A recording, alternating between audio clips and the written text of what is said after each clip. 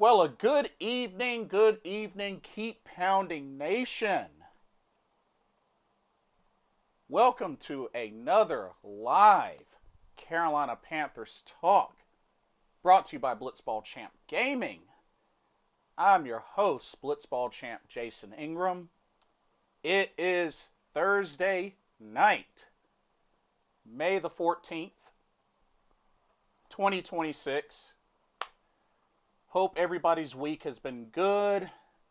Hope everybody's doing well. Good to be back on here once again. So, it's official. The NFL schedule is live for the 2026-2027 regular season. It went live at 8 p.m. And yeah, gonna dive into the schedule in particular for the, of course, Carolina Panthers. And yeah, see what this is looking like. So, I haven't looked at it yet. I'm going into this completely blind. I haven't looked at it yet. I know some folks have, may have leaked some dates, some matchups, but I haven't looked at any lists or anything like that. So I'm going in completely blind. So anyway, before I get started, I'm going to try to see if others want to get up in here. And then we're going to go through this. This should be good. So it's about that time. Hope everybody is doing well, though.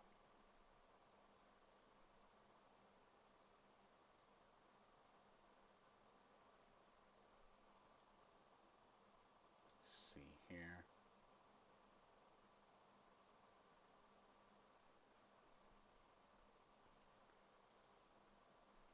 But yeah, I'm pretty excited. Um, word is that Carolina is supposed to have the third hardest schedule. Well, we'll find out in a bit. We'll definitely find out in a bit. Now, of course, let me kind of sort of set the stage a little bit. Let me set the stage a little bit. So, of course, last season. How did last season go? The Carolina Panthers last season finished with a record of 8-9 and ended up winning the NFC South and made it into the playoffs, but lost in the wild card round. So that was the only thing. But we're going to really see this year how much the Carolina Panthers can improve off of last season. Which, it was still pretty big considering that they got to the playoffs, something they haven't done in a hot minute. But I'm hopeful that this season, Carolina Panthers will go to the next level. And I think that's a fair expectation from all Panther fans, I would think. I think that it would be a fair expectation to have. So, let me see here. Let's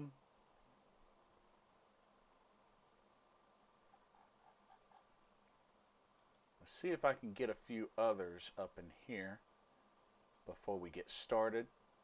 Because like I said, I haven't seen any of the schedule yet. So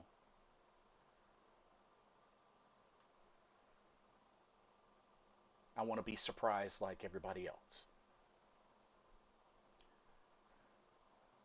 So by all means, those in the chat, those that come into the chat, just don't say anything yet. Don't spoil anything yet, please. Don't spoil anything yet. That's the only thing I ask. Okay. Once we begin, then you can let her rip. Once we begin. All right. Let's see.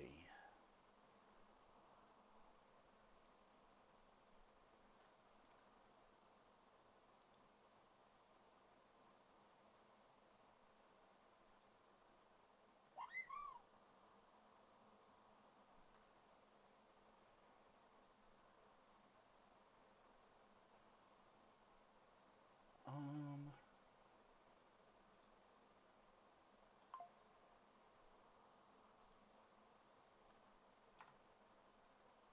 let's see. Oh, but the anticipation is real.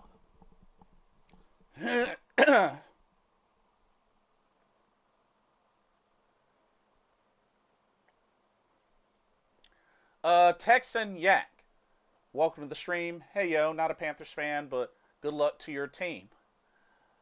Appreciate that.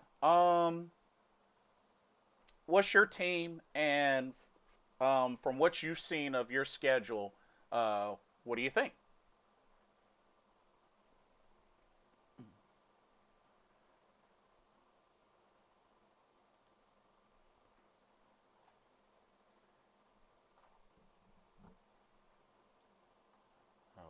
Okay.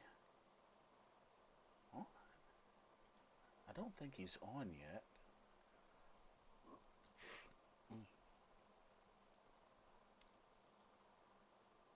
Well, I don't think he's on yet. So I might have to go ahead and get started.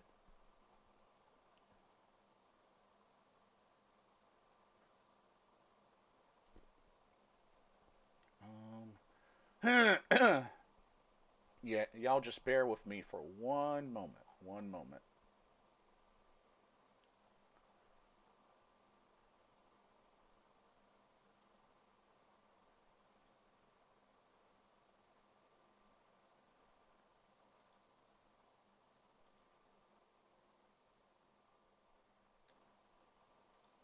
Okay.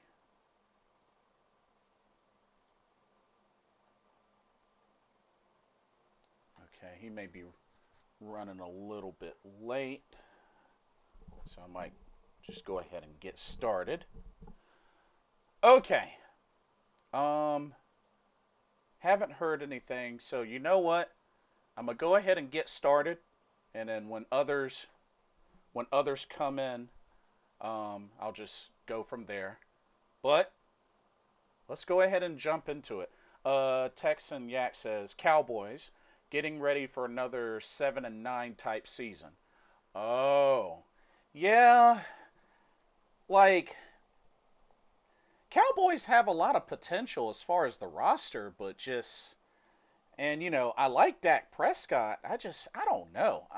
I really figured when they kind of went from Tony Romo to eventually Dak Prescott that was a big turning point and what would get the Cowboys back into the playoffs a little bit more consistently and maybe you know take it to the next level. But I mean, I don't know. The Cowboys aren't a trash team.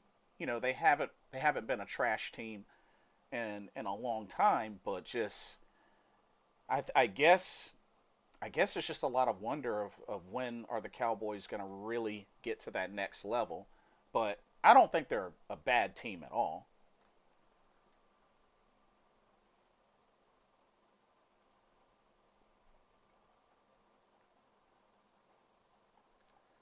But I definitely I feel your frustration for sure. I definitely especially me as a Carolina Panther fan, I feel your frustration. I totally get it.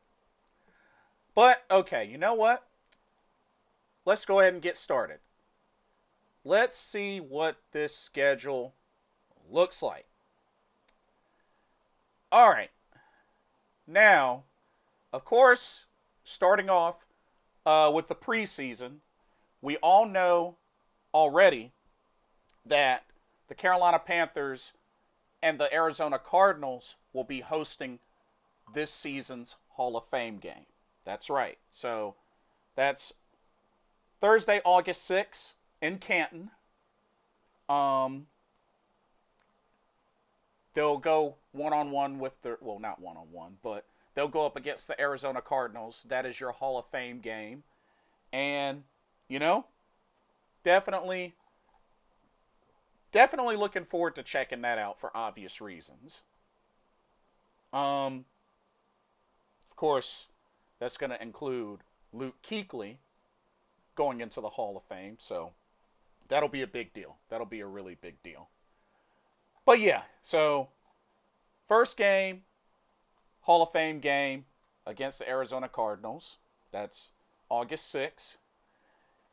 Um, then the first official preseason game will be at the Buffalo Bills on Saturday, August 15th.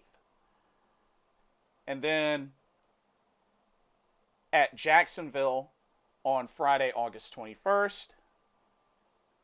And then at home to close out the preseason against the Houston Texans on Friday, August 28th. So, all AFC teams for the Carolina Panthers preseason. Two on the road and then one at home. Buffalo, familiar faces. Jacksonville, familiar faces. And like I said, when it comes down to it, it's preseason. So my main focus is going to be on the evaluation of the talent just on each tier. Starters, backups, third string, fourth string, everybody. Of course, that's going to be the main big thing of importance for me. So, let's see. Now let's get into the big games. So, I'm going to quickly go down the list. And then we're going to go into detail. Okay? Okay. Starting from week 1, the Carolina Panthers will open up at home against the Chicago Bears. And then they will go on the road in week 2. Their first division game will be on the road against the Atlanta Falcons. Wow, so usually Carolina plays Atlanta at home first. But this time, they're going to play them at Atlanta first. So, wow. And that's week 2. All right. Week 3, they stay on the road and will play the Cleveland Browns. Okay. And then week 4, ladies and gentlemen, week 4 will be a Sunday night football game. That's right. Week 4, they will host the Detroit Lions on Sunday night for week 4. And then this season, the Carolina Panthers have a very early bye. Week 5 are the Carolina Panthers bye week. That's early. That's really early. Kind of surprised at that. I did not expect to have an early bye, to be honest with you. Okay. Let's continue. All right, after the bye, week 6, they will go on the road against the Philadelphia Eagles. Ooh, that's going to be a toughie. And then back at home, week 7 against the Tampa Bay Buccaneers. So that's second division game. All right. And then they will go back on the road week 8 for a Thursday night game against the Green Bay Packers. Ooh, Lambeau Field, hard place to play, but Carolina, last beat them at Lambeau. So, hey, there's that. All right. Week 9, they'll be back at home against the Denver Broncos. Week 10, they will go on the road against the New Orleans Saints. So for the Falcons and the Saints, Carolina's first matchups will be on the road. Okay? Alrighty. Week 11 will be against the Baltimore Ravens at home. Ooh, that's a team they hadn't played in a while. Okay? And then week 12, this is a big one, will be a Monday night game.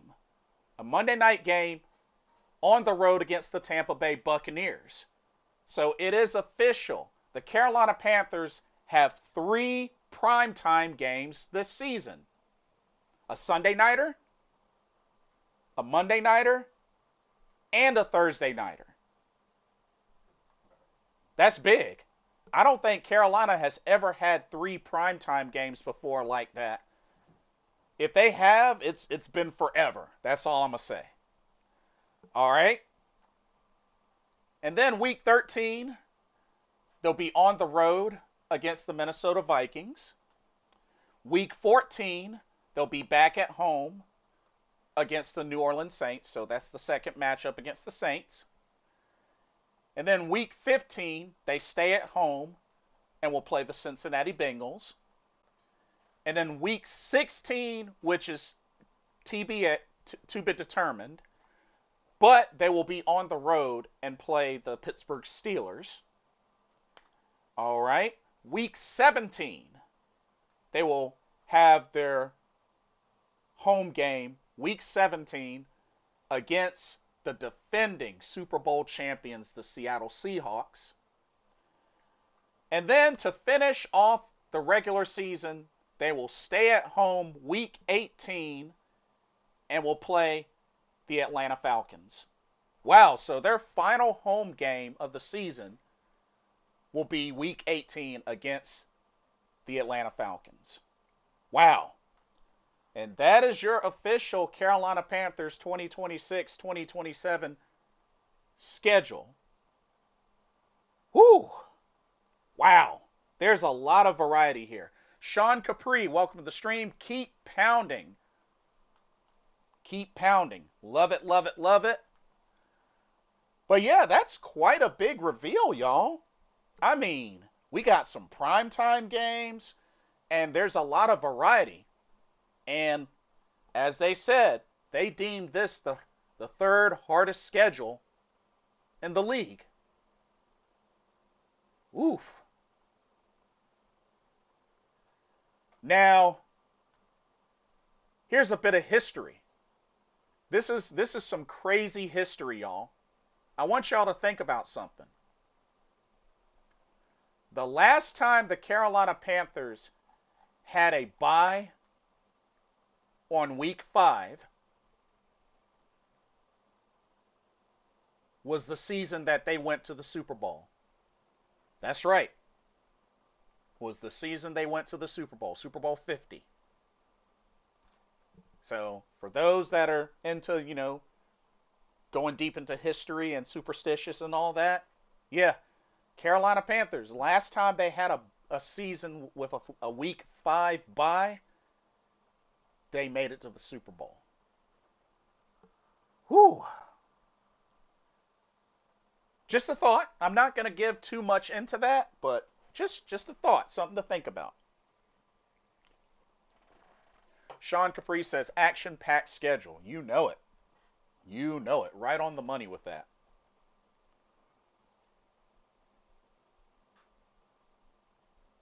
Okay.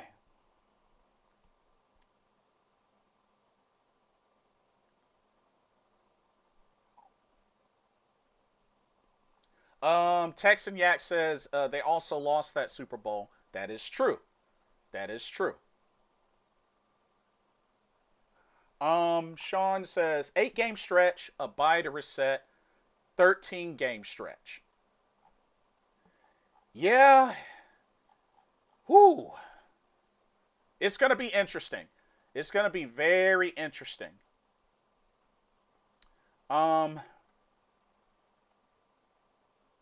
But let's, you know what? Let's dive in. let's dive in. Okay. Week 1. Home opener. This is Sunday, September 13th. This will be against the Chicago Bears. 1 p.m. game. Will be on Fox. Okay. Here's the thing. The Chicago Bears. I got to keep it real with y'all. The Bears have had the Panthers' number the last couple of years. I just got to keep it real with y'all. Not to mention, the Bears have been improving each year for the past couple of seasons. After all, last season they made it all the way to the divisional round and only lost by a field goal or by, 3 points in overtime last season. So they're tough. The Bears are tough. Not to mention, the Carolina Panthers haven't won their Week 1 matchup since 2021.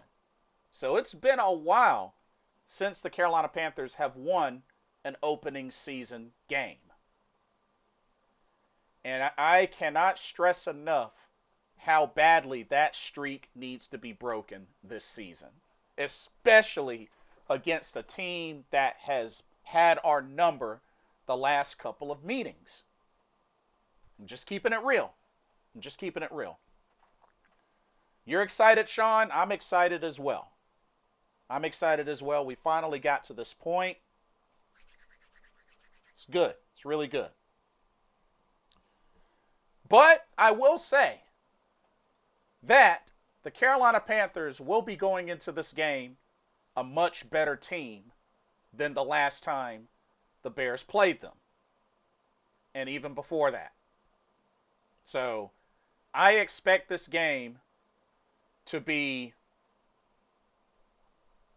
very competitive. I expect it to be very competitive. Ricky Martin, welcome to the stream. You going to the Fan Fest? Did they post when it is? Did they post news on when Fan Fest is? Cause I didn't see it. But let me know if you know the dates, Ricky Martin, or anybody in the chat that knows the dates for Fan Fest. Let me know. Sean says, great matchup and storyline, a good test for our defense. Agreed. Definitely agreed. And, and like I said, the Chicago Bears, they finished last season going into the postseason on an 11-6 record. So the Bears definitely, Caleb Williams has had a great season. His build-up has been pretty solid. And, the Chicago Bears have definitely, they've come a long way. Although I'm not too crazy about some of the fans, but also keep in mind, let's be thankful that this is a home game, because history shows the Carolina Panthers have never beaten the Chicago Bears at Soldier Field. So we got to at least be thankful that this is a home game and not on the road. So just something to think about. Okay.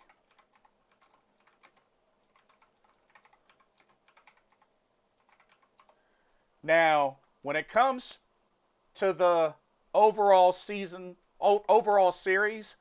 the Bears are 9-4 all time against the Carolina Panthers. Yeah. So, yeah. The Bears have had our number Not to mention 0-7 against the Bears at Soldier Field. So, yeah. But the Panthers are 3-2 against Chicago at home. So, I guess that counts for something. Sean says losing to the Panthers would be a horrible start. Well, here's the thing, though. You got to remember, the Panthers are a much better team than they've been in recent years. So, that's the thing. Um, Texan Yak says, didn't have a dog in that game, but your underdog stats have convinced me to root for the Panthers. That's fair. That's fair.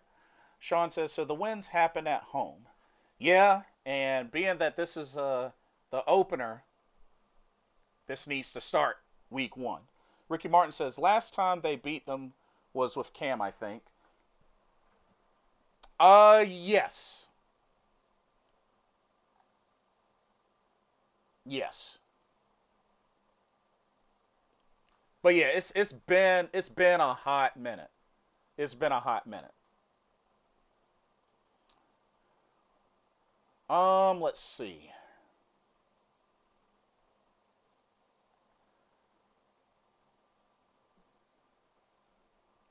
Okay, so a big opening test for the Carolina Panthers, week 1 against the Chicago Bears.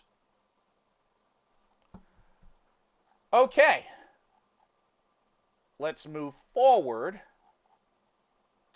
Week 2, first away game of the season, week 2, September 20th, Sunday, September 20th, 1 p.m. on Fox, is on the road against the Atlanta Falcons. Okay. Let's see. So for the Atlanta Falcons, we all know that when it comes down to the Falcons, they typically beat us in Atlanta more than vice versa. Not to mention, the Carolina Panthers all time are 25-37 against the Falcons. 15-16 at home, 10-22 on the road. So, yeah. But at least the neat thing about that,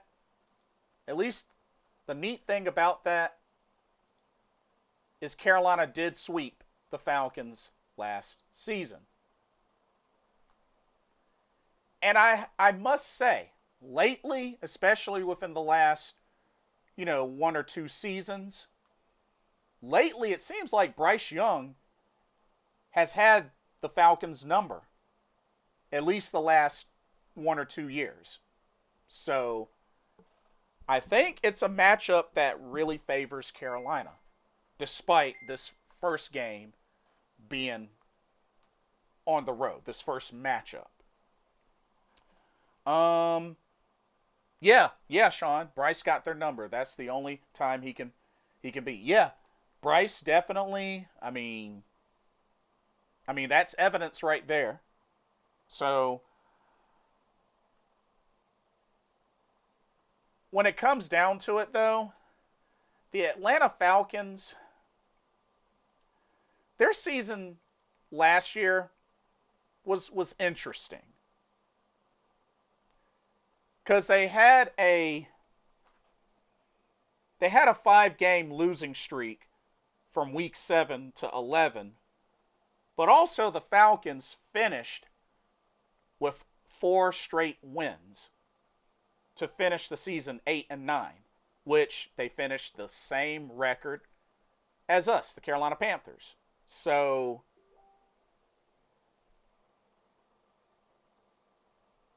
I'll say this. The Falcons may not be, a high caliber team, to certain standards, but they're not a team that should be taken lightly, considering that yes, they did finish with the exact same record as Carolina last season. So just something to think about. Not to mention they did beat a few good teams last season. They beat the they beat the Vikings, they beat the Bills. They beat the Saints twice, something Carolina couldn't even do last year. They beat the Rams. Um, and they beat the Buccaneers. So I mean, I think Carolina should have it, but don't sleep on Atlanta. That's all I'm gonna say is don't sleep on Atlanta. So that's all I'll say to that. Oh, looks like Corey is getting ready to go live, so we'll get him up to speed once he gets in. But let's continue. Okay, week three. Week three will be Sunday, September 27th, 1 p.m. on Fox. This is also on the road. This will be against the Cleveland Browns. Now, the Cleveland Browns, here's the thing. This is a franchise that the Panthers haven't really gone up against much over the years. The Panthers are 4-3 all time against the Browns. So, really over the years, not a team that they've gone up against. But the Browns have beaten the Panthers, I believe, in the last two visits. Yeah. So something to think about, something to consider. So, of course, we got to deal with that monster in the form of Myles Garrett, who got another Defensive Player of the Year award and broke the single season sack record. So, yeah. Now, while they didn't have a great record last year, they finished 5-12. Don't underestimate the talent that's on that team. Once again, Myles Garrett, who won Defensive Player of the Year and broke the sack record in a season. Need I say more? So, Carolina Panthers offensive line has to be on point in that game. Otherwise, Bryce will get destroyed. They got to be on point in protection that game. Sean says 1-1.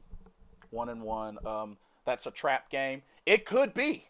It could be. That's actually not a bad observation. It could be.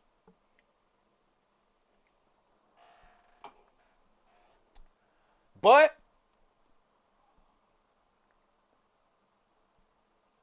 and not to mention the Browns had a lot of draft picks this year. Yeah, they went in on this year's draft. So,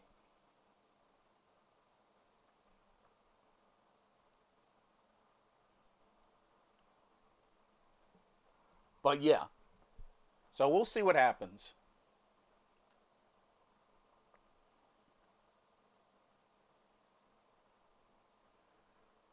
Um, Logan James, welcome to the stream. Says, hello, I've looked at the full match card for Marigold's second anniversary show, which I will do a preview of that in a different video. I think it looks okay. Just okay? Dang. Ouch. My prediction is still that Kyrie Hojo could make a surprise announce that joining Marigold. Uh, I don't know about that, dude. I really don't know about that. I mean, do you really want that? Do you honestly really want that? But anyway. Is there only gonna be one preseason this year, Blitz? Hey, what's Um. up? I'm here. Oh, hey, you made it. I'm here. I'm late as always, but I'm here. There we go. Now How it's a you party. feeling? Let's go. I'm feeling good, man. I have not seen the schedule yet. I purposely avoided spoilers, like I'm Well, avoiding spoilers of a movie to see this. So I'm well, I happily excited. I did start a little bit, but I'm glad to go back and give you a chance to catch up. I'm only 3 games in, so you still have a good time. So Fantastic. I just got to ask you something. Uh-huh. Did you stretch? Yeah. Did you do some stretching, some arm circles? You know, try to touch your toes, like. I'm doing it on stream right now. Okay, cause and the reason why I ask is because you're gonna really want to do that because dude, It'll be one of those schedules, huh? this schedule's insane. Oh God. You Okay, got me nervous, Woods. so are you ready or do you need a moment? Let me pull it up on screen for everybody so that they can see it. Okay, Not that one. Yikes. What am I doing? I'm panic moving. no, take your time, take your time. You're good. Take your time. Uh,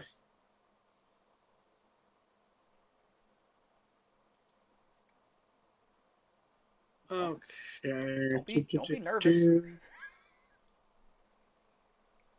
Now the schedule makes me way more nervous than the streams ever will. Oh snap. That's a fact. Let's see. Let's schedule.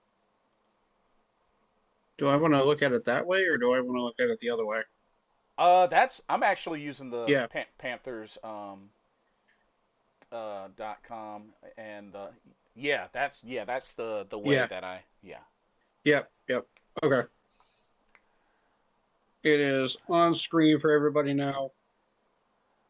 Okay, Let's go.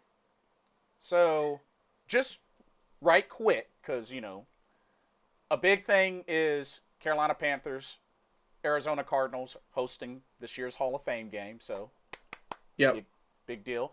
Um, Hyped up for that. Congrats once again, Luke Kuechly, who will be inducted into the Hall of And Fame, Larry Fitzgerald as well.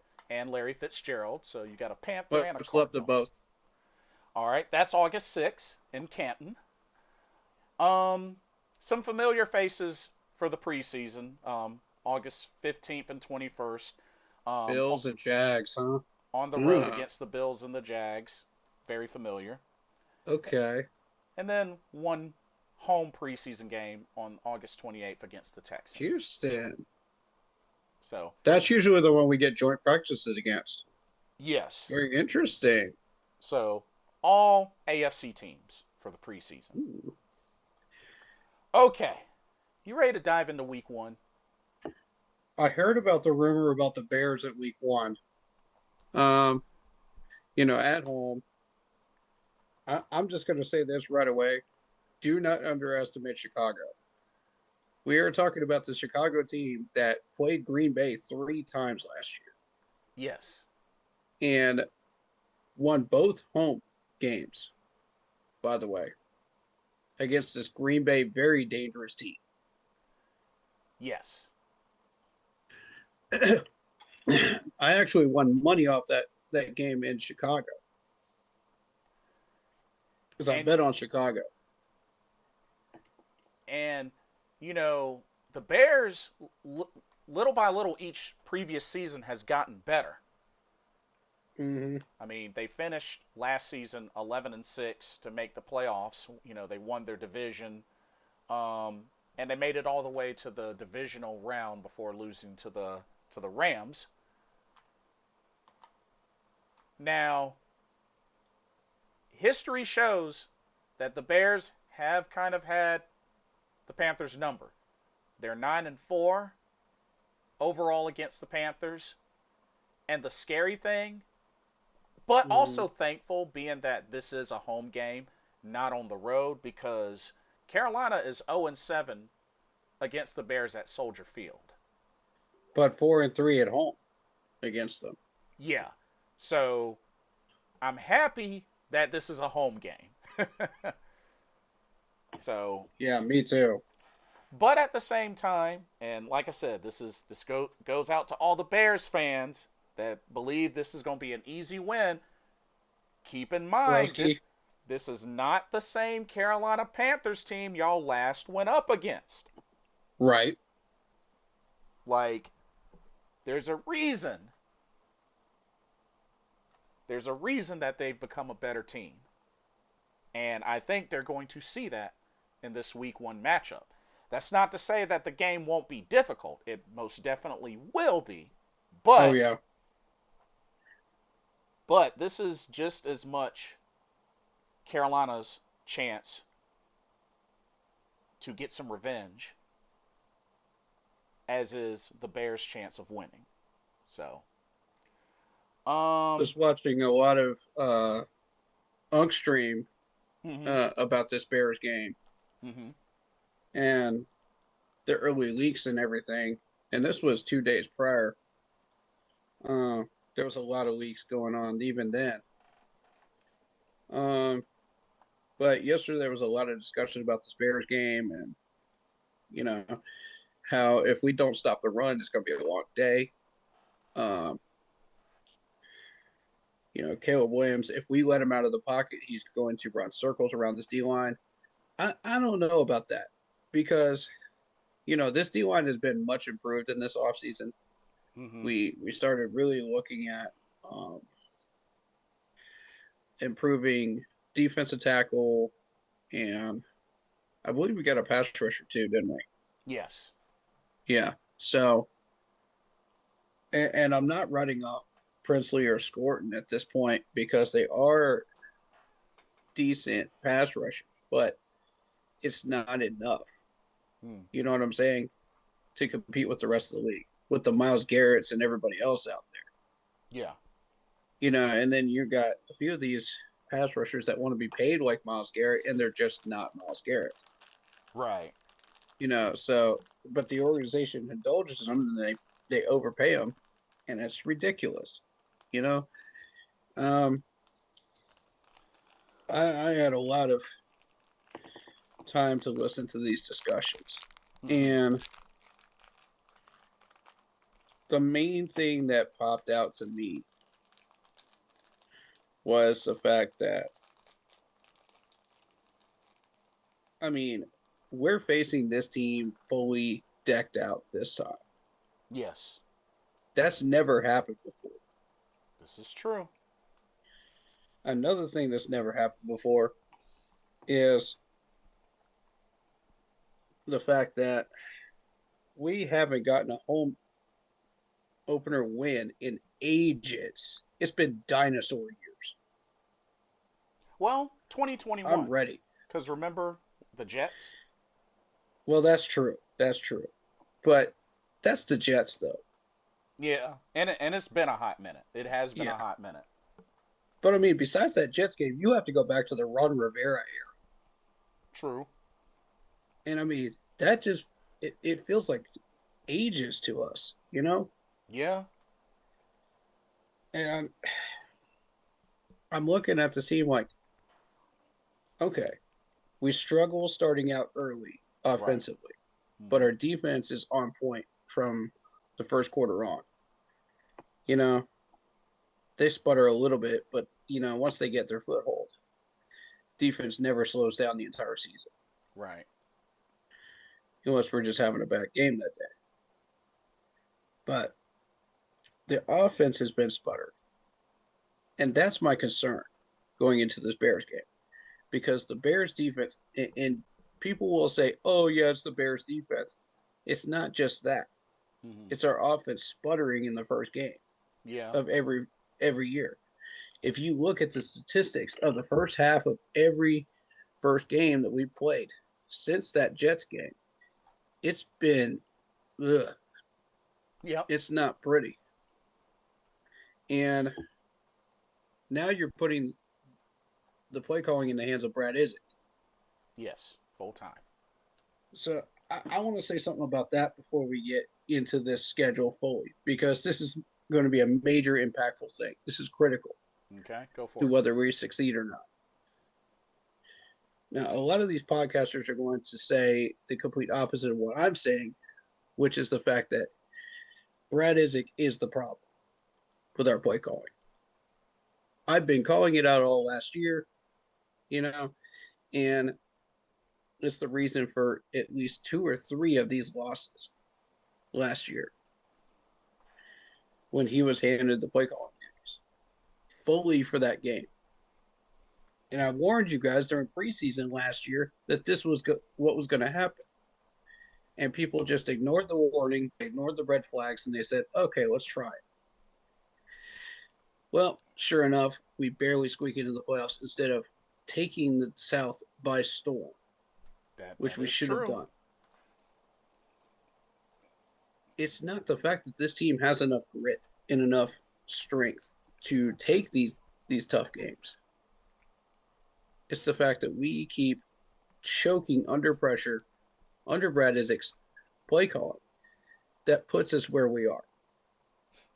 Now, the other streamers are going to say, and a lot of other people are going to say the opposite. And that's okay if you believe that. There's nothing wrong with that. It's your opinion. But what I've run into is that's as far as it goes. Like, do you have proof of what you're saying? Or are you just saying it just to be contrary? Mm. Now, you could say the same thing about my opinion on this.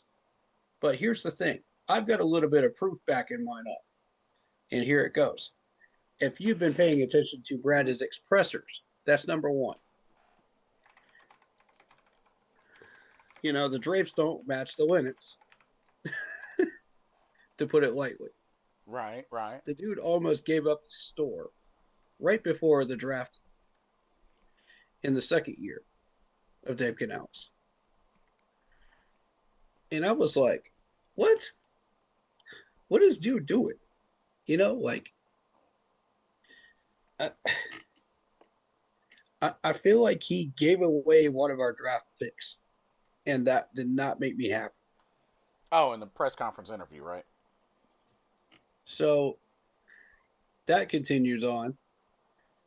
We rock and roll into the season. He gets play calling duties, and we had multiple discussions about Bryce Young and his audibles, right? Whether that was what we should be doing or not. Mm-hmm.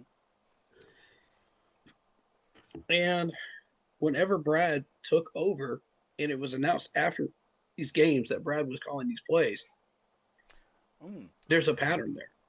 Sean Capri says, I kind of agree because I felt like Dave was taking himself out of the hot seat. Yeah, I feel like that's the case here. Like, but everybody else is saying, "Oh, Dave Canales doesn't know how to call plays. You know, he's terrible at it." So he put the play calling in the hands of Brad Isaac. Okay, but if you look at what happened in Tampa Bay when he was play calling, he did just fine. Go Mm-hmm. look at the history, because I will be real with you. That's just without facts to back up your opinion of that. I just don't see it. Okay, it's going to take a lot to convince me based on what I've already seen. So if Brett, everybody in the media is saying, "Oh, we're an inconsistent team." Well, we're inconsistent because you keep flip flopping who's controlling the playbook. Bryce Mm-hmm. Young couldn't get any consistency out of that. If you were a quarterback, could you get any consistency out of that when you've got a head coach that knows what he's doing and an offensive coordinator that doesn't? There's a lack of Like, there's no balance. way. There's no way. I don't care if you're Patrick Mahomes. I don't care if you are freaking name your favorite quarterback, in the current era. You can't succeed like that. No wonder he was benched. Right. We knew he had the talent. No wonder he was benched. And it wasn't because of him. And all I'm saying to people is like, just take a second look at it, man.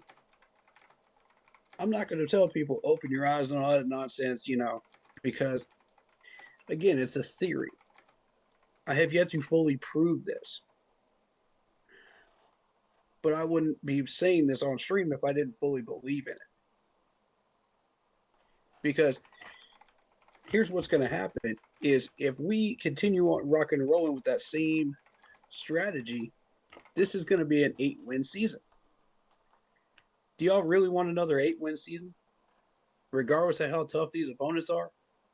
I haven't even looked at this schedule yet, and I'm already saying that. Right. That bothers me. You know what I'm saying? Yeah. Now, then there's the whole debate of can Bryce Young handle his own duties, as an audible quarterback?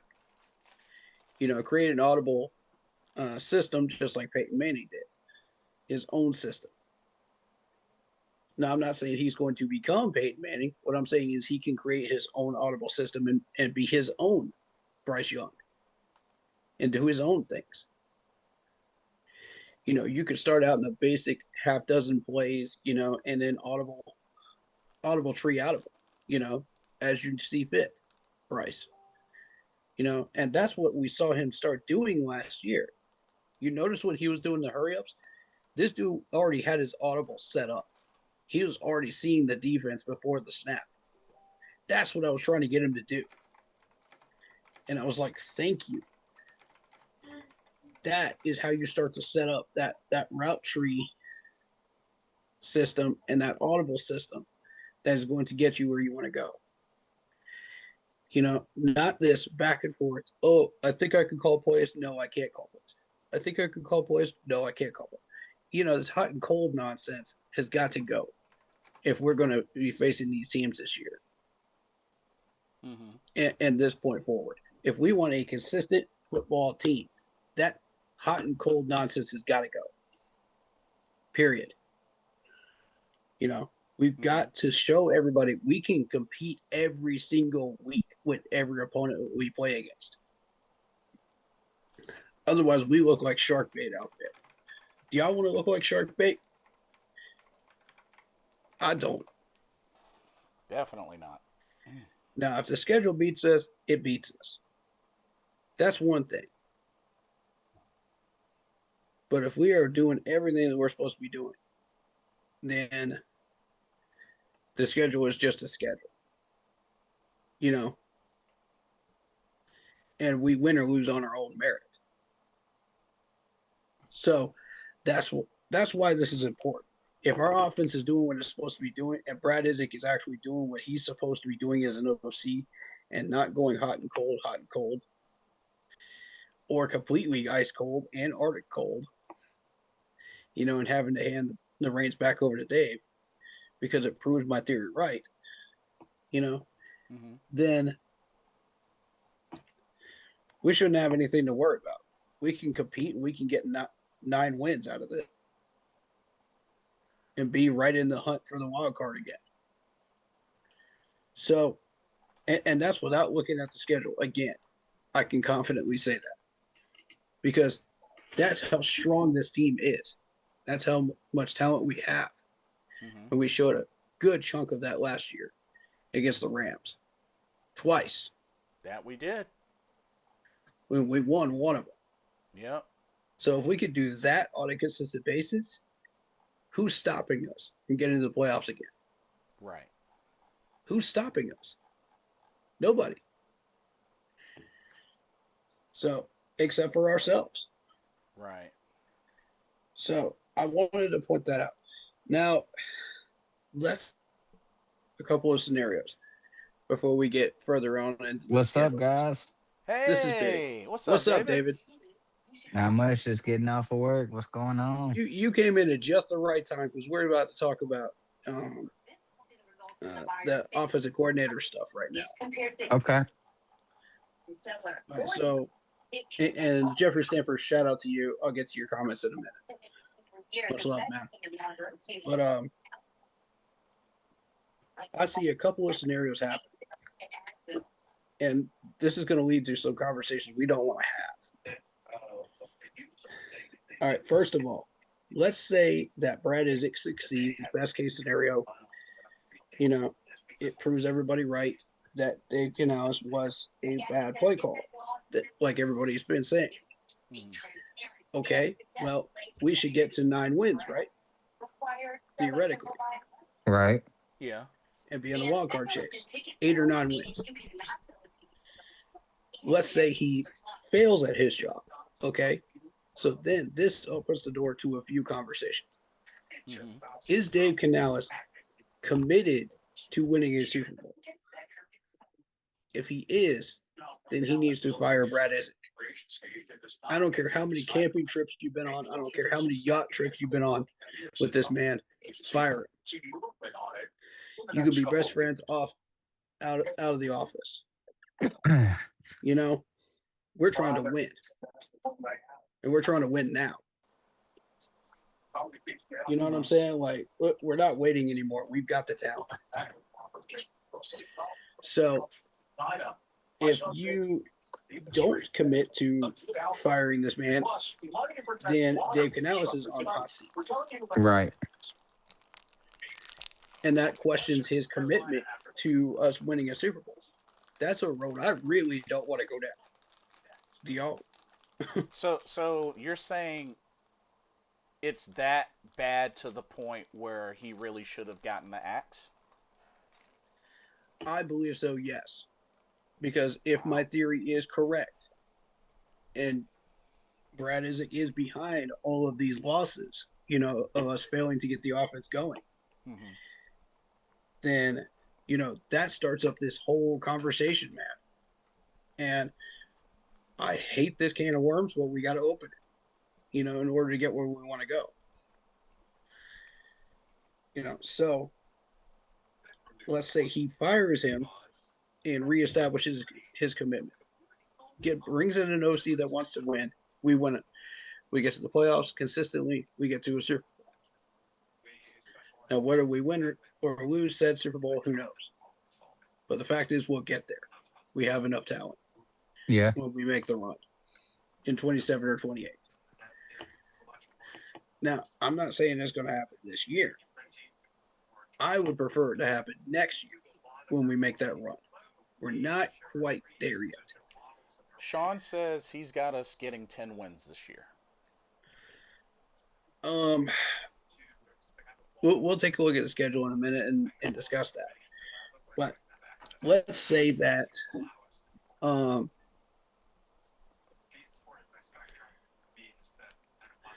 let's say that Dave Canales is on the hot seat because of Brad Isaac staying in the building, and we've identified that Brad Isaac is 100% the problem. Then you have to ask the question of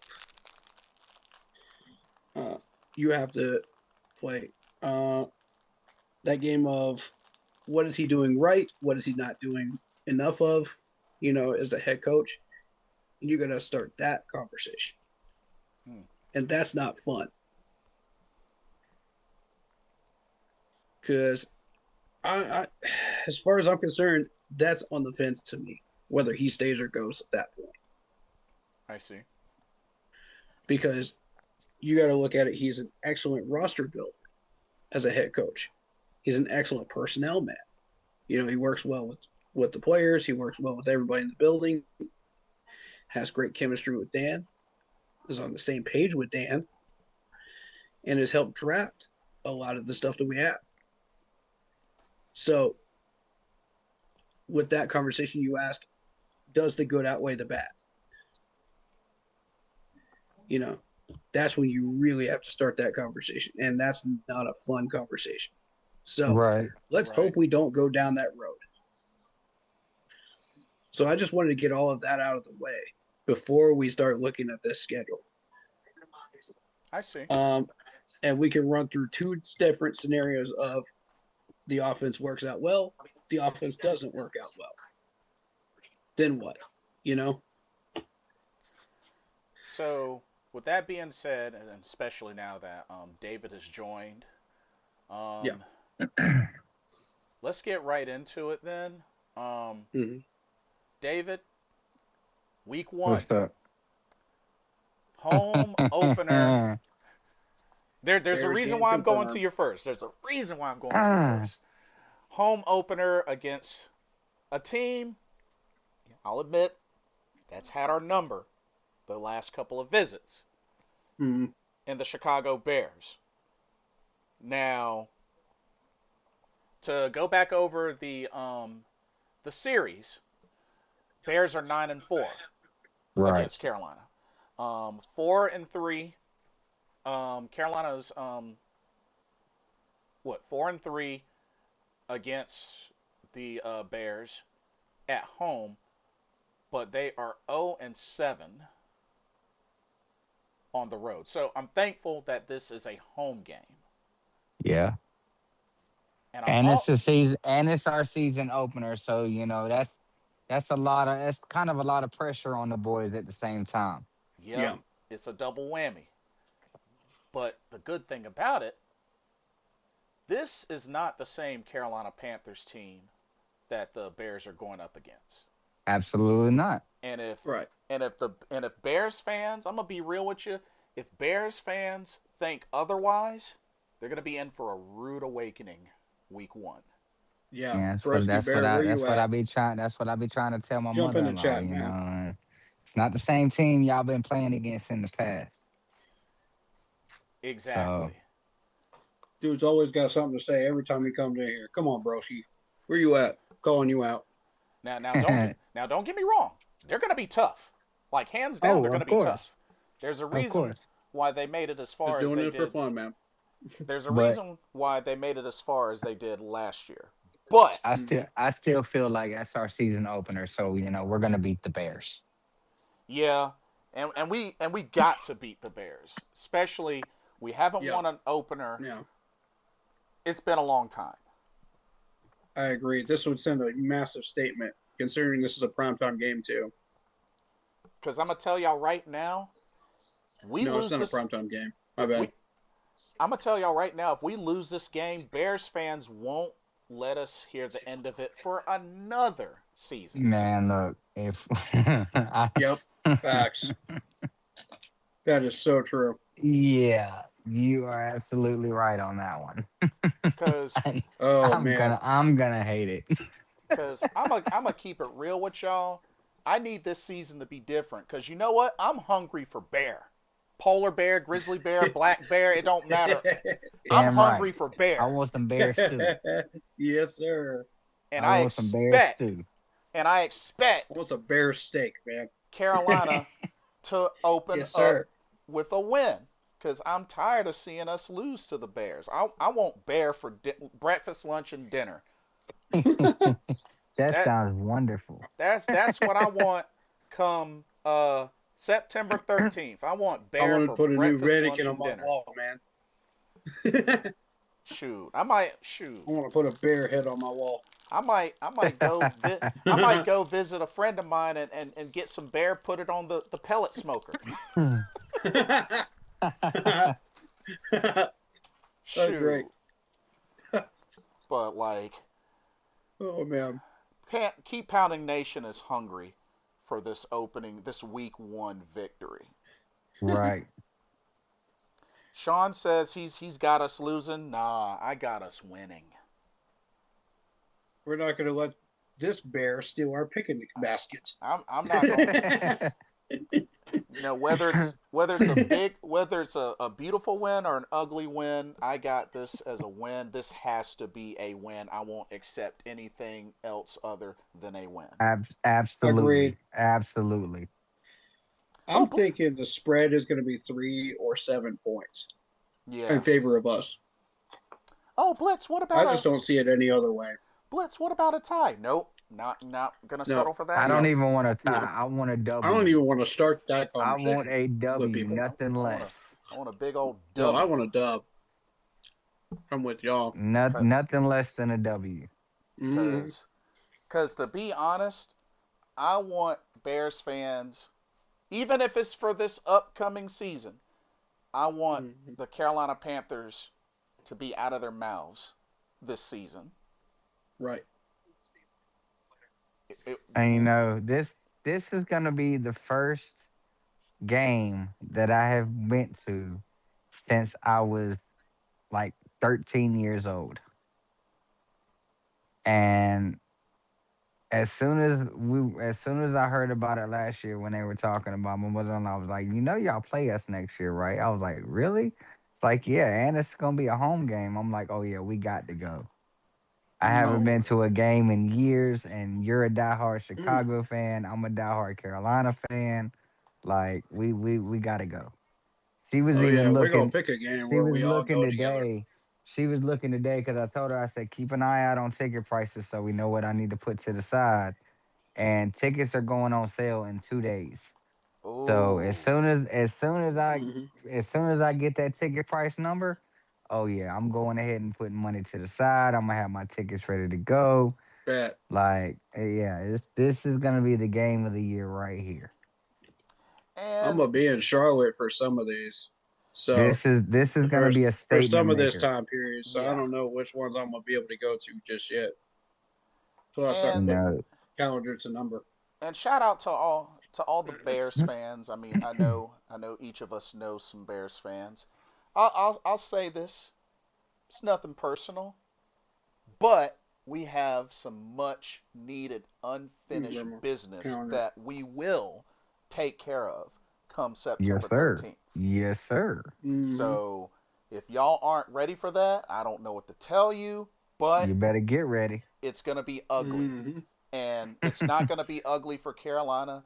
It's going to be ugly for Chicago. I'm gonna tell you a saying that we say at work all the time. We stay ready so we don't have to get ready. Y'all better get ready because it's going down in Charlotte on September the 13th. Yeah, Oh, because I'll be real with y'all. As much as I give y'all credit for how well y'all done in the past, up to now in the past couple of seasons, y'all have had the Carolina Panthers names in y'all's mouths long enough, and I'm sick, Long and enough. I'm way Too long long. enough. and I'm Too sick Yeah. long. and I'm sick and Mm-hmm. tired of it. Facts. I don't know how y'all feel, but I'm sick and tired of it personally. Oh, Facts. yes. Of course. Most definitely. Me too. So, no matter what, handshakes before and after the game, but just know that we're sick and Once that tired. ball kicks off, it's gonna be on. Yeah, it's gonna be war, Yeah, and that's facts. you know, We come full force too. yeah, Y'all ain't getting cause no injured players since not this time. Y'all getting us full force. Whoever wins this game wins this game. Period. yeah, so y'all, I'm done with the excuses of injured players. Not yeah, this time. so the only thing I would suggest to you Bears fans is y'all bring it and hope it works out for y'all. But I'm gonna let y'all know it's not going to work out for y'all. Not this time. Mm, The previous years, okay, y'all got that. Y'all bank on that. This time, y'all might as well prepare yourselves. It's not gonna go y'all's way this time. Right. You're going to have a major letdown. So just be ready. Just be ready for it. Like I said, no hard feelings, nothing personal. But y'all nah, nah, nah, nah, nah, nah, nah, nah, nah, about the Carolina Panthers long enough. And for lack of better terms, September 13th of 2026, Carolina Panthers about to shut that bear mouth. oh yeah. About to shut that bear mouth. We about to duct tape that thing. Bear We about to bear duct tape bear that thing traps shut. bear traps exist for a reason. think about it. That's facts. And we have plenty in Charlotte. I remind y'all again, bear traps exist for a reason. I'll let your Chicago Bears fans, soak that in. I love you. Okay. Anybody else want to talk about the week one, or shall we move to week two? How y'all feeling? What's up? I think it's I going to be tough to contain Caleb Williams, and this could be if this was later on in our schedule, it could have been considered a trap game. That's what I want to point out.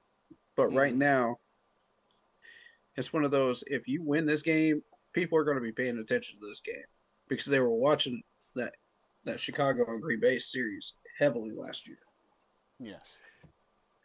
So if we can get this dub, I mean, that's going to be a big, big statement saying, yeah, we're back. We're committed to winning. We want this division again. We want to seal a victory. We want to go 1-0. When was the last time we went 1-0? Ooh, yo, these tickets are less than $200. Oh my God. Really? Ooh, Lower seats? 179 is the highest that I'm seeing for the ticket prices for the Chicago and Carolina game. You talking about lower bowl? Dang, that's not bad. Not bad at all. You talking about lower bowl? One 174 for upper, and then like the lower rows is like 175. Oh wow. Okay. Like, Oh my yeah. god, Shoot. that's a little out of my range. I'm gonna keep it in mind because September 13th. That's See. actually my nephew's birthday. I might see, maybe bring him. Yeah, I might look into that. Might look Yeah, into that. everything is under Mm, all these tickets are under $200. The highest one is row 19 for 201. mm. Wow. Like, yeah, they're not that expensive. That's And not bad. they've already got some that are already sold out. Ooh. Oh Like I they're already buying tickets left and right. Oh oh snap! I believe it. Oh I believe it. So they just released tickets today. Yeah, they're releasing tickets as of now. My mother-in-law just hollered, talking about, yeah, I'm Oh getting my snap! tickets right now. Oh, she ain't messing Mm, around. mm. Dang. I Which one think you we getting? Because all I'm looking at should. them too. Oh, snap. I think we should all should like get Yeah, together remember and I just told have you it like needs a to be me, you, big and him. meetup But for where one of you these need to let games. me know where you're gonna be sitting at so I could try to get tickets right where y'all are at. Oh They're not snap. that expensive though. Like, See, they already planning it. Look at that. I love it. That's that first game energy we need. but Love that. ah, yes, but, but like I said, like I said, Bears fans don't take it personal. We gonna be cool. We gonna shake hands after Hmm. the slaughter's done. It's okay. It's okay. Yeah, and I think we all should just get together for one of these games this year. Yeah, I think yeah. the conversation started with the Lions game, possibly. So we'll see what's going on. If I happen to be in the the city for a concert at the time that weekend, we could probably for any particular weekend I could do that. Let me see what I got on my calendar here. Shout out Jeffrey Stamper in my chat. He asked, "Then why won't they fire him if, if they know that that's the problem?" Is what I want to know.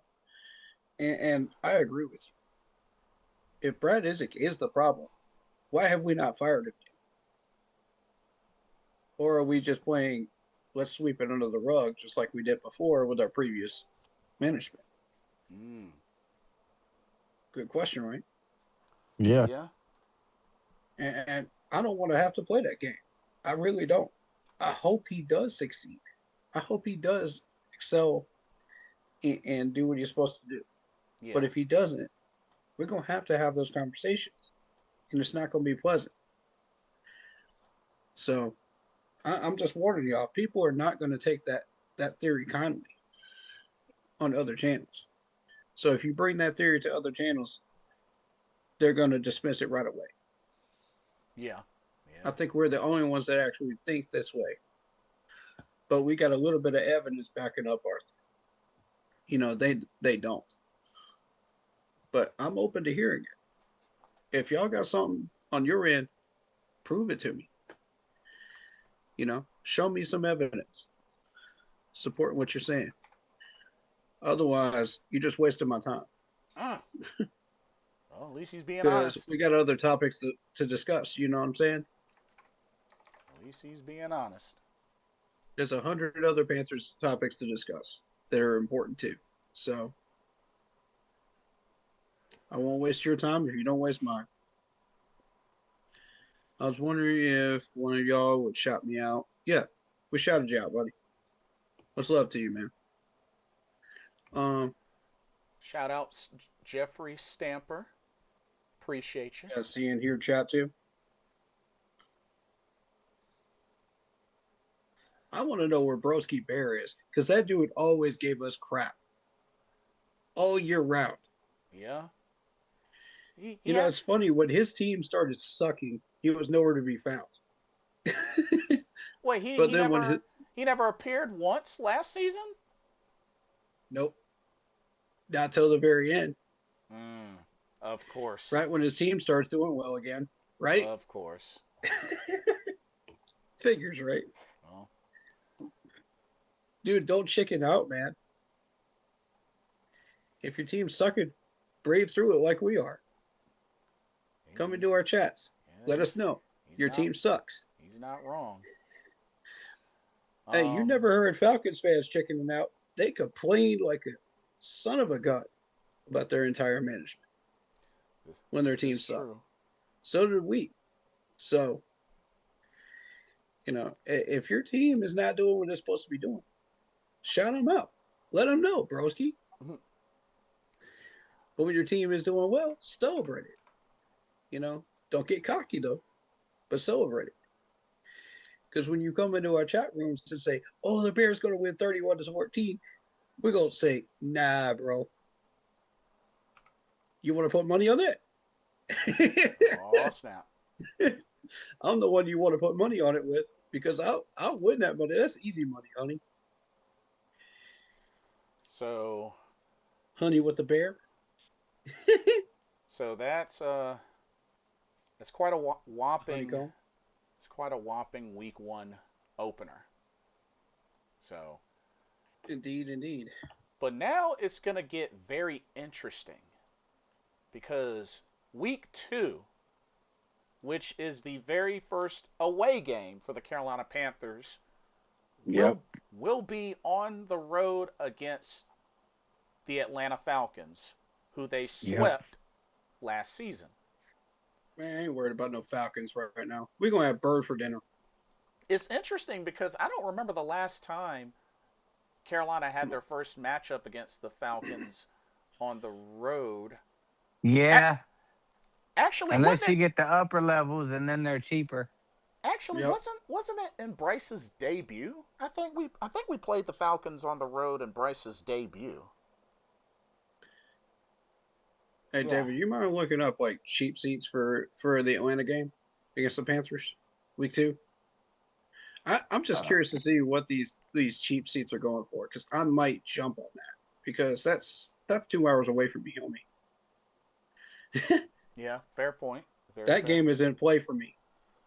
Um. But yeah, and lately, Bryce Young has had the Atlanta Falcons number. I mean, last season definitely Yeah. showed that. um. Shoot, the Bears game might be in play for me too. I got a concert on the 15th. I'm going to, so Oh, so So you may do. Yeah, me and Rucker might go up there and stay up there an extra couple days. Who knows? Hmm. Let's see if we can make that work. What time is that? 1 o'clock. 1 o'clock game. Mm, Yes, Yeah, a 1 o'clock that's game. the 1 o'clock game. I'll see what I can do. No promises though, guys. Let's see. There you go. But David, don't Wow. buy your tickets just yet. That way, like if I end up sitting next to y'all with my buddy, we'll figure it out. Message me So afterwards. All right. the Atlanta game, the cheapest ticket I'm seeing is $59. What? $59. Okay, bet, bet, Section 350, row 20 is $59. bet. Do you get Dang. 2 seats for that? That's only one seat. Let me see 2 seats. What's the cheapest for 2 seats?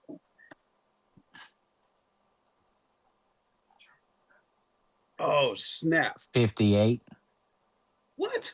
Yeah. Oh, oh, oh! I gotta have a conversation with my friend after this.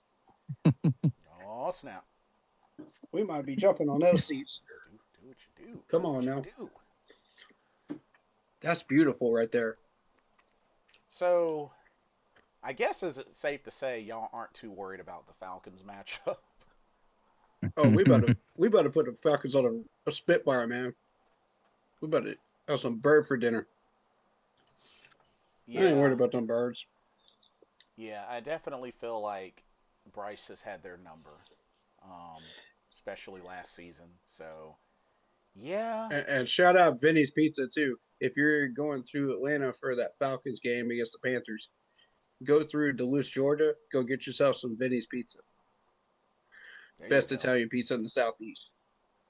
Thank me later, because that's what me and my buddy are about to do if we buy tickets for that jump. There you go. So yeah, that's week 2. First division game for the season for Carolina against the Atlanta Falcons. Mm-hmm. Okay. And that's September 20th, Sunday, September 20th, 1 p.m. will be broadcast on Fox. The Bears game will be broadcast on Fox as well. Um, week 3, Week they Mm-hmm. three. they will stay on the road September 27th, 1 p.m. on Fox against a team we actually haven't played that much through the existence of the Panthers franchise, the Cleveland Browns. Yep. Now, But we're the Cleveland Browns. now the Panthers are 4-3 all time against the Browns. Because, like I said, not a team that they've played that much. Um, to be honest, now they finished only with 5 wins last season. My biggest fear is Miles Garrett. Oh yeah, That's really my main concern. that man was a terror. The dude not only won Defensive Player of the Year last season for the second time in his career, he broke the single season sack record Oh my God, like it was nothing. for the Yeah, wrong team. he's on the wrong team, but as He did Sean break the record. as Sean mentioned earlier, it could be a trap game. What do I y'all don't thought? see it. What are y'all's thoughts on that? The Browns. I don't see that. Who do they have at wide receiver that's dangerous? Who do they have at running back that's dangerous? I know Who do they have they at went tight end in that's dangerous? they went in quite a bit in the draft. They got a lot of draft picks, and remember they got Denzel Boston, KC Concepcion. Okay, Like I'll give you KC. they actually They went go double in. team KC though. They went in pretty deep in this year's draft. Now the thing is, quarterback, that's going to be weird because they still got Deshaun Watson, who has fallen off tremendously, and they have Shador Sanders, but they also have played some Dylan Gabriel as well. So I'm not too sure what to really expect at quarterback, but What up, David? I'll give you the link. You can jump in if you So you're want. looking at Ticketmaster. I was looking at If you don't want to, uh that's fine too. Ticket Hub or Ticket Hub, whatever it's called. oh, SeatGeek or cheap seats or Uh, oh, Keep seats. um, oh, we lost him. Oh, I just gave David the link too, so if he wants to jump in here too, oh, okay, and Corey Record too. yeah, okay, cool deal. He'll probably jump Yeah, back. He'll probably jump back on. Um, so looking at the Browns, I mean, I'll give you KC Conception. I feel like he's going to get doubled though. and they do still have Jerry Judy. Um, Judy's a problem. Yeah, I'll give you that. Maybe he won't get doubled as much. yeah. They'll probably double Judy then. KC will Um, probably get a few routes. and also they did draft Logan Fano as well, so he's got a chance to play Mm, alongside Miles mm. Garrett. Um, He's got potential, but again, rookie. Give him a um, year, he'll be dangerous. But early on, he's not going to be a problem. got Quincy Williams. I mean, they do have a little something something. Mm. Um, oh yeah, Sean, that's right. They drafted the safety out of Toledo, Emmanuel McNeil Warren. Yeah, Yeah, I mean they got a McNeil little Warren something was on a something. lot of people's mock drafts too. For us, Yeah, and then I also wonder if Jeremiah Owusu Komora is returning because I know he was out. Um, but yeah, I'm not too crazy concerned, but I do understand, mainly being that I see where people are coming from when they say a trap we games, haven't but played like them in a while. that one, that one, I'm not considering a trap Uh, necessarily. I Sean feel like says we should win. Sean says he has us winning a close one. Yeah, I mean they've got enough to put up a few touchdowns, but we got this. If our offense is doing what they're supposed to be doing, we should be winning. Hmm. Now, if Brad Isaac fails to do his job, we got a problem. I'm just more so. Because if we drop that game, there's going to be hell to pay. I'm just really my main focus is like not only just execution but protect the quarterback. We do not need Miles Garrett having a field day in that game. Otherwise, they're screwed. And we'll talk about the offensive line in a little bit because we just drafted and signed some people. So That is true. we'll go over the main roster, and our additions and everything and how that matches up with everything. Yeah. Okay, let's continue. Week 4. All I'm going to say is if we end up 0-3 to start the season, you're going to hear me say fire Brad Isaac. Oh, It's going to crank up right then. I that I'm would going to give you the first two games to get your crap together, Brad. But if you lose to the Browns, no, it's on. yeah, I'm sorry. y'all heard the man.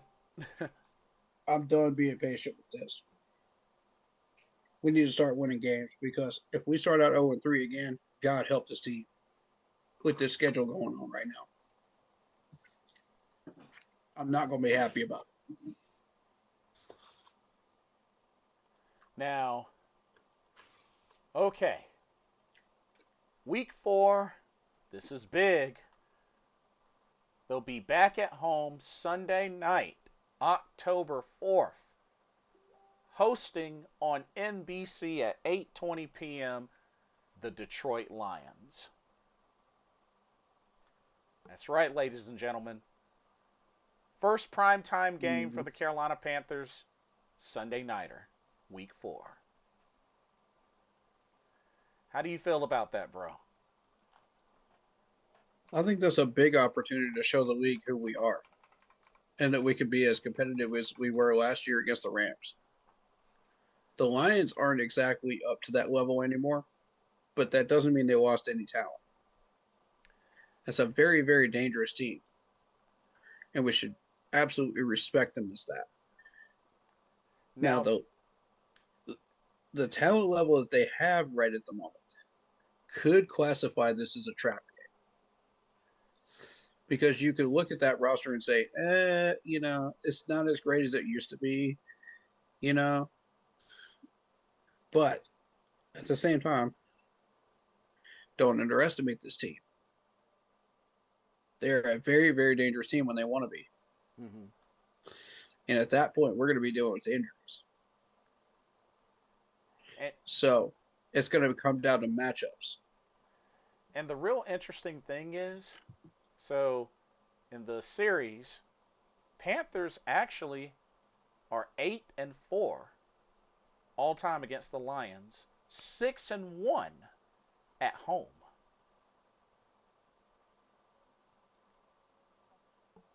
So, and I understand the Lions have been a good team, for the last couple of seasons. Mm-hmm. They've been a pretty dangerous team. So, I do expect this to be, challenging, especially prime time. Mm-hmm. But, you know, do we have a good chance? Absolutely. I Mm-hmm. mean, the Lions had one win better than us last season. They finished 9-8. Missed the playoffs. Um, Great team still. Definitely won't underestimate them.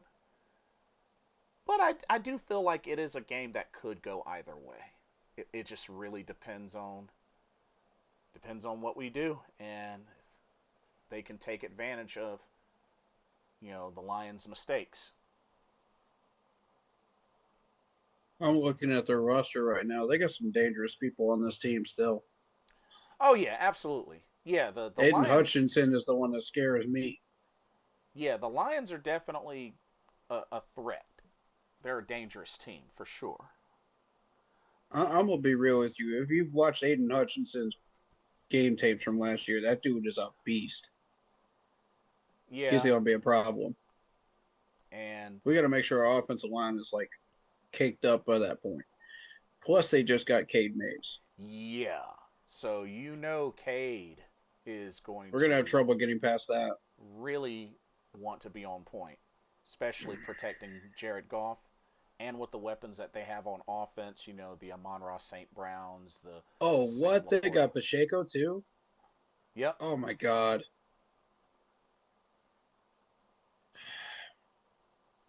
Um, I'm still pissed at him for getting Panay Sewell from us 3 or 4 years ago. I'm still mad at that one. yeah.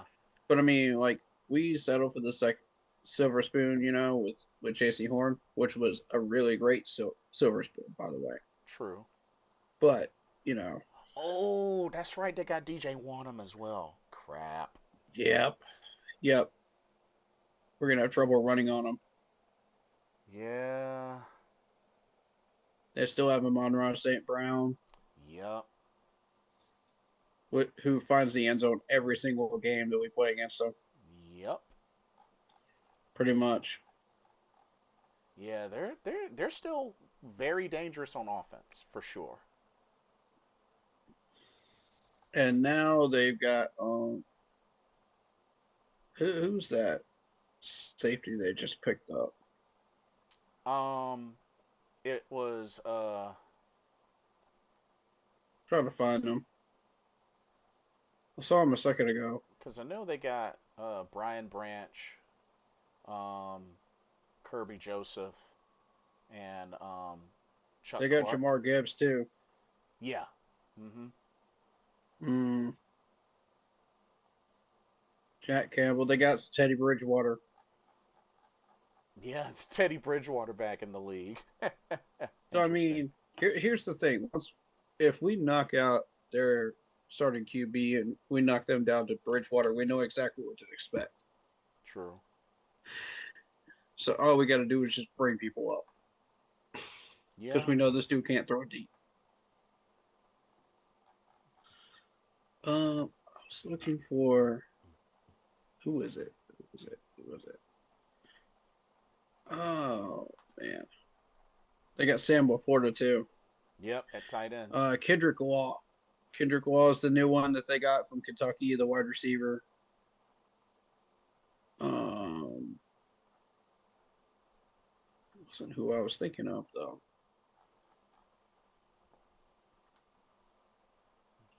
Strickland. They've had for a couple of years now.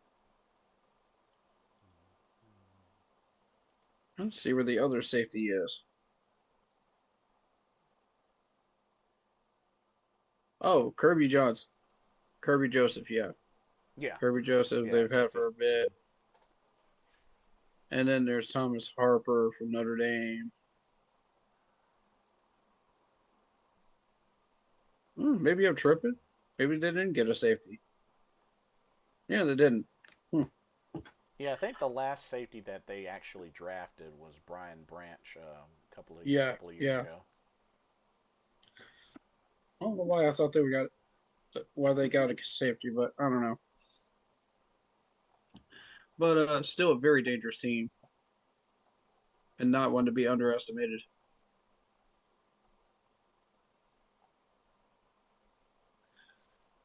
Indeed. Indeed. Should be good. I mean, prime time Sunday night spotlight If should we be win good. that game, we send a statement to the league. Yes. Big one. Absolutely. And then early, early into the season, week 5 is the bye. Mm-hmm. Which we need that right after the Lions game. That's going to Yeah, take a lot out of us. and shout out Good to timing right before the Eagles game too. shout out to Jamal because the last time Carolina had a week 5 bye, they did go to the Super Bowl. I mean, that's not to say that we're going to the Super Bowl this year Right. But like I said, for those because the that are, Eagles are going to slow us down right out of that bye week. but um, it's definitely not going to be easy for sure. Um, I'm not seeing anywhere where we could really build momentum. yeah, it's going to be tough. It's going to be really tough for sure. I think our Um, best chance to build momentum late in the season is probably um, week 14 and 15 before we hit the Steelers. hmm And I mean, Mike Tomlin's not coaching the Steelers anymore, so that could be a chance for a 3-win right Yeah, there. I don't know. yeah. Questionable, That's questionable. that's a But that's a good point. That's a really good point. let's that'll be the first quarterly review is right at the bye week right there Yeah. during the hmm season. We'll take a good look, hard look at what we're doing with. You know, how do we do in the first 4 games? What's our road looking like? Going forward. How are these Yeah. teams changing? You know, what does our projected path look like for the next 4 or 5 games? You know, Right. It's gonna be interesting to see how yeah, what the status of things are when that time yeah. comes. Mm-hmm. Okay, week 6 coming out of the bye on Sunday, October 18th, 1 p.m. on CBS on the road against Honest, the Philadelphia Eagles. honestly, that's the best place I could ever see the Eagles being on our schedule because that's coming right out of the gate. We're refreshed. We're ready to go. We've had that rest. We're Yeah. ready to go to Philly. Um, Sean is predicting a loss to Philly will be 3-2 by that time. You know what? Let, let me look at this real quick. I think we beat the Bears. We beat the Falcons. We beat the Browns. If we do lose to the Lions, it's going to be to a close margin. Yeah. It's like 32-29 or something like that. Uh-huh. You know what I mean? It'll be something real close. But hopefully we win. Yeah. And That would be an interesting way to start out as 4-0. and shout out to my brother. He's an Eagles fan, diehard Eagles Mm-hmm. fan. Philly, I mean, they made it to the playoffs last season, lost in the wild card to the Niners, but they finished 11-6. I mean, the Eagles, I mean, they're a dangerous team. I mean, it wasn't but so long ago that they were, you know, they were in the Super Bowl. And they won the Super Bowl. They beat Kansas City.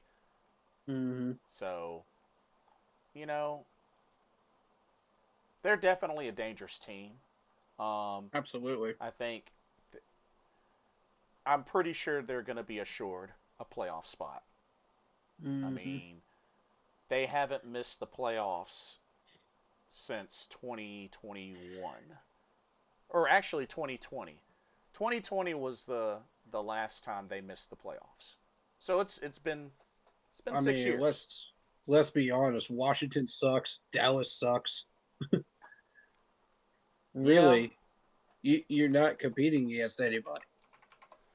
yeah, And the Giants are trash too. So you got the division by with an iron fist, Philly. All you hmm got to do is just go out there and take it. They're not even worried about the division. They're worried about just taking those games, take care of business, and then handling the rest of their schedule. yeah. The only thing historically, the Eagles are 9-4 against the Panthers. They tend to have their number during the regular season, but they've never beaten Carolina in the postseason. It's kind of interesting. Have we played them recently in the playoffs? Like in the past 15 years? Yeah. When we first went to the Super Bowl, we beat them 14-3. Oh, so that was a wild card game, or was that a division game? Nah, that was the NFC Championship game. Cause Oh, cause remember after that, after we beat the Rams, oh, we you're went on. talking Jack Delhomme era. Yeah, Yeah, that's how far back that went. Oh, wow. yeah. They Um, they couldn't do jack against our defense that game. mm, mm. That was an excellent game too, because Andy Reid was in his prime with that team too. Yeah, but they That Eagles. was a nasty Eagles team. Oof. Yeah, they definitely were. It's just man, they ran into a brick wall when they And that when they just shows played. you how good that defense was back then. Yeah, John Fox had them running through brick walls, man. They were so good. yeah. So yeah, ooh, that was You were dealing with Donovan McNabb back then. yeah, exactly. And as a And matter of McNabb at the fact, time was at the top of his game. oh yeah, So that's right, because McNabb threw 3 picks that game. we humiliated him. Yeah, it was I pretty. was like shocked. Put it this way, Jake didn't have to do much that game. He was only 9 No, of he didn't. 14, 101 yards, a touchdown, no picks, no sacks.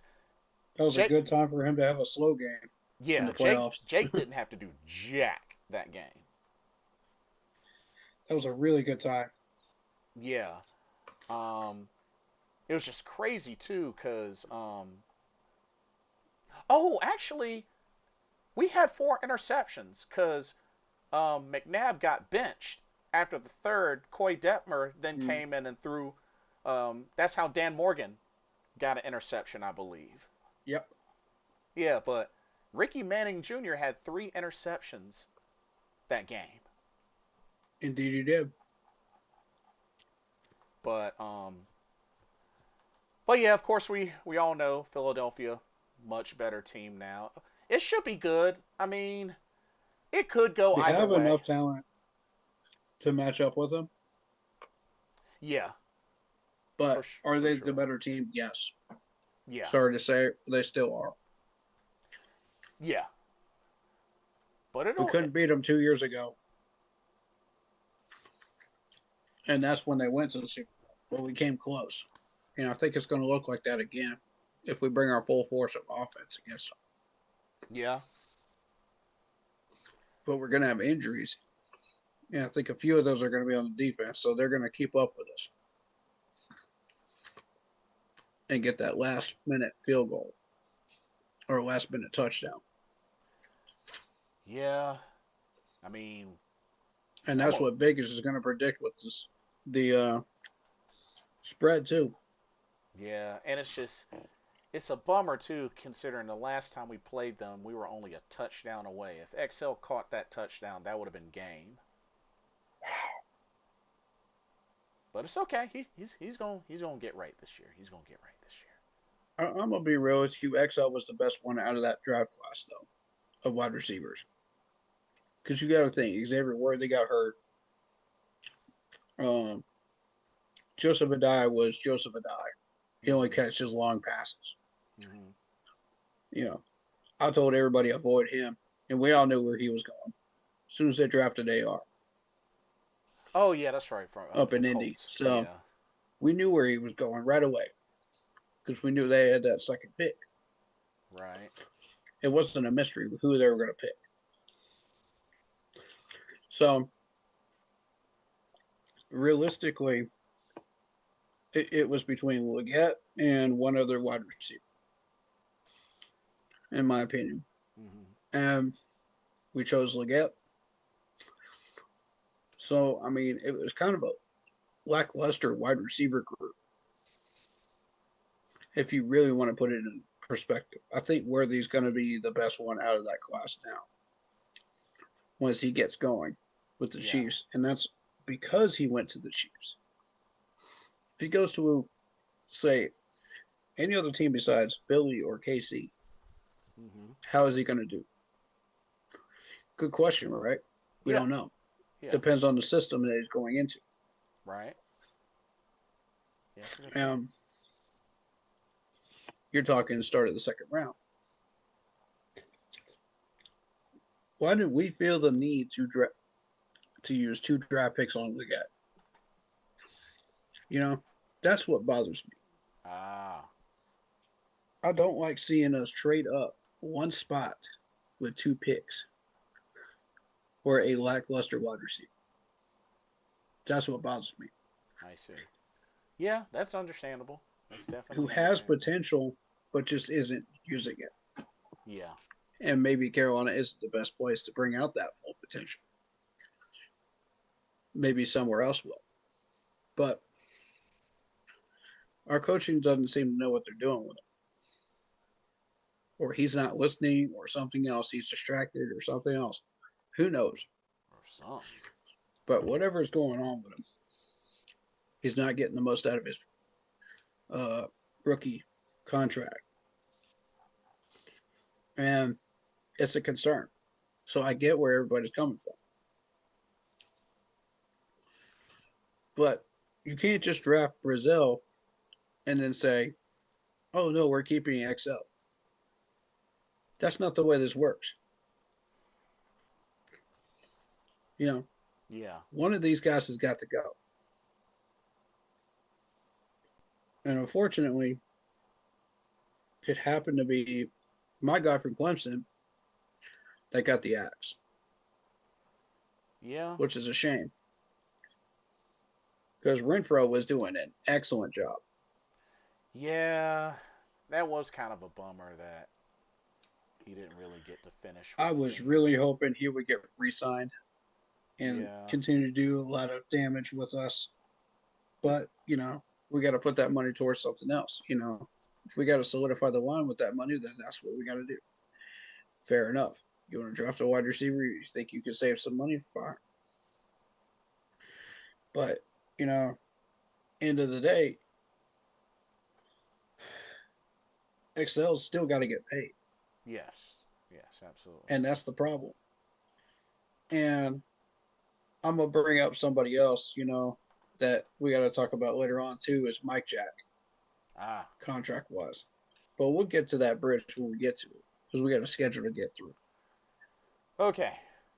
So with that being said, Eagles will be a tough game. Could really go either way, but it'll be a tough I game. think that's going to be a loss. I think worst case scenario, you're looking at 2-2 before the bye week. Hmm. Best case scenario, 3-1. Yeah, We either drop the Bears game or we drop the Lions game. I don't see us dropping the Falcons game or the Browns. fair. Okay, week 6, or no, I'm sorry, week 7. This will be October 25th, Sunday, 1 p.m. on Fox. This will be the Panthers' first home game coming back from the bye, and they will host the Tampa Bay Buccaneers, first time this year. That's going to be a big one. We got to win that one. Yeah, um, We got to take that one. we definitely do. We definitely do. And I mean, we did split with them last season, so It is a you know, lot easier to beat the Tampa Bay Bucks and Charlotte than it is in Tampa. yeah. So I mean, it'll be a good game, but I think definitely a lot of potential to beat the Bucks. Like I said, we did split with them, so you know I feel pretty good overall about our chances. I do too. Yeah. Um, and as Bucks are far steadily losing people. yeah, and they Mike Evans is a free agent right now. so didn't he get? I thought he got picked up somewhere Did he? else. I thought he did, unless I missed something. Mike Evans. Oh yeah, Niners. Niners got him. Yeah, Wow. Niners was Christian McCaffrey and Mike Evans now. Ooh, yeah, Niners are loading up. yeah, Glad we don't have to deal with that offense. yeah. So there's that. Um, but yeah, the Panthers are 25 and 24 all time against the Bucks. Um, 13 and 12 at home, 12 and 12 on the road. That's a win for me. Yeah, I think we should have that. Yep. I think we should have that. Mm-hmm. Okay. Week 8. This is going to be interesting as well. Week 8 will be on October 29th. October 29th, Two 8:15 time game. p.m. This is a Thursday night game, and it will be Ooh. at one of the most dangerous places to play at, Lambeau Field, Green Bay Packers. And this will be This on is back to Amazon back Prime. years of playing against Green Bay in Lambeau Field, Yeah, which is weird. That never happens. yeah, it's quite rare, that's for sure. But I mean, hey, was a tough, close game, but a game that that saw Rico Dowdle go off, We won. and we beat Not them per. in Lambeau. Mm-hmm. So We that did was it once. We can do it again. that is true. That is true. And that's a Um, big one. The league's going to be paying attention to this one. Sean says no Evans equals we win. Yeah, I feel you on that. Agreed. Their wide receiver um, core doesn't scare me in Tampa. yeah. Now, when it comes to Green Bay, I mean, Green Bay's a tough team for sure. Um, they definitely got their man in Jordan Love. Definitely Mm-hmm. somebody that they can continue to Mm-hmm. build on. Made the playoffs last year, but ran into the wall of the Chicago Bears, lost to them. So, I mean, I'm definitely not going to take the Packers lightly, but They have had the I Panthers have that number. weird feeling that it's going to play out a lot like that Bears game. It's possible. Panthers are 6-12 all time against the Packers, so definitely the Packers have had the Panthers numbers over the years. But Let me say this: after you know, careful review of that Chicago and Green Bay series, these are two different types of systems that they're throwing at each other. It's two different, totally different teams and schemes. hmm But the thing they had in common was they both had a massive will to win that game when they played each other makes all sense. three times. It made for really entertaining television watching. And that's what we have to become is that very dangerous team like we were last year to beat them again. Uh huh. Um, Same with the Bears as well. We have to become that team that battled the Rams blow for blow, did not back down, did not suffer a letdown, did not give up. We played them all the way to the final zeros. Right. That's what I was asking this team to try to do.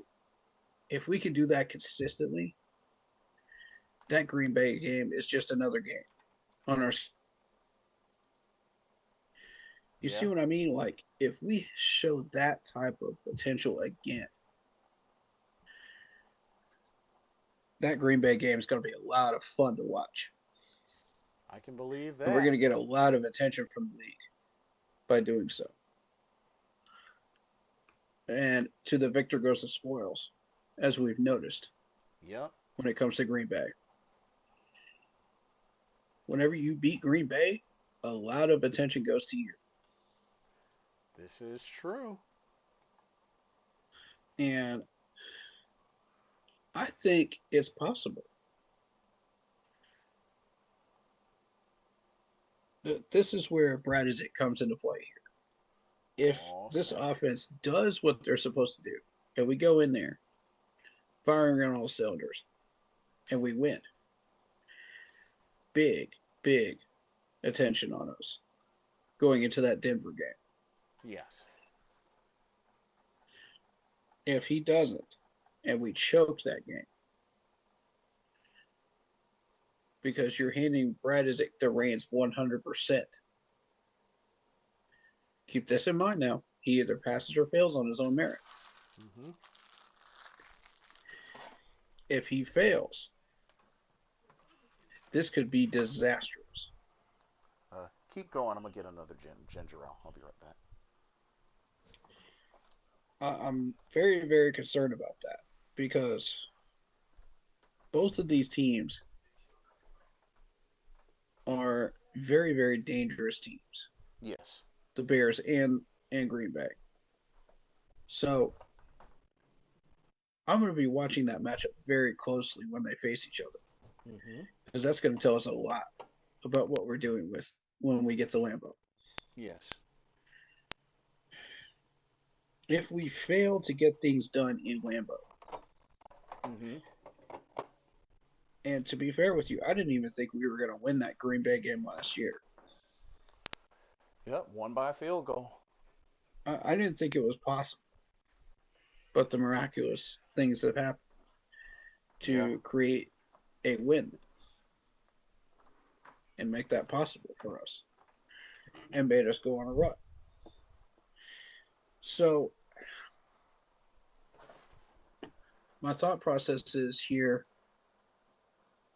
this could either go really well or really badly for us, one way or the other. We're trying on thin ice with that game, and I don't like it. Yeah, that's So that's understandable. going to be a must win for me if we want to continue to build momentum, if we want to do anything this year. It has to be a win.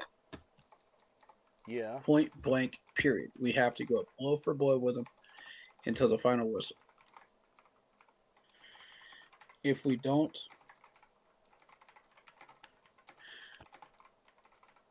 I hate to say it, Brad needs to go at that point. Period. You're sitting at middle of the season. Let's say we fail to get things done up through that point. We fail to get the Bears win. We fail to get the Lions win. Lions blow us out. We somehow beat the Falcons because the Falcons are absolutely terrible.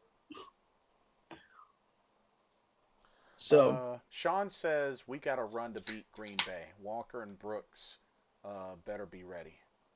yeah, agreed. We're going to need the most out of Brooks. Yeah, and Let's say we don't get this done, and we fail to get the win in Chicago. We fail to get the win in Detroit against Detroit at home. We somehow beat the Falcons and Browns because they're the Falcons and Browns. yeah, They yeah, are who they are. So we're 2-2 going into the bye. We take the L to the Philadelphia. And I think no matter how strong we are, we're taking that L to Philly. So that's 2-3. We failed to get it done against the Buccaneers. That's 2-4. Going into this Green Bay game. Do or die time. You either win this game, Brad, or you get fired at that point. Uh-oh. There is Oh, no in snap. between. That's when the talks really get on fire about whether the problem is Dave Canales or Brad Isaac. At that point. Yeah, Because we have been given all the talent in the world by Dan Wortman and Dave Canales. Both of them deserve the credit. hmm, If you can't get it done to that point, somebody's got to go. Somebody's got to be on the hot seat. I'm sorry, it's just got to happen. yeah, You cannot go 2-5 by that point. You cannot without somebody being on the hot seat or losing their job. right. We have fought long and hard to get to where we are now. Either they adapt to and solve the problem with Bryce Young, or one of the two of them's got to be on the hot seat. Because I'm not going to sit here and put up with a 2-5 record when we get to that point. Mm, no way. I'm just not. That's unacceptable for me. Because of a lack of offense. Now, if we fight hard in all of these and we end up with a 2-5 record, okay, fine. Hmm. We can blame it on the schedule. That's fair. Then you would say, okay, we have a valid argument as to why both of them should stay. If you're putting up 28 points, 30 points, a game, and you're still not getting it done because the other team is just a little tougher than you are, fine. I can accept a loss to the Eagles. We're going to lose to the Eagles anyway. But the rest of these teams, we have a fair shot against. Yeah, There's no reason why we can't fight our hardest, even if we don't win. If we lose by 3, okay, fair. But at least we gave everything we had offensively. With all of that weaponry, I think that's still not going to be enough for some people. They're going to have a lot of doubts about one of the two of them. hmm, And guess who they're going to start blaming first? It's not going to be Brad, it's gonna be Dave. based on what we've heard so far. So we're going to have a humongous uphill climb to try to get Brad out of that seat at OC at that point. Uh, And if you're going to start blaming Dave Canales for that, let's again remember we're losing the man that created these rosters. We're losing the man that coached these games really, really well and got us to where we needed to be to win these games. 3, he works really well with the personnel. He has great relationships with the players. So you'd be losing that. And you'd be losing a winning record. Yes. Now, do you really want to do that? I don't think you do. Because at that point, we're only working with half our fuel tank with Dan Mm-hmm. Morgan. And you still got Brad Isaac, who's still the problem. Your offense is still going to suck, and it's only going to get worse from there. Is that really where we want to go? Folks, that's going way backwards. We'll be at ground zero again. And we don't want to go backwards, that's for sure. All the players will leave, and we'll be right back to square one. It's like the last 3 years never happened. Is that really what y'all want? Think that through. Okay? Please think that through. That's if my theory is right about Brad Isaac. And honestly, I think in any scenario, you don't want that road. Right. Either way. You especially don't want to have conversations about Dave Canales. Brad is replaceable. Dave is not. And here's the thing, even if you do get rid of Brad Isaac, then people are going to go, oh, he's a scapegoat. He's a scapegoat. You know, Mm-hmm. Dave Canales is still on the hot seat, blah, blah, blah, blah, blah. And it's like, no, Brad was the problem, and you're about to see why. But don't just take my word for it. Watch the results on the field. Because now we have the talent to prove, one way or the other, who the real problem is. Yes. So that, you know, So, that's two very realistic scenarios that could happen yeah. coming out of that Green Bay game right there. And that's a Thursday nighter. 8:15 Amazon Prime. We've got to win that game. Here's hoping they give us a free trial for Amazon Prime. Um They did last year. Sean says Dave will get the playbook and call plays again before that happens. I mean, Are sure. you sure about that? Interesting. Because at that point, that furthers my point that the problem is Brad Isaac. We shall see. That proves my point at that point. Um okay, week 9, Sunday, November 8th, 1 p.m. on CBS. Another team, it's been a bit, but we did lose to them last time we played them. Back at home against the Denver Broncos.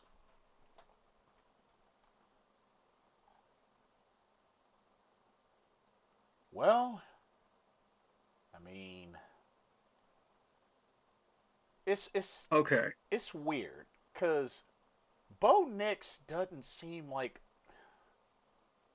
a threatening type of quarterback, but at the same time, last season, I mean, they finished 14-3.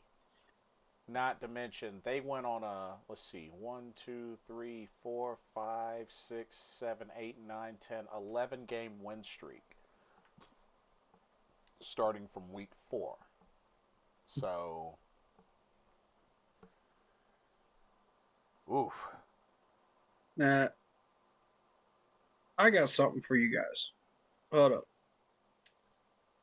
I'm going to send this to you, Blitz. Okay. But I want you to pay close attention because you know Mr. Irrelevant in the draft? Well, he isn't so irrelevant. Cue up that clip I just sent you. Huh. I Okay. want y'all to see this. Hold up. I'm going to leave it muted because I don't want copyright. Okay. But pause it on the stats because we want to read them off, of course. Red Murdoch. Yeah. This dude is not irrelevant whatsoever. All right, you ready? Yeah. Okay. So, Pause it on the stats yeah. at 1 second. You're looking at 142 tackles, 5 sacks, 6 forced fumbles, and 1 pass deflection. Yes.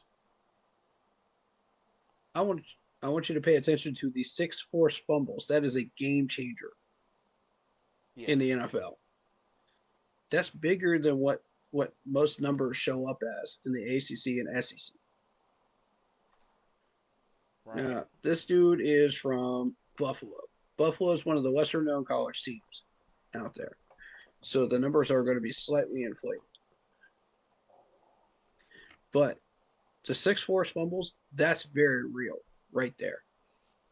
Pay very close attention to that because you're going to see a couple clips in here of the forced fumbles. All right, let's take a look at the first play. Dude hits hard. Oof. God bless. Yeah, dude. All right, Dude so hits hard. that first clip, you're looking at a ISO to the left. You got about 4 on the line. You got a couple of people in the back. He's sitting right in the middle. Mm-hmm. He's already diagnosed the play before that ball is even handed off. He knows exactly where that ball is going. He sees the gap, runs straight up to it. Boom, meets a point of contact. Oh yeah. All right, next clip. Again, you're looking at maybe a cover 2, maybe a cover 3 back here. Bunch of people back there. Now watch where he goes from the center. He recognizes this ball is going to be on a slant pattern. Immediately is standing right there when the ball comes to him. Yes. Boom, right onto the ground. God. Now watch 28 seconds. Dang. Yeah, this hit is insane. I'm gonna back that up to about 17 seconds. Let's run it again. Here it is. Now I love this view at 23 seconds when they're running the replay of this Oh yeah. because this camera angle is insane. Let's run it from out of nowhere. Gives this man a freaking concussion. I'm like, Jesus, dude. Yeah. Open field tackle too. That's what breaks people's necks in this game, man. Oh my God. Completely legal hit, too. You didn't see a single flag. Right. All right. Next play. He hesitates before he goes after the running back, meaning he's diagnosing the play back there. He's paying attention. He notices where this ball is going to go. He's not really watching the offensive line. He's watching the quarterback. He's got his eyes straight on him and where that ball is coming from. So as soon as he sees that running back get the ball handed off, he's moving. Mm-hmm. Yes. And that's a tackle for a loss. So in this next one, sack, finds the open gap and gets the sack. Oof. He's fast. Yeah. He's Got to him very, pretty very quickly. fast. Indeed. So the next one, he's already figured out this dude is coming across the middle Right. on a crossing pattern. He's already got him locked up. Watch what he does. God. One-handed stiff arm into the ground. And then not only does he do that, he's sitting in the middle of the field at this point. Right. 47 seconds. He runs all the way over to the left sideline Mm-hmm. and finishes the play. That is ridiculous. Yeah, he tried to work that outside, but he by the time he got there, it was too late. The quarterback, that is. So that's another angle of it. Yeah, Okay, so the next one, middle linebacker blitz. Pause it at 103. Look where he is. yeah, he's already. This dude is already on the line of scrimmage by Yeah, the time this ball is snapped. The running back doesn't even have the ball in his hands yet. Boom! 5 yard loss. yeah, he was hit very quick because I mean, you know, didn't really get a chance to This dude is terrifying. make much of a move after getting the handoff. The next one is a forced fumble. Mm-hmm. And here he is in the goal line. Backs up, makes him think he's going for it, makes the stop. Fumble on the 1 yard line, runs it all the way back. Now see, where did the Oh, okay. I was wondering because I was like, where did the ball fly out? But okay, I saw it. It was quick. It was very quick. So when you're showing that type of speed and that type of awareness in the NFL, that is that's got to be a second round talent right here. You know what I'm saying? Like Yes. that is amazing to me. And it's crazy considering he got picked in the seventh round. It blows my mind. A last pick in the entire draft. Yeah. How? How in the world is this dude the last pick in the draft? I don't understand. I don't know. That's what we're going to be dealing with. And that's why we're looking at these tapes because I want you to be aware. Because once Denver starts developing this dude, he's going to be terrifying. Right, right. This dude could be the next Von Miller. That's what I'm worried about. That would be pretty scary. The last person I saw at middle linebacker diagnose plays like that was Luke Eagle. This dude studies tape. Period. This is serious. This is a violent tackler right here. And I don't bring this up lightly either. There's a reason why I'm running through all these clips. Mm-hmm. Oh, this is a good one. Hold up. Yes. Oh man. Look at 315. Move over to 315. Watch Yeah. this. He's already figured out where this ball is going. Doesn't even move. The second he realizes that ball is going to the slant, boom. Yeah. And then he forces a bad pass on the next play. Yeah. His On the closing next speed play. on the quarterback is pretty phenomenal. It is nasty. I haven't seen anything like this in a while. I got to tell you, I ran through this video clip at least 20 times Mm. since the draft. Just trying to get an idea of who this dude is. Because, I mean, it's worth your time. Know thy enemy. You know what I'm Yeah. saying? Oh yeah. That's what studying tape is for. That's why there's a Ooh. benefit to it. I'm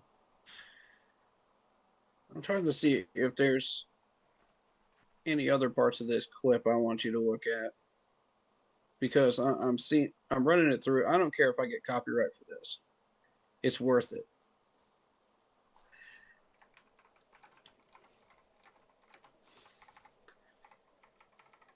Oh, here's a good example of him knowing his tape.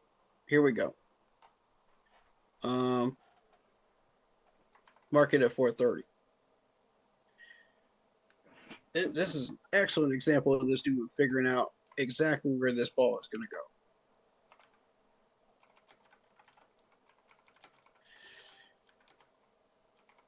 By the time that ball is snapped, he's already on the move. He's already on this ball carrier, this would-be ball carrier. He already knows this ball is going to the right. Stopped him right at the line. That is impressive. Man.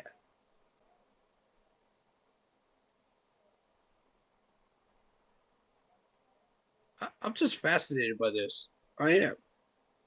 This is what makes this fun for me.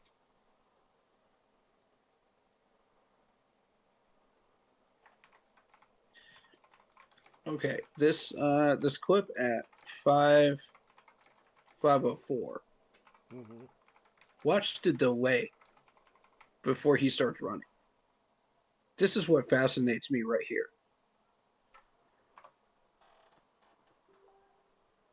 He knows exactly where that gap is going to be. That is wild.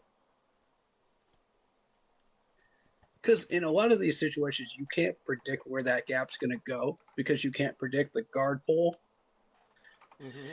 whether that guard pull is going to be successful or not. If it isn't, that gap is going to be somewhere else for the running back to run through. And that's a dead play for the running back. But if that gap is in the right spot, and you can predict where that gap is going to be, that's when it becomes a numbers game. That's when your patience starts to pay off because you're sitting back there for the extra second, waiting for that gap to open, and you know, because of studying tape, okay, it's going to come this direction. Now, where's the gap? Second, he sees the gap, whoosh, Yes. right at him. I was like, what the dude? That is pro level knowledge right there. There's a lot of potential from Red, for sure. That's pro level right there. That's NFL level. You can really do something there. He's already doing this at the college level, dude. That's insane. Not even Luke Kuechly showed that much talent right out of the gate. Beat the crap out of my Clemson Tigers.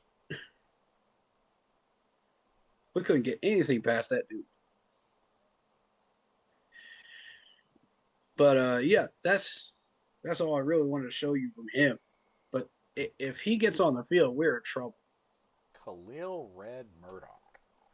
Well, Like the Daredevil. being that There's your game, new nickname, Brad. the thing is, that's week 9, so it's very possible he could show up for that game.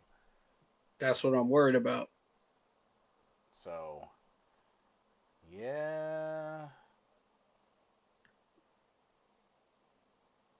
Yeah, it's going to be interesting. If he gets put out there at middle linebacker, we're in trouble.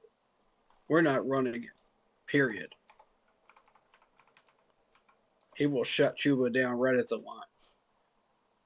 And That's my concern there. So we're going to end up airing it out. and He doesn't knock down passes, but he will force fumbles. yeah. So watch out for that too. And it's a good thing that this game will be a home game because this is another team that Carolina has never defeated on the road. 0-3 on the road, 2-6 all time. And I really want this to be a victory considering we've had some bad blood with the Denver Broncos over the years. Mm-hmm.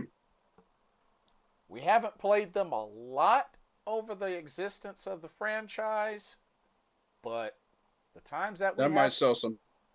the times we have played them, they've been wars. Let's just say that. And I'm gonna be real with you. This is gonna sell some tickets People are going to want to see this game.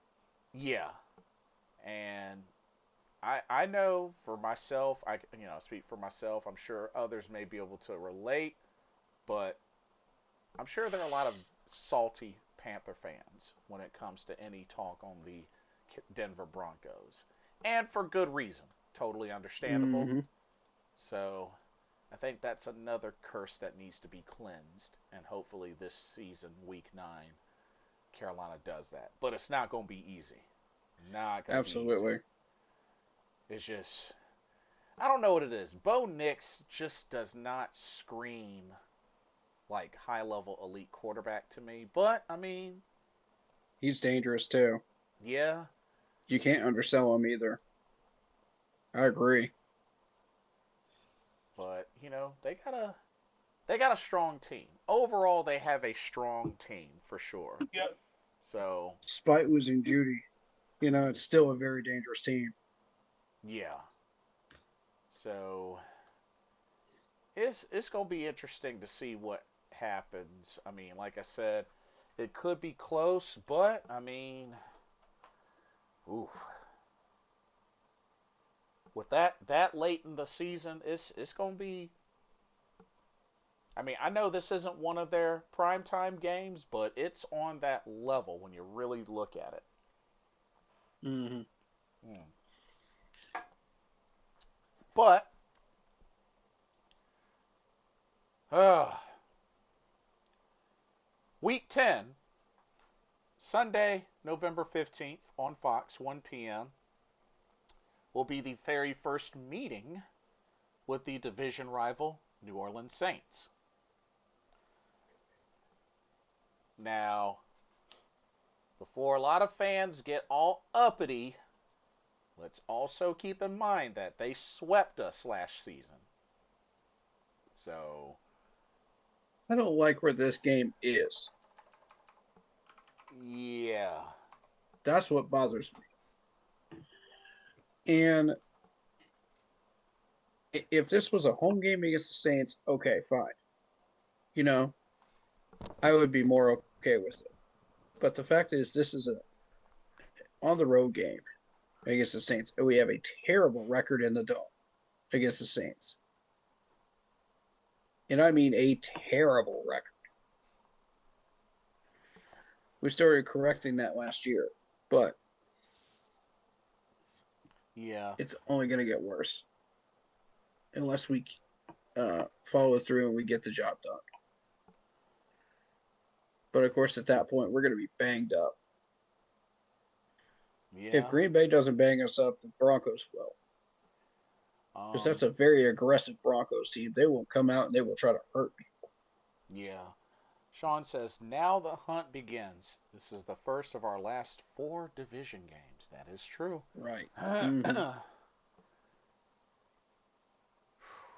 it's gonna be it's gonna be crazy. It's The gonna be Saints didn't crazy. impress me in the draft or in free agency, although they did get Travis Etienne. Etienne's going to be a problem. Yeah. I'm going to need these defensive tackles to hone in like hound dogs on Etienne because if you don't, if you let this dude escape, he will burn the crap out of you and put a 30 burger on you real quick. He's that fast. And I know that because, again, he's a former Clemson running back. I pay attention to this stuff because I'm a Clemson fan. So I know this dude very, very well. I've watched him in spring games. I've watched him in Clemson games on TV. I know this dude very, very well. Hmm. I think I even met him in person too. I may have. Sean says they spaced the division game so we can save ourselves regardless of what happens outside the division. If we handle Atlanta early and Tampa Bay at home, we walk in 2-0 in our division. Yeah. Hmm. This one feels like a trap to me. After that Denver game, this feels like a trap. Now the question is it a trap for us or is it a trap for them? Whew. And there's a lot of history Mm, here, of course. The Saints are 34 and 29 all time against mm-hmm. Carolina. Um, I mean, it's been I a just mix. that spot just bothers me. It bothers me a lot Yeah, because you got Baltimore on the 22nd, and I mean like Baltimore is no slouch either. This is going to be a nasty November. We've had horrendous luck in November right. the past 20 years. It doesn't matter what teams we face. Yeah, it's just that the league just seems like, oh yeah, let's put the hardest teams right in November.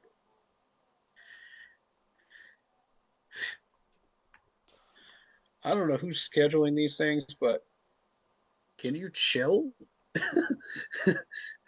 Like we deal with this every single year. Like it'll be the Chiefs, it'll be somebody really, really good that's that's about to make a Super Bowl run, and it'll be like, really? Right in the middle of November, just killing our momentum. Yeah. It's Um, it's horrendous. Sean says, "Ain't no trap. This division, this bread and butter. They swept us.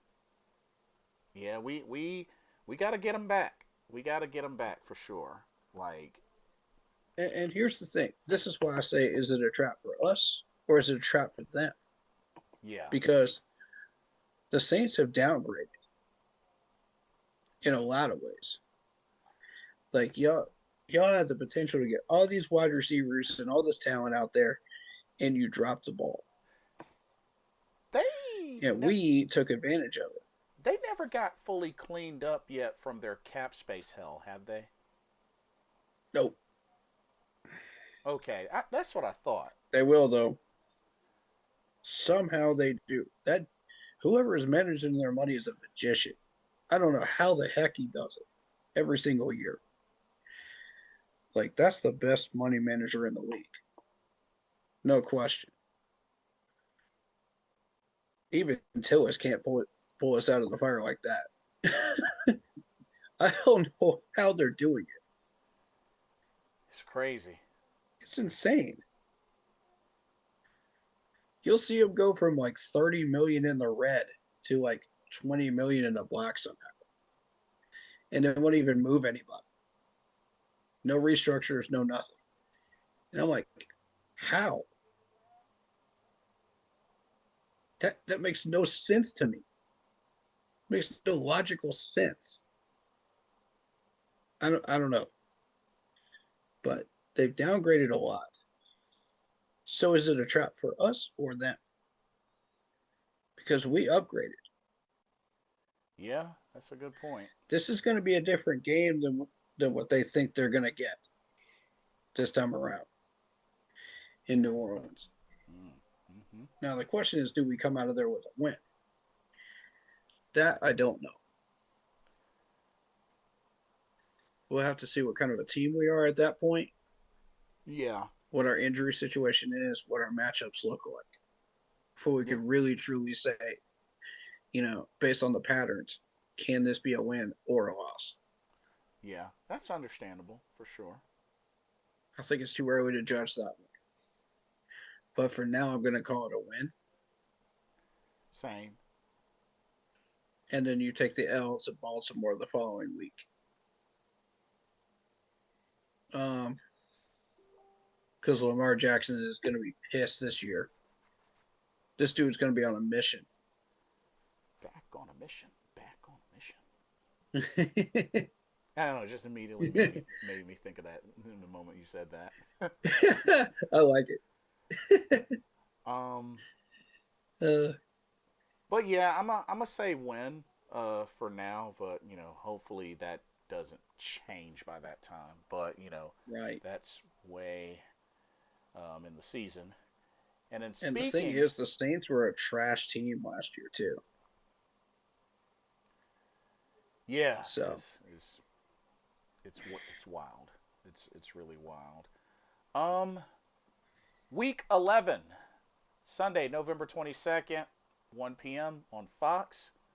A team we actually haven't played in a while. I think last time we played them, we had Sam Darnold, so it's been a hot minute.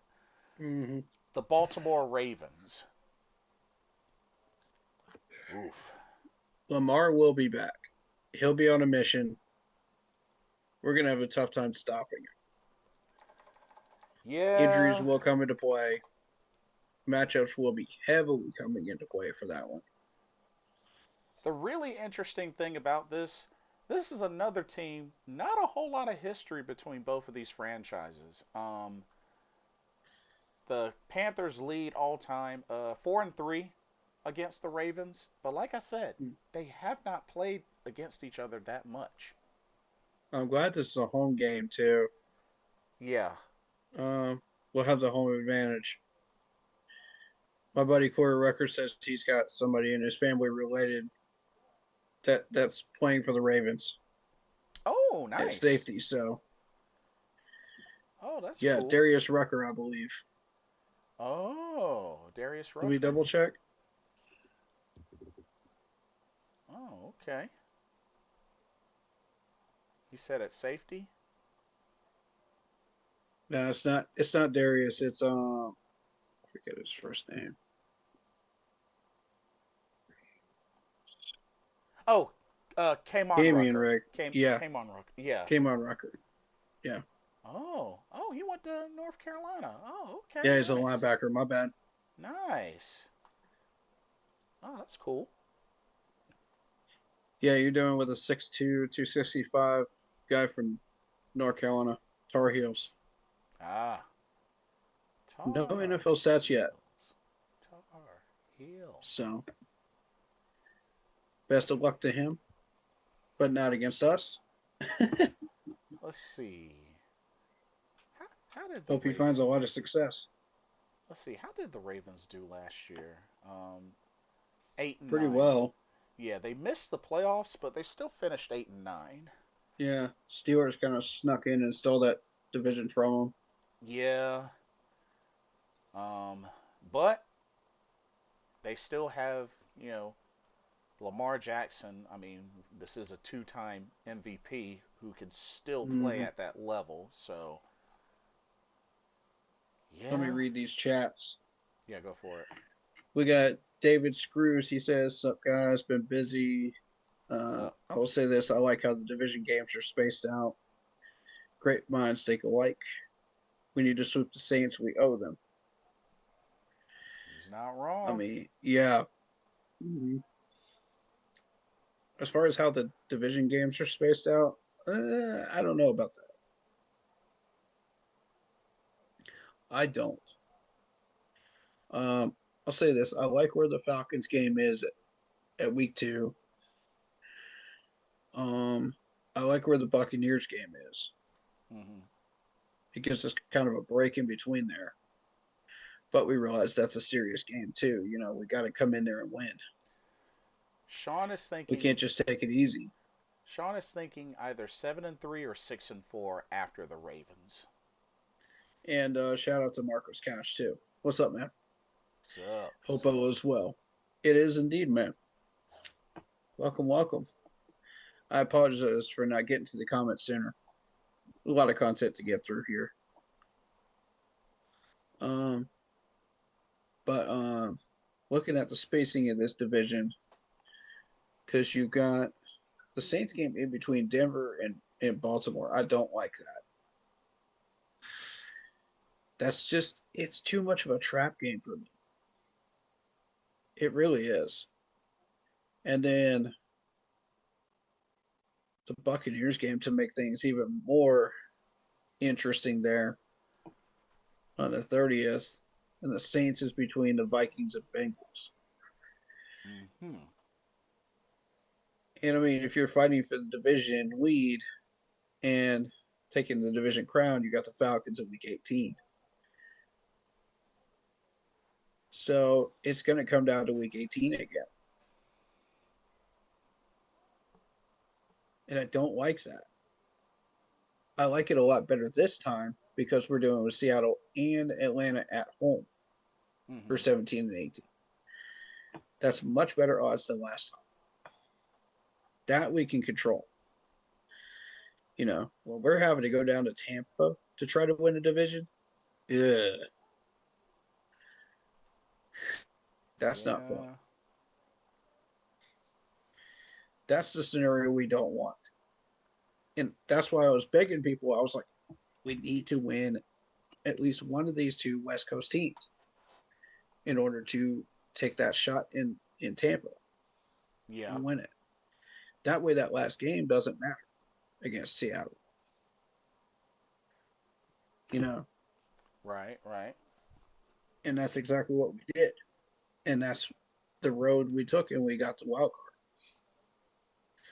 And I was like, thank God, because that could have gone two or three different ways, and none of them are fun. And all of them, except for one, gives us a division lead. So this time around, you're doing with Seattle and Atlanta at home. That's Yep. advantage us right there. Let's say we're sitting there and we're about one game out, right? Right. By the time we come out of the Steelers game. If we win both of those games against Seattle and the Falcons, that's division. Right. That's going to feel real good right there. No, we took care of business. Which Um. tells me we need one of these two games against the Saints or the Buccaneers on the road in November. Yes. I think maybe both, if we can get both. I just don't see it happen. One of them is going to trap us. The other one's going to get put.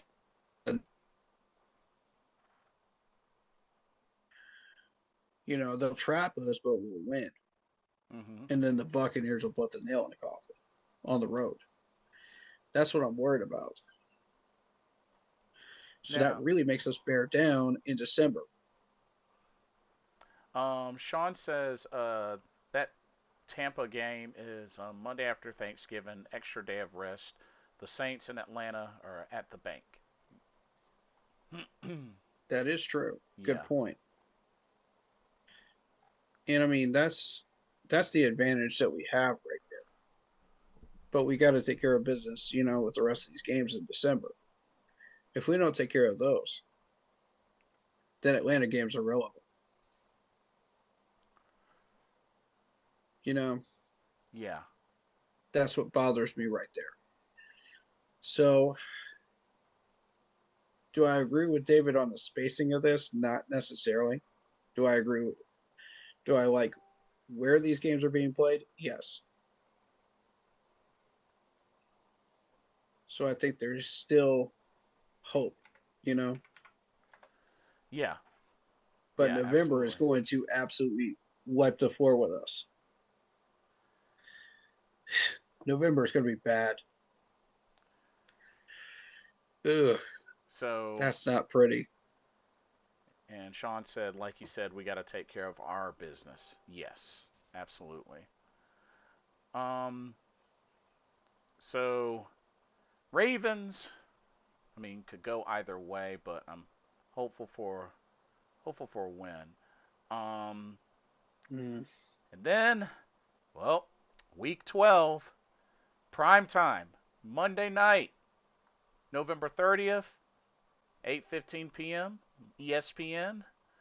Monday Night Football against the Tampa Bay Buccaneers. This will be the second them, meeting. them Tampa Bay Yuccaneers, man. Yeah. Yuck, yuck, yuck. uh, I'm starting to really not like Tampa Bay.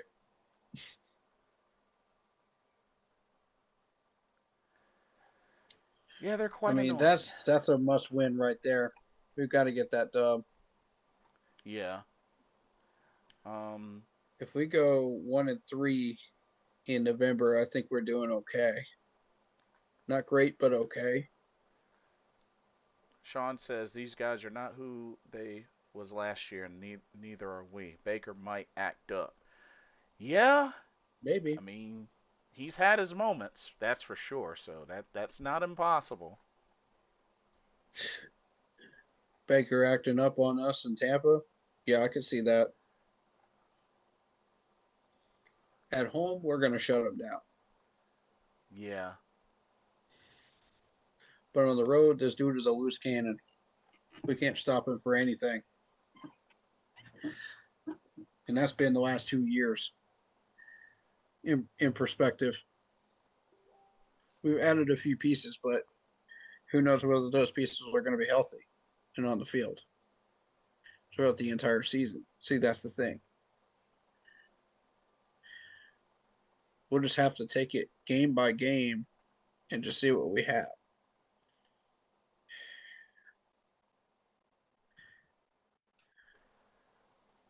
So division rival, prime time, Monday night. The only thing is it's been a while since we've won a Monday night game since 2017. So, oof, Big opportunity to send a message to the league that we want this division again. yeah, for reals. Definitely got to make that Big count. opportunity. And we need to take it. Sean says, as long as we don't flea flicker in the rain. Yeah, I don't know Oh my what God. the heck they were thinking when they dialed that one up, Was but that a Brad Isaac play? I don't know, but it was a I feel like that was a really, Brad really Isaac dumb play. play call. It was a really dumb play call. They tried to get cute. They tried to get cute. Like, and we were down at the time too, weren't we? I believe so. Like, But you yeah, don't do that crap when you're down. You just don't. they tried to get cute. Yeah, I don't. Mm-mm. But yeah, one we got to get a win on. Yeah. Okay. Now they're gonna stay on the road for week 13, Sunday, December 6th. Oh, getting into to winter season. 4:25 p.m. on CBS. They take on the Minnesota Vikings. Vikings are a dome team. So the Vikings. So the Panthers are 6-10 all time against the Vikings. The weird thing is the Vikings. They've They definitely. haven't exactly progressed, but they haven't decreased either. I mean, they've They kind of fallen stay off. stagnant. They've fallen off a little bit. I mean, but not by a lot. I mean, they had a strong finish last season. I mean, they finished, on a Yeah, five game win streak. They just didn't really do they're enough to better in clinch. the second half of the year. Yeah, they didn't really do enough to clinch a playoff spot last season. But, they still can do a little something something. That's for sure. Um hadn't played the Vikings in a while. It's been a hot minute. Yeah. So, Also, I want to point out about the Baltimore game. You do not want any part of the Ravens in Baltimore in the second half of the season. oh, right, right. That Yeah. is a terrifying team in the That, second half of the year when they're trying to make a playoff push at home. And it's starting to expand to the road too, yeah. which I don't like. Anyway, continue with the Vikings. Yeah, I'm really not too sure what we're going to get with the Vikings this time around. I mean, Yeah, it's a mixed bag there. the only the Agreed. only the only interesting thing is they have Kyler Murray now. They do. So, I don't know if it's going to be one of those things where him. Is it going to improve them, or is it still going to be exactly where they were when they had Kyle Rudolph? Yeah, cuz I mean, Like, is it an improvement or not? I'm not so sure that Kyler Murray instantly starts. I think JJ McCarthy will still battle him heavy for that starting quarterback spot. I don't think Kyler Murray Mhm. gets it instantly. If he So, wants it, he's got to earn it. yeah. And if he does earn it and he starts balling out, could be a very interesting Vikings team. Yeah, and they've still got some weapons on offense. The Jordan Addisons, the Justin Jeffersons, That the one looks like a trap game to me, if I'm being real with you. Because we could walk into that thinking, okay, yeah, this is a Vikings average, middle of the road team. We can go in there and get a win with a field goal or something, you know? yeah, And come to find out, Kyler Murray starts balling out because we don't contain him well enough because we get lazy and we take the L on the road. So that's one of those, man. I just hmm it's tricky to me. That's a tricky game right there. yeah, We'd have to know who's healthy, who's not, matchups. You know, what do the patterns say that you know about what we're doing with what players are slumping, what players are doing well, right, what right. what weaknesses do we have? By that point, we'll know exactly what our weaknesses are and what they aren't. So we'll go in there and we'll know. Now the problem is, will the Vikings know what our weaknesses are? Will they figure it out? Sean This is an says intelligent front office.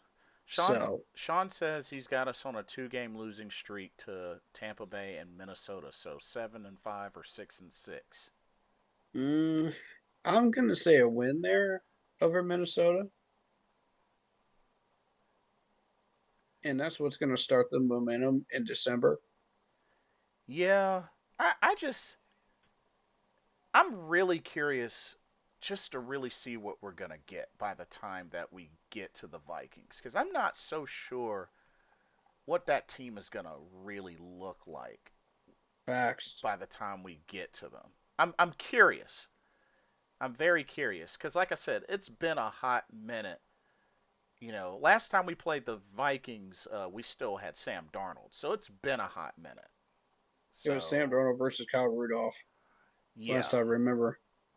um, so I'm very curious to see what what we'll be dealing with by the time we get to the Vikings. So Yeah. yeah, I'm a stay neutral on that because that one's kind of a weird one.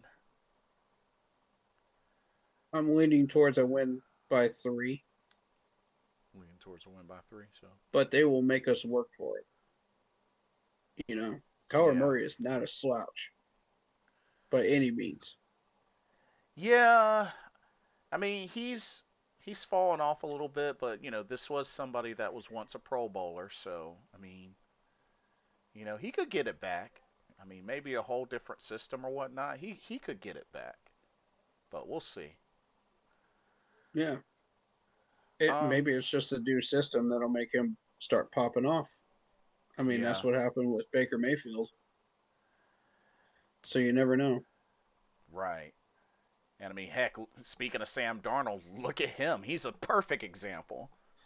hmm Just put him in the right system and watch him work Yeah, with the right people.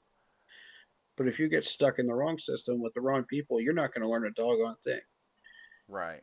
So for that first 6 weeks of a regular season, they're trying to reteach you, what you should have been learning to begin Yeah, with. They got to flush all that nonsense out of your system and out of your brain, and then replace it with what they want you to learn, for their system. So it takes time. So you're not immediately going to see Geno Smith pop off. You're not immediately going to see, Russell Wilson pop off, or any of these quarterbacks when they get to a new system. Oh, What's good? What's good? Hey, Y'all ain't Corey. ready. Hey, Corey. This is my brother, Mike. Before I was interrupted by this dope right here. Welcome, welcome, welcome. Go ahead and say your stuff, bro, with your dirty Philadelphia Eagle self. Hey, I'm watching the schedule release, and October 18th gonna be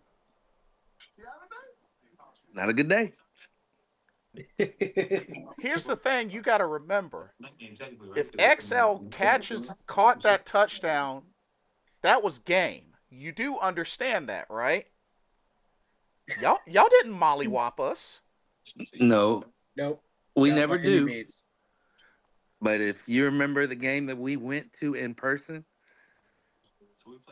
and then the same thing happened this last year. Yeah. So I hope you enjoyed it while you did, especially the drive home and Mm. everything, because come week 6, Nah. you can forget that noise.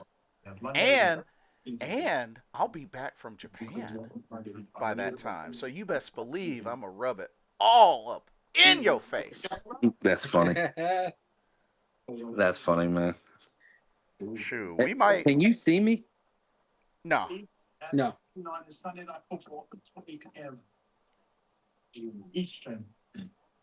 Oh. Do you see There he that is. shirt? Oh, here we go. See what I There he mean, is. Corey? Uh-oh. See what I Yeah, mean? I got my Uh-oh. cowboy killer We in shirt for it on right today. now. See, this is what I got to deal with for life. That's my cowboy killer shirt right there. Love it. The bum Cowboys, man. Now, Oh yeah. the real question though is, are we gonna watch it here or at your house? Well, Jay, I'm in the. You see the green light Yeah. emanating on my head, Yeah. so you know where I'm at. I mean, we Oh, can of make course. it like a reality, and I come to your spot since it is in Philly, so I figured it's only proper.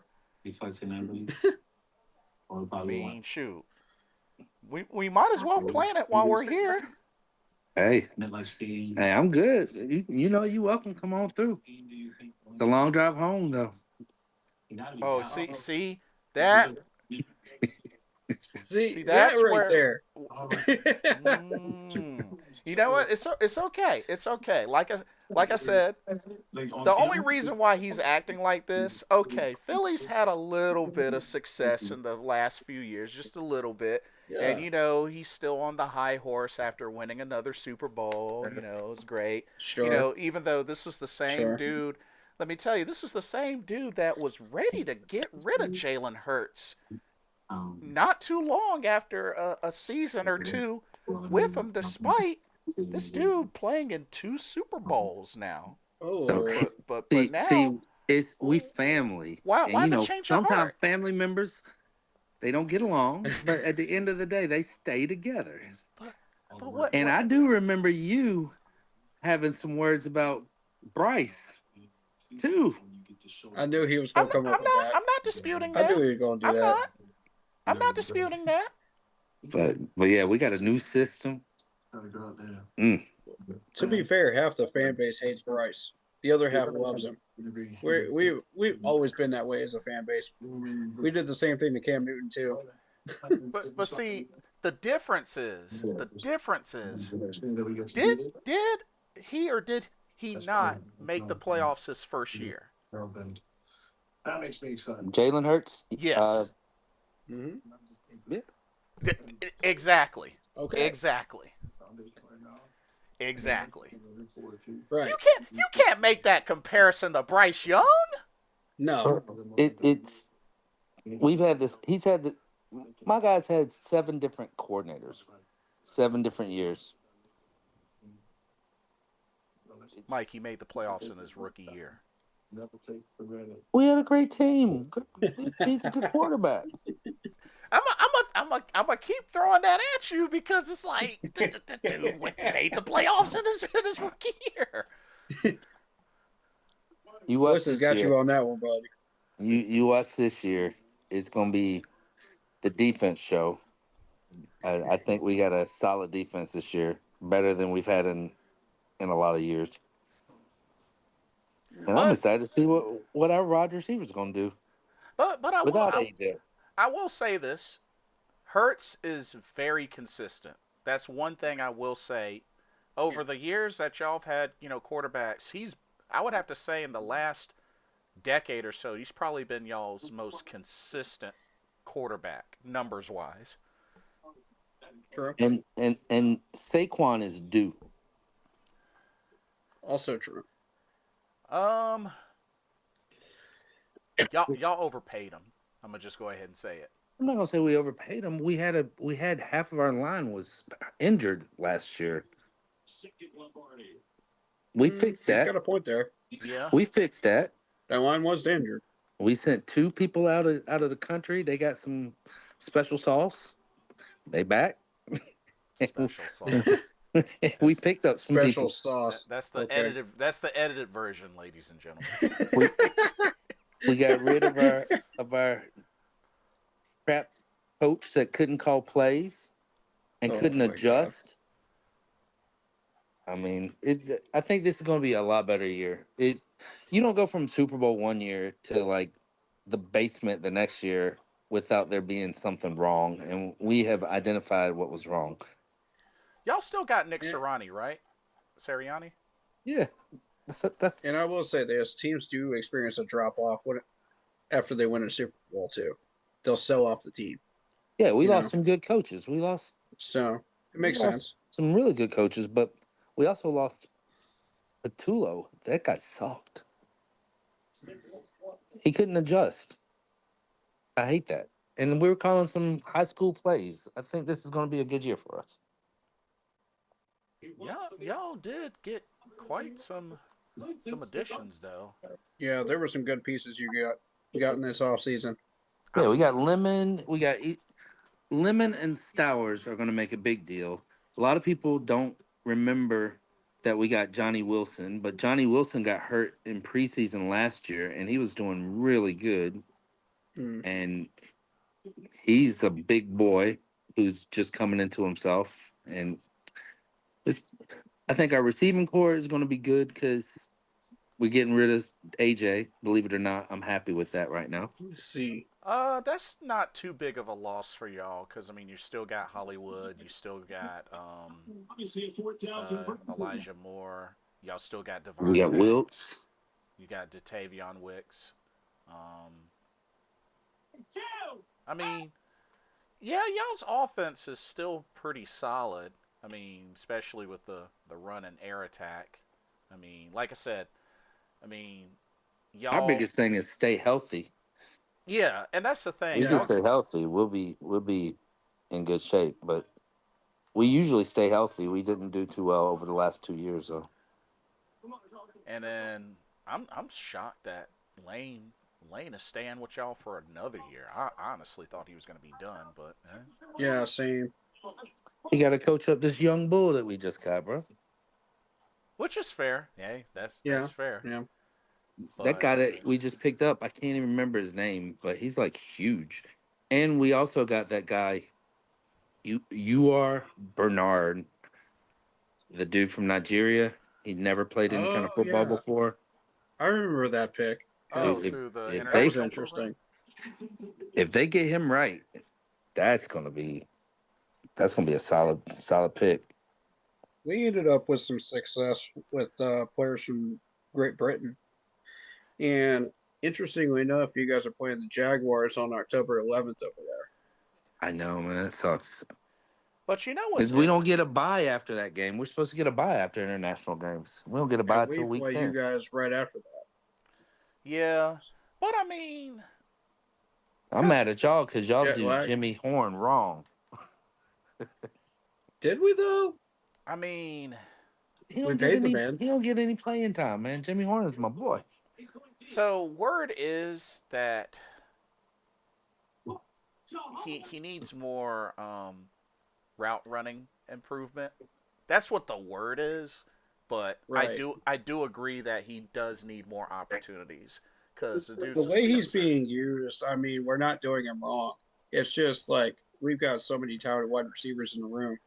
There's just no room for him to be running routes I would like big love to time see True, routes him like more. XL is running. true, I true. would I would love to see him more, and especially Yeah, besides short and special medium routes teams. But I mean, would when be y'all picked interesting up to T me. Mac, I knew his time was gonna be short, just because T Mac is nasty. I like him. yeah, yeah, Hmm. it's been a while since we've had a gem at wide receiver that really bust out like that rookie year, which thankfully he did and won offensive rookie of the year, so that was pretty nice. Um, Hmm. but I have to say, my y'all's division, I mean, it's getting a little easy for y'all. Y'all really haven't had a tough time in y'all's division in a while. So I Dude, it's been mean, smoke. Dude, our division's getting crazy. We got the Cowboys, who look a lot better this year coming up than they have in many years. The Redskins are they weren't very good last year, but who knows what's going to happen with them because they got a decent quarterback. And then the Giants is the ones that I'm more concerned about. The Giants had a really good draft. the Then they have two. Giants, They had two picks in the top 10. the Giants are the. It's weird with the Giants because I like Jackson Dart. I like Jackson Dart, but Yeah, he's nasty. I like him too. but they went on that really bad losing streak that really just They didn't have no players. Their top player, the wide receiver, Yeah, he was hurt. He was done. yeah Their skate Scatterboo was boo. jamming. Yeah. I love Scatterboo and Jackson Dart yeah. made the Giants likable again. And I mean, Scatterboo. I like Scatterboo a lot. I hate that they picked up a new running back because Scatterboo probably isn't gonna get as much burn. But Scatterboo brought that dirt blue collar to the team. I like that guy. I like Mm. that guy. Yeah. I Hey, but think I got to roll. Hey, I got a tenant. yeah, you had mentioned it. They move in tomorrow. Oh, sweet. Nice, Oh, man. sweet. 7 months. I'm thrilled. Yeah. So yeah, I'm about to run back over to that house and um fix the sink, and I'm gonna give them a welcome gift of some toilet paper and some paper towels. Wow. Wow. But just know yeah, any point in time you want to jump on, get some We're going to be words in or doing a whatnot. live reaction to the Eagles game on both our streams. So if you want to join us, you're welcome to. Oh, for sure. Yeah, definitely. Definitely on mine for sure. Jay, shoot me a text Channel? with his with his login thing. You know what I'm saying. Yeah, channel Yeah, yeah, info. yeah. Yeah, Yeah, channel. Yeah. Yeah, I can do that. yeah. Heard. But yeah, We Well, what go what through Discord on my okay. channel, but if both of us are joining, then we'll go through Zoom. yeah, we'll make it work. And Yeah, but yeah, Mike, let's plan for that game. That yeah. works, man. Yeah. Y'all have a good night, man. Appreciate you. Yeah. You too. Appreciate you, bro. I'll be in touch. Nice meeting you, All man. right. Yeah, you too, brother. Go birds. Oh my Keep goodness. pounding. Keep pounding. Yeah. Yeah, that's my brother. So, He's pretty cool. I like him. yeah, we've had our rounds when it comes to Panthers Eagles. Yeah. I But can we have imagine whatever we lose to him, he'd never let you hear the end of it. we get at each other all the time. Carolina Oh wins, I man, let him have it. Eagles win, he lets me have it. So, yeah. that's fun. Brotherly But love, man. yeah, So yeah. I'm looking at the Eagles' schedule on Ticketmaster's Instagram, and Ticketmaster, you know, actually replied to and posted, "See you at the stadium" with a bird. Uh-oh. Dang. So I think we know like who whoever's running the Instagram account for Ticketmaster. I think they might be an Eagles fan, Oh, unless they really? do that with all the other teams. I don't know if they do or not. Oh, But that shoot. caught my attention. I went, "What?" That's quite interesting. Huh. I was Um, like, wait a second, what? but yeah, That was trippy though. yeah, he texted me on the side. Was like, October 18th it's on. And I was like, why don't you get on the Zoom and tell us that? So yeah. Yeah, exactly. But And by the way, we welcome all 32 teams fans on here. Anytime y'all want to join us, especially if we're playing your team, please do join yes, us. yes, this We goes would love to to have you on game reactions yes. So don't and post stream reactions as well. yes. So please don't feel like you have to be a Carolina Panthers fan to say something on the stream or get on here. By Right. all Preview means, streams as well. yeah. So this is open to fans of all 32 teams. So don't be ashamed. And especially the draft. I love Yeah. having people in during the draft because it makes it go so much faster than the first 4 rounds. Trust me, it is snail's pace in the first three. Yeah. And So, then day 3 is just hell. but let's see. Okay. Um, so we did week four. We got to week 14. Yeah. Sunday, December 13th, second meeting with the Saints, 1 p.m. CBS.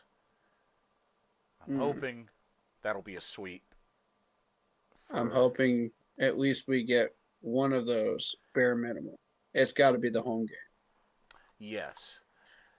We got to Now, take that. That's a dub.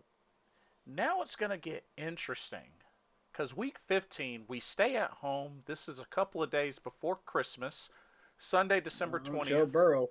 1 p.m. Fox, against a team that's kind of had our number the last few meetings, the Cincinnati Bengals. The resurgence of Joe Burrow.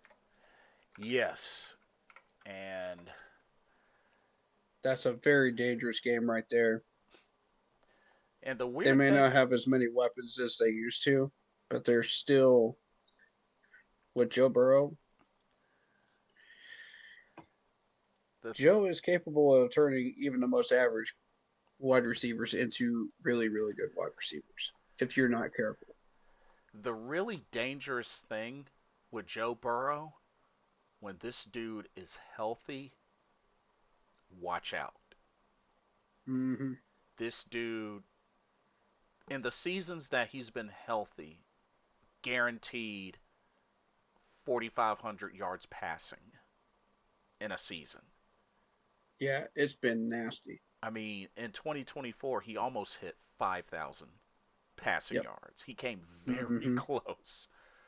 So, yeah, Joe Burrow is not somebody I'm looking forward to dealing with, not to mention two-time NFL Comeback Player of the Year, three-time Pro Bowler, passing touchdowns leader and yards leader in 2024, completion percentage leader in 2021, and a Heisman Trophy winner. Like, only 7 years in. And like I said, if it wasn't for the lapse in the O line in that Super Bowl, he would be Super Bowl champion right now. Mm-hmm. But of course, Definitely agree. the Rams, the Rams, they brought it. They definitely brought it that game. Mm-hmm. But Joe Burrow makes me nervous. I agree with that. Now, Lamar makes me nervous too. now even though the all-time series between us and Cincinnati is 3-3-1, what? Like I said, this is another team Carolina has not played that many times throughout the existence of the franchise. But Mm-hmm. Cincinnati, oof, yeah. I know they didn't have a phenomenal season last season, but Cincinnati is not somebody that is not a team I They look didn't forward to playing. exactly fix their problems in the offseason either. And that's the thing. Like, defensively, they're going to look weak. And that's where we could take advantage. But it's Yeah. Joe Burrow that concerns me because of his ability to turn those wide receivers into freaking Pro Bowlers. If Yeah. you're not careful and you're not covering these guys well enough, they will eat you alive for Yeah. a 30 burger, man. Like they don't mess around And I mean, offensively. and they still got dangerous combination of T. Higgins and Jamar Chase. Oh my God, T. Higgins is a monster. I want J.C. Yeah. Horn on T. Higgins at all times during that game. I don't want him off of him at all. Yeah. Our, Jamar Chase, we're gonna have to double him up yeah, our with Mike defense Jack and our nickel. our defense has to honestly the defense has to really show out this game. So who else would they have? Wide receiver besides those two. And Uh, see, that's where we've got the advantage with the new linebackers. yeah. Um let's see. They're gonna have to force some of these passes in there, and it's not gonna be fun for Joe, but he'll find a way to do it. Right. He has Um that kind of talent. and then of course still got Mike Gesicki at tight end. Um Tanner Hudson as well. Drew Sample. Um oh yeah, they did get better at O-line. Orlando Brown Jr., Dalton Reiser. That's right, they did get better at O-line. Yep, yep. Oof.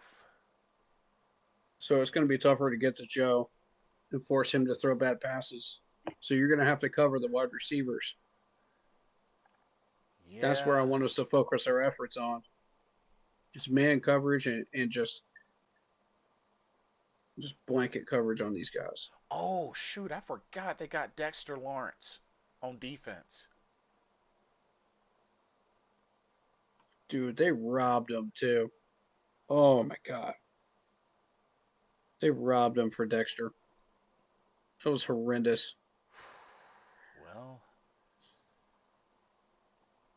You try to tell me this man's worth as much as a quarterback? Come on. yeah. Um, That's a bull crap right there. I'm Super sorry, no. Super Trebo says, hey, how's it going, guys? Can y'all believe they actually gave us 3 primetime games? Awesome if they can win a couple of them. I noticed we have the same schedule as 2014, and next year be 2015 schedule. Yeah, We big, earned them. big moments for Carolina getting 3 primetime games, but we got to make them count. We earned them. I mean, that Rams games uh, paid off for us. Yeah. Somebody must Um. have been paying attention to those games. Yeah, for reals. But, dude, this might be a loss. I hate to say it. I agree. Like, Cincinnati doesn't show it record wise recently, but they are still a team not to be taken lightly, especially with Joe Burrow at the helms. Mm-hmm. Especially if it's a healthy Joe Burrow. Mm-hmm. Yeah, I'm not looking forward to Big that. trap game right there. Yeah, Big trap game. I mean, thankfully it's at home. That'll help, but still, like it's it's the Bengals. Yeah.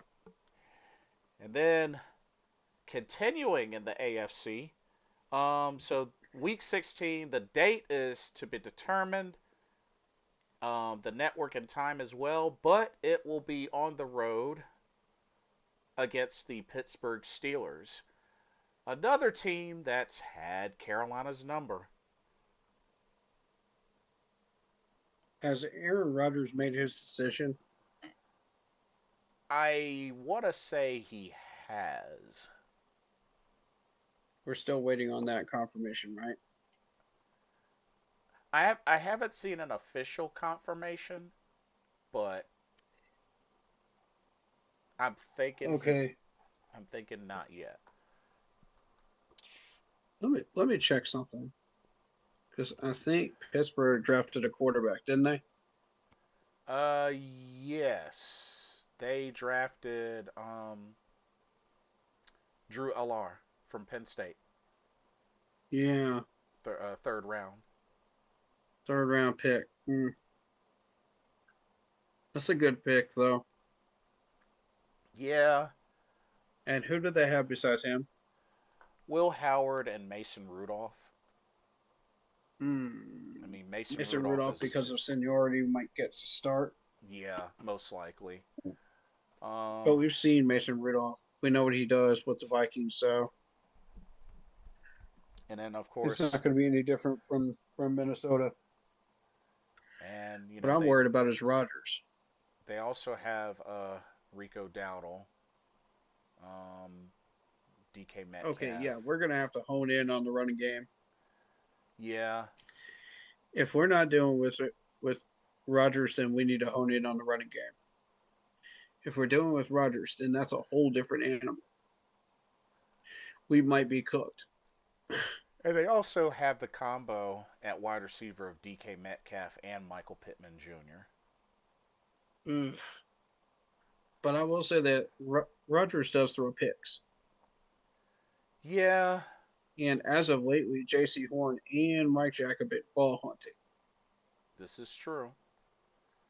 So,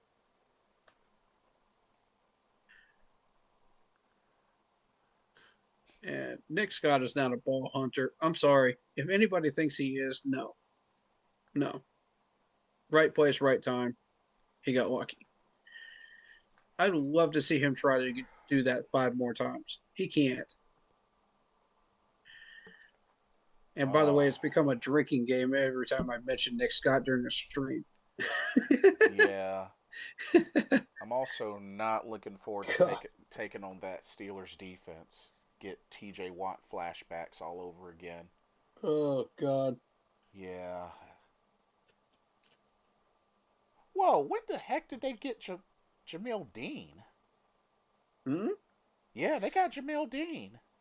Oh, my God. Free agency. Wow, they got some names on defense. Alex Highsmith, Cole Holcomb, Patrick Queen, TJ Watt, Jamil Dean, Cameron Hayward. Oof. Oh, my God. Cameron Hayward's a beast. Yeah. Oof. Let me Um, see.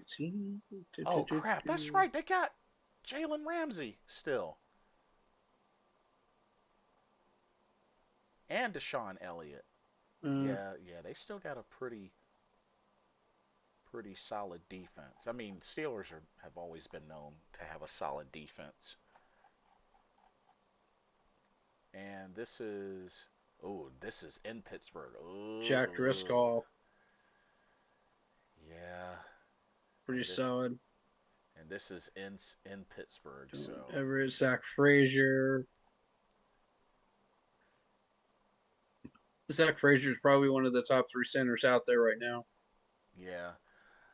Super Tribo says, "Yep, same schedule as 2014. Remember we tied the Oh, Bengals snap. 2014 with Cam and played the Ravens also. The game Steve Smith sadly went to town on us. That is true."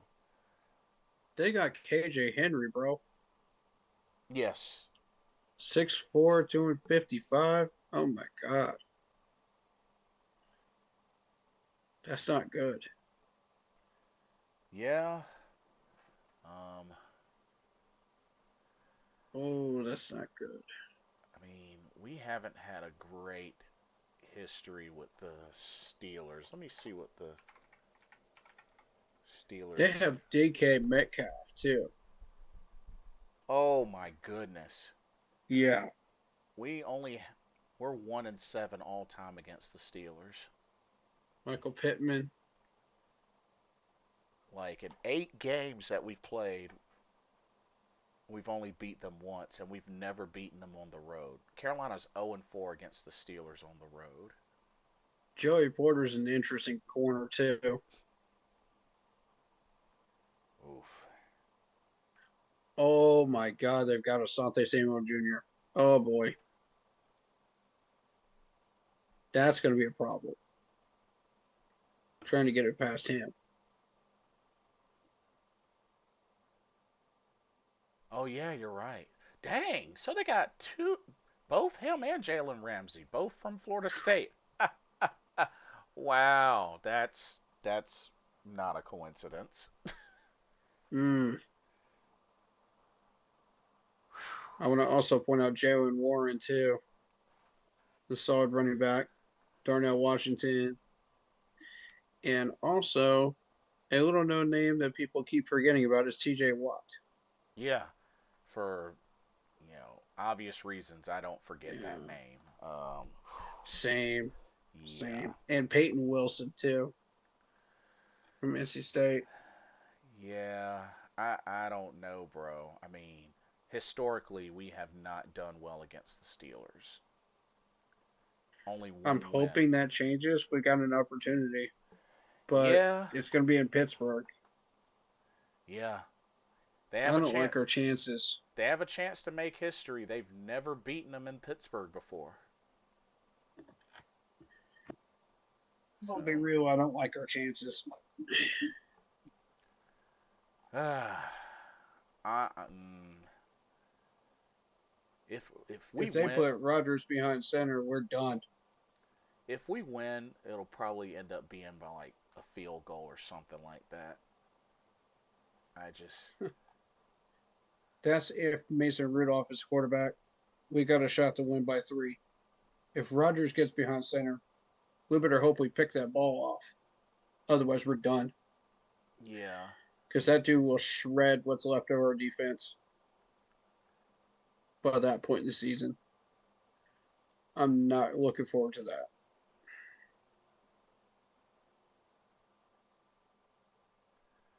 That's not going to be ah, fun at all. it's And gonna, then, it's gonna really take everybody being on point. Everybody being on point. But yeah, we just history shows that Carolina hasn't really been able to beat the Steelers, but I'm hopeful that'll change. Hoping the curse will change. The curse has got to change, and I'm hoping it does this season. Yeah, Super Treybo, I hate playing the Steelers as well. Yeah, I feel you on that. right. Well, ugh. Okay. And then what makes matters worse, Seattle. week Mm. 17, we go back at home, even though, we do finish off the season at home. Sunday, January 3rd, 1 p.m. on Fox, we host the defending Super Bowl champion Seattle Seahawks. Now, remember the last time we played them, we did beat them. Nah, we lost. We lost. Oh, we lost to them? Yeah. We jumped up and got a preemptive strike on them, but they did get it together and ended up beating Yeah, us. that's right. Yeah. So, So that was the one where because they beat us 27-10. mm, that was the one that was that every other week hot and cold, and that was the cold one, Yeah. and that was where I said, okay, it's right around that same time again in Yeah. the schedule, to where if you take care of business against the Saints in Cincinnati and Minnesota, we don't have to worry about that Pittsburgh game or Seattle game as long as we take the Atlanta game, Yeah. Um, you know. But the rough thing was turnovers really hurt us, and our offense could not get going. Because I mean, yeah, Bryce only had 54 yards that game. We could not get going that game on offense. a loss right there wouldn't kill us, but it would severely hurt our chances of really solidifying that division title. I think this is a game that they need to really make a big comeback from because it was that bad of a loss the previous Mm. time. I mean, the I knew offense, exactly what we were expecting out of that game, and that score didn't surprise me. yeah. I pretty much said, that's fine, you know, And the sad because thing, we were so focused on the next team. yeah, and the sad thing was that was a home game. That wasn't even in Seattle. That was a home game. We were focused on the Buccaneers the whole way, which is exactly what we should have been focused on. And that's what I Yeah, told him. You know, in these lives, I said, let's focus on the Buccaneers. Screw the Seahawks. Let them do what they're going to do. yeah. As long as we play good defense and we put up a good showing, it's fine. I'm okay with that. You know, I'm okay with eating that loss as long as we take the Buccaneers and we get the division, which we did. I'm hoping that So I'm hoping that will be more competitive this time around, but I got a feeling it's going to be a loss to the Seahawks. I just have that I'm feeling. going to agree with that too. And And then to end out the regular season, the final game, Week 18, I will think be at this one is going to be the one that matters. will We got be to at win this one. will be at home. They don't have a set date or time, but it will be at home against the Atlanta Falcons. We got to win it. Period. We Yeah, got to win this game. yeah. I got a feeling it's going to really come down to that game. We have to find a way to win it. Period. Yeah. We cannot lose that game. And the advantage is going to be on us because the Falcons are just that trash of a team. That even if they play their starters, they still won't light a candle to us. Thankfully, we have the advantage considering Bryce has had their number Yep. recently. Oh, yeah, we own the birds. I ain't worried about the birds. It's some sea chickens. Yeah. That's the problem. So that's going to I think really. if we can find a way to win one of those two in December, Cincinnati or Pittsburgh, we can find a way to beat Cincinnati. I think that's more doable than Pittsburgh at this point. And then we can Yeah, kind of that's fair. coast through. Let's say we beat the Bengals. We can kind of coast through Pittsburgh. We can coast through Seattle. And we can take the Atlanta game. Put 100% of our effort into Atlanta. Uh huh. Fair. Fair. By that point, we will have already swept the Saints, right? We'll have already swept the Falcons. So the difference is going to be that November 30th game against Tampa. And if we win our home game in week 7, that week 18 is going to give us the division depending on our record Makes sense. versus theirs. Um, but we just have to take care of business in our own division. Now it's that November schedule. That's what scares me. November schedule. Yeah. Yeah, that bothers me a lot, especially week 9, 10, and 11. 9, 10, 11, and 12. Uh huh. Right there. That that bothers me. We got to find a way to win at least 2 of those. Otherwise, we are cooked for the division crown. Yeah. I'm just saying. I'm circling the 15th and I'm circling the 30th. We can take one of those two and somehow find a way to win one of those 2 home games. Yeah. I'd say we're doing fine through November, and we'll be ready to go for December to try to make a run. Early on, I think if we start out 2-2, that's not going to be a terrible start. Right. Going into Philly, it's not going to be fantastic either. Ideally, you'd like to be 3-1 Hmm. because one of these two home games needs to be a win. Yes. Yeah. So let's say we start out 3-1. We go into Philly, we take the loss in Philly, so that's 3-2. We win the home game against Tampa at home. That's 3-3. Let's say we somehow pull off a miracle win over Green Bay again in Lambeau. Uh huh. So that's four Four and and three. three. Then it becomes November. 4-3 is not a terrible record to go into November with. Uh huh. I like it, because it means we battled tough competition to get there.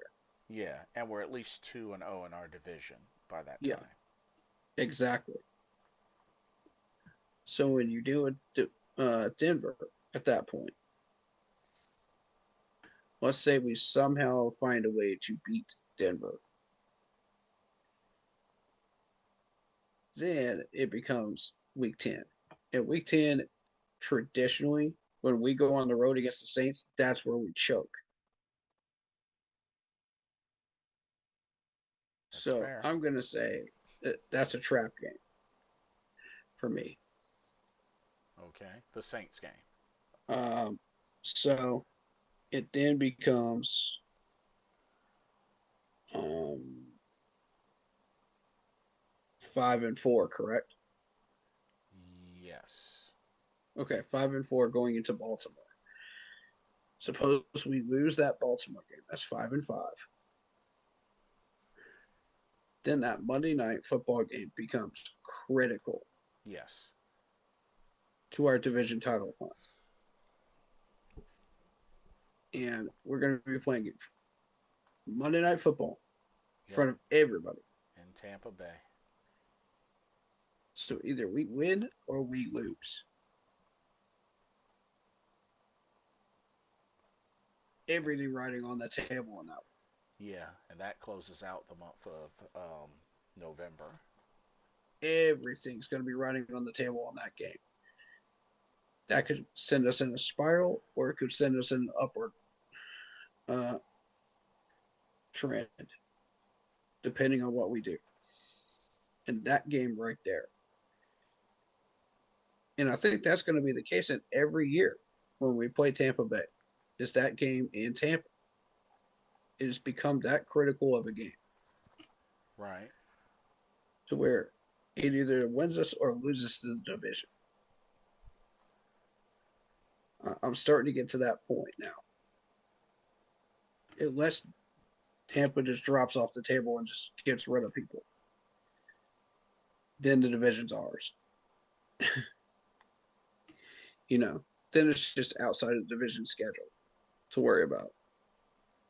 Uh huh. And maybe the Saints in New Orleans. You know what I mean? But otherwise, I'm nobody's scared of the Falcons. Come on, let's be real. Nobody's scared of Atlanta. I made money off of them 3 times last year. Come on, Dang. that's how bad it got. Oh, and the funny one was I actually made money betting with the Browns too. Oh, really? That's the hilarious one. Yeah, that took me off guard completely. I was just like, how in the world? That was a joke bet too. I didn't even think I would get that one, but you never know. But You never know. let's say we win that game in Tampa. So that would make us 6-5, right? By Yes. that point. Okay, so 6-5 going into Minnesota. Gray area game. We don't know what to expect. Um,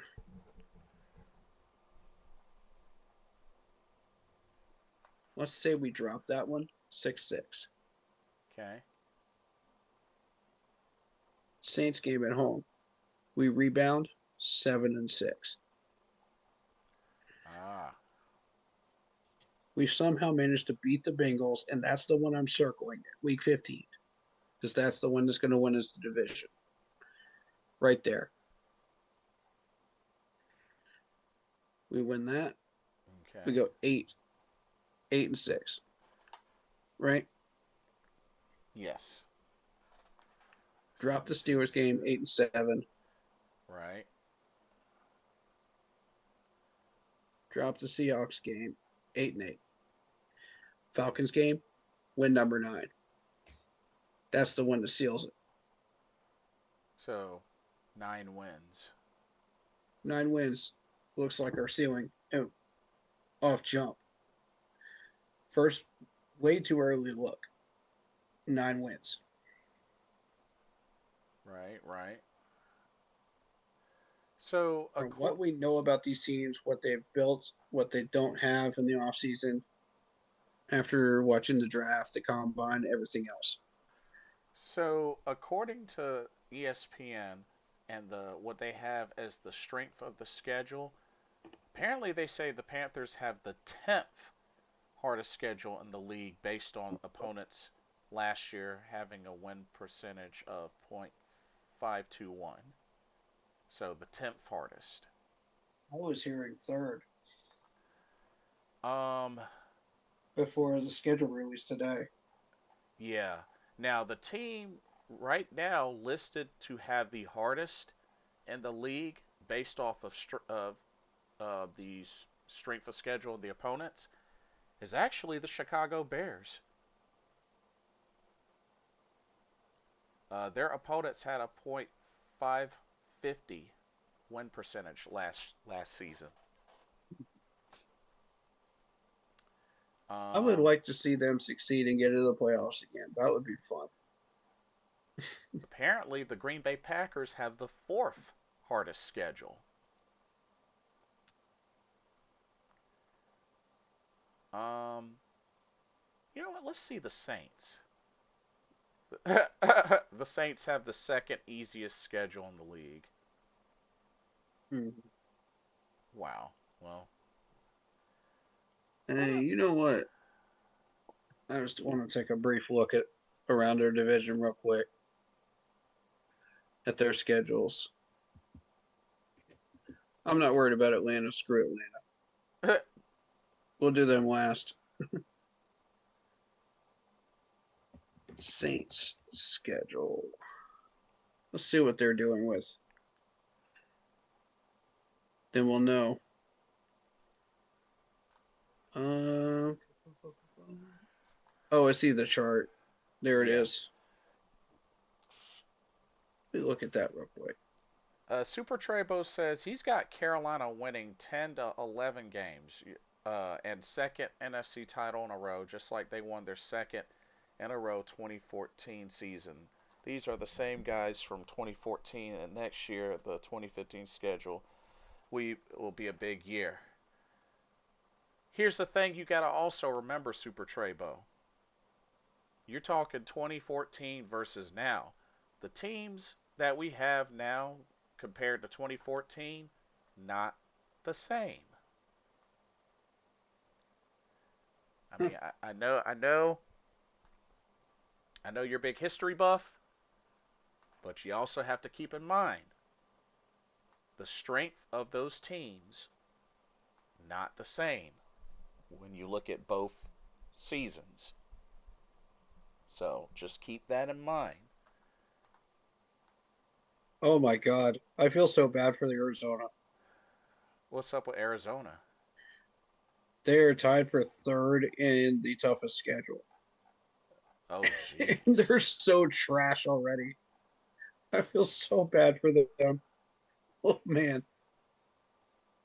Actually, yeah, they third hardest schedule in the league. Ooh, and the Raiders are 7. dang. Oof. The Jets are 12. Oh man, they're in for another rough one. Ooh, Patriots have the sixth hardest schedule. You know what's funny is the Browns have the easiest schedule and they still suck. The Browns have the easiest schedule? Wow. Yeah, Yeah, you're right. Number one easiest schedule. Wow. and they still suck. Oh my god. Well, unless Miles Garrett can break his own sack record again, I mean, shoot. The man can't play wide receiver, quarterback, running back.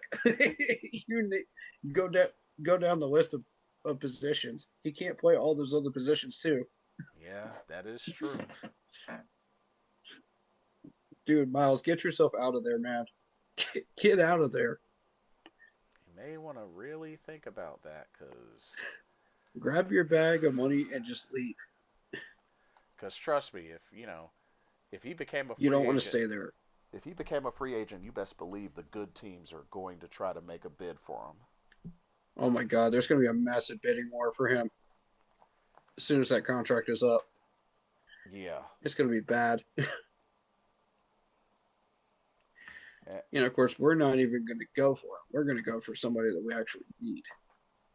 And we're going to save ourselves a ton of money while everybody else is spending out the wazoo to try to get him. Advantage us.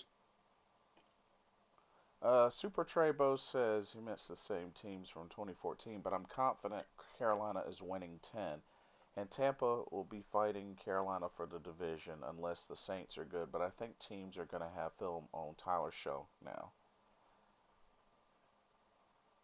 Yeah, honestly, I think it's going to come down between Tampa Bay and Carolina. I'm not confident in the Falcons, really doing it. Falcons are going to be trash. Yeah, and, the Saints, They find new ways to kill themselves off yeah. So, or knock themselves out of contention. I'm sorry, yeah, wrong choice of words. yeah. I But, forgot YouTube doesn't like that. but, yeah. Here's the Saints schedule. We're looking at the Lions in week 1, Ravens, Raiders, Falcons, Vikings, Giants, Steelers, bye week, Browns, us, Bears, Bengals, Packers, us again, Buccaneers, Cardinals, Falcons, Buccaneers. Their home games are Raiders, Falcons, Vikings, Steelers, Browns games, us, Green Bay, Cardinals, and Buccaneers. Huh. For week 3, 4, 5, 7, 9, 10, 13, 16, and 18. Okay. Be right back. I'm gonna use the restroom. Be right back.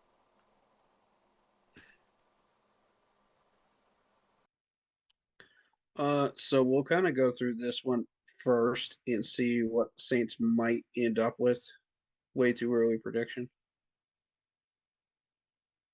I'm going to say L against the Lions, L against Baltimore. So that's 0-2. They get a win over the Raiders, 1-2. They get a win over the Falcons at home. That's 2-2. Lose to the Vikings, 2-3. They beat the Giants somehow, 4-2. Then the Steelers slow them down in prime time in in Europe. So 4-3 for the bye week. Um, win over the Browns. Um, I'm going to say 5-2 there. They lose to us if we somehow manage to get that win in week 10. So that will be 5-3.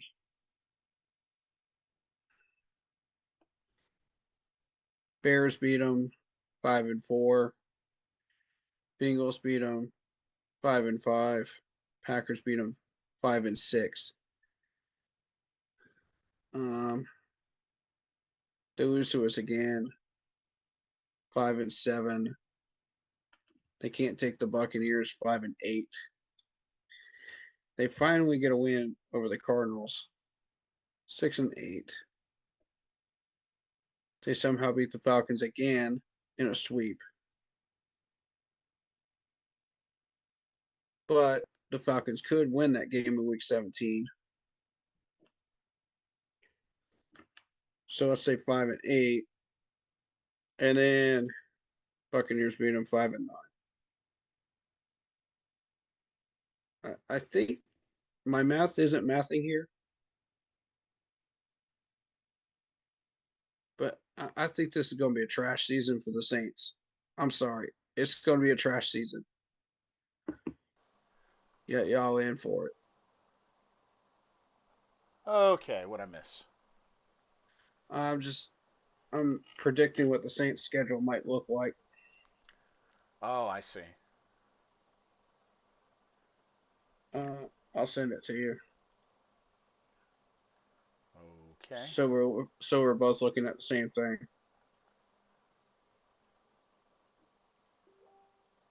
There we go.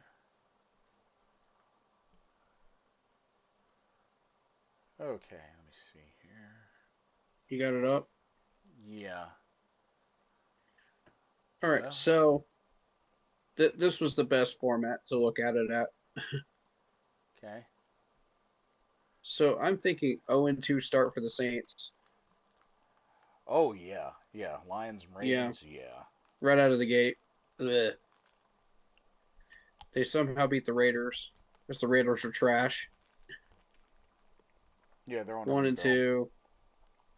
two, 2-2 after the Falcons game. That's a Monday night game. Mhm. So of course the Saints are going to win that. Mhm. So 2-2. They lose to the Vikings 2-3. Mhm. They beat the Giants 3-3. Yeah. And then they lose to the Steelers 3-4 before the bye week. Mhm. So we're looking at a 3-4 Saints team at the bye week in week Mhm. 8. They beat the Browns 4-4. And then they play us. Do we beat them or no? Yes, I think this is where they could potentially go on a big losing streak. I mean, look at I who they agree. have. 4-5. Bears loss Yep. 4-6. 4-7 against the Bengals. 4-8 against the Packers. Yep. 4-9 against us again Yep. in a sweep. 4-10 against the Buccaneers. They can't get it done there. And then their next win is against the Cardinals. Yeah, I think they beat the Cardinals. Yeah, 5-10. They beat the Saints in Atlanta. 6-10. And take the loss to the Buccaneers 6-11. Is what they finished with. So about 6 wins. Yeah.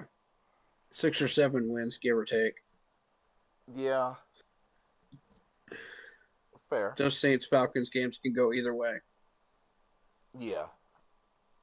So the Saints are not going to be a problem. Tampa. Yeah.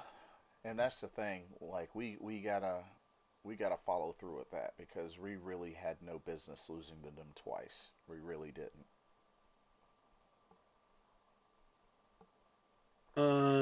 Okay. Tampa schedule. Future up.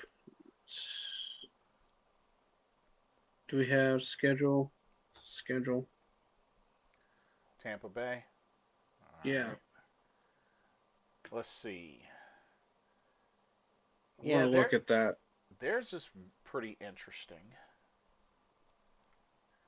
So they open against the Bengals. Um, you know what? Better format on Google Pictures. Yeah. Images. I just prefer a different format, is all. No, you're good. You're good. If I find one I like. Um, that'll do. Okay. Wait, what is that? Okay.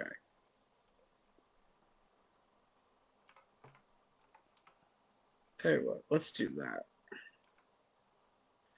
Let's do that format right there. That looks better. Alrighty.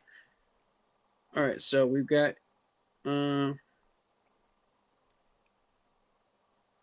wait, that's last year's.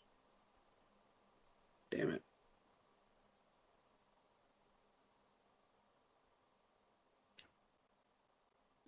Come on now. You ain't gonna give me a format I like. Dang, I guess not. That is awful. Give me a format I can use.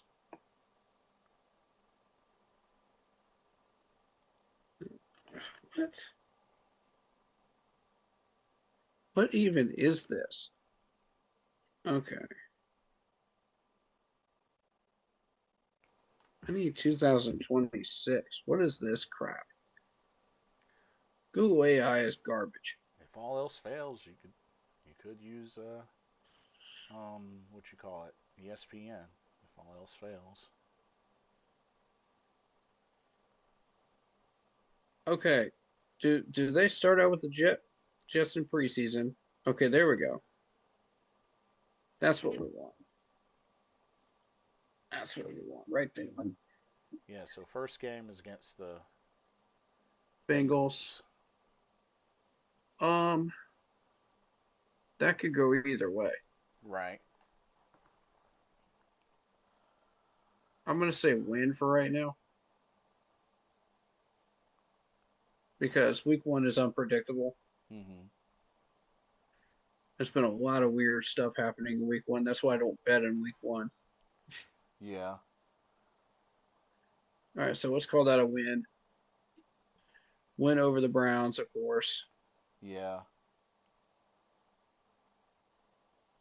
This is where that run might end with Minnesota. I'm gonna say they drop two to Minnesota and Green Yeah, Bay, I agree. but I think they get back on track 2-2. against. I think they get back on track against Dallas. Yep. 3-2. They Steelers. lose against Pittsburgh. Yeah. 3-3. Big game against us. Yeah.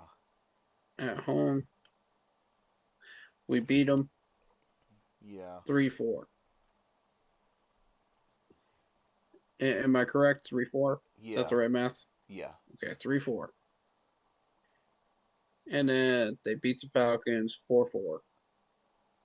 Lose to the Bears 4-5. So the mighty Buccaneers are 4-5 at bye week. Uh huh. I mean, this is not unusual. We saw that last year too. Right. 4-6, they lose to the Lions. 4-7, they lose to us on Monday night.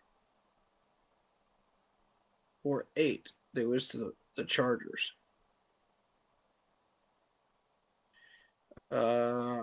4-9, they lose to Baltimore. They pick up their fifth win against the Saints.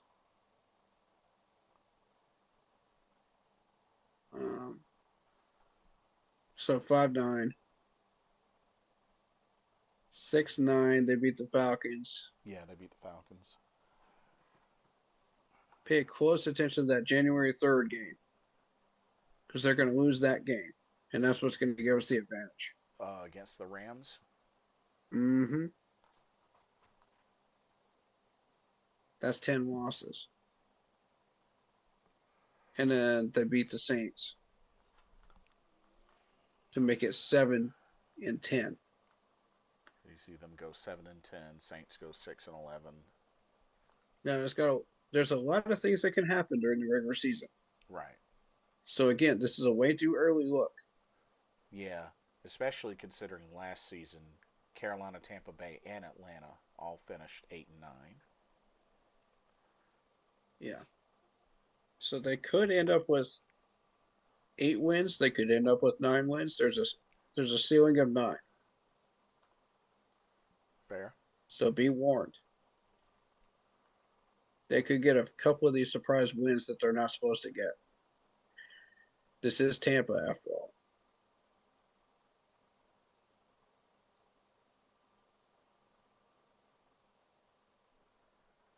And, highest ceiling 10. If they really start getting on a run. So I think our magic number again is 9, as it was before. Mm-hmm. 8 to be in the conversation, but 9 to really solidify ourselves in that conversation. 10 wins it for us outright, which I don't see us getting 10. Just being real with y'all, I don't see 10 Mm-hmm. unless a miracle happens. Yeah, it would take a miracle for sure. But see, here's the thing: a lot of injuries happen to these teams we were playing against last year to allow us to open the door to several wins last year and opportunities for wins. Does that happen again? Or was that a fluke? That's a good question. I mean, I'm really hoping that we get it convincingly this time.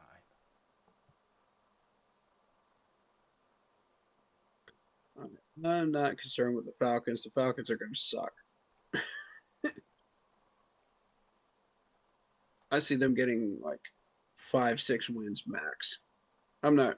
They're not even in the conversation at this point, unless they prove me wrong. Um, but Saints and the Buccaneers were the ones we really wanted to cover. But just for fun and giggles, I'll do that one later in a later stream because I got to do some press conferences anyway for the draft. So I'll do that one later. But But those two are the ones I wanted to cover yeah, yeah, because those are going to be our major problems. right. Uh, But yeah, so that's let's a talk about our team and what we're going to be looking like facing all of this. Now, we just fixed that offensive line. I want to talk about the offensive line first.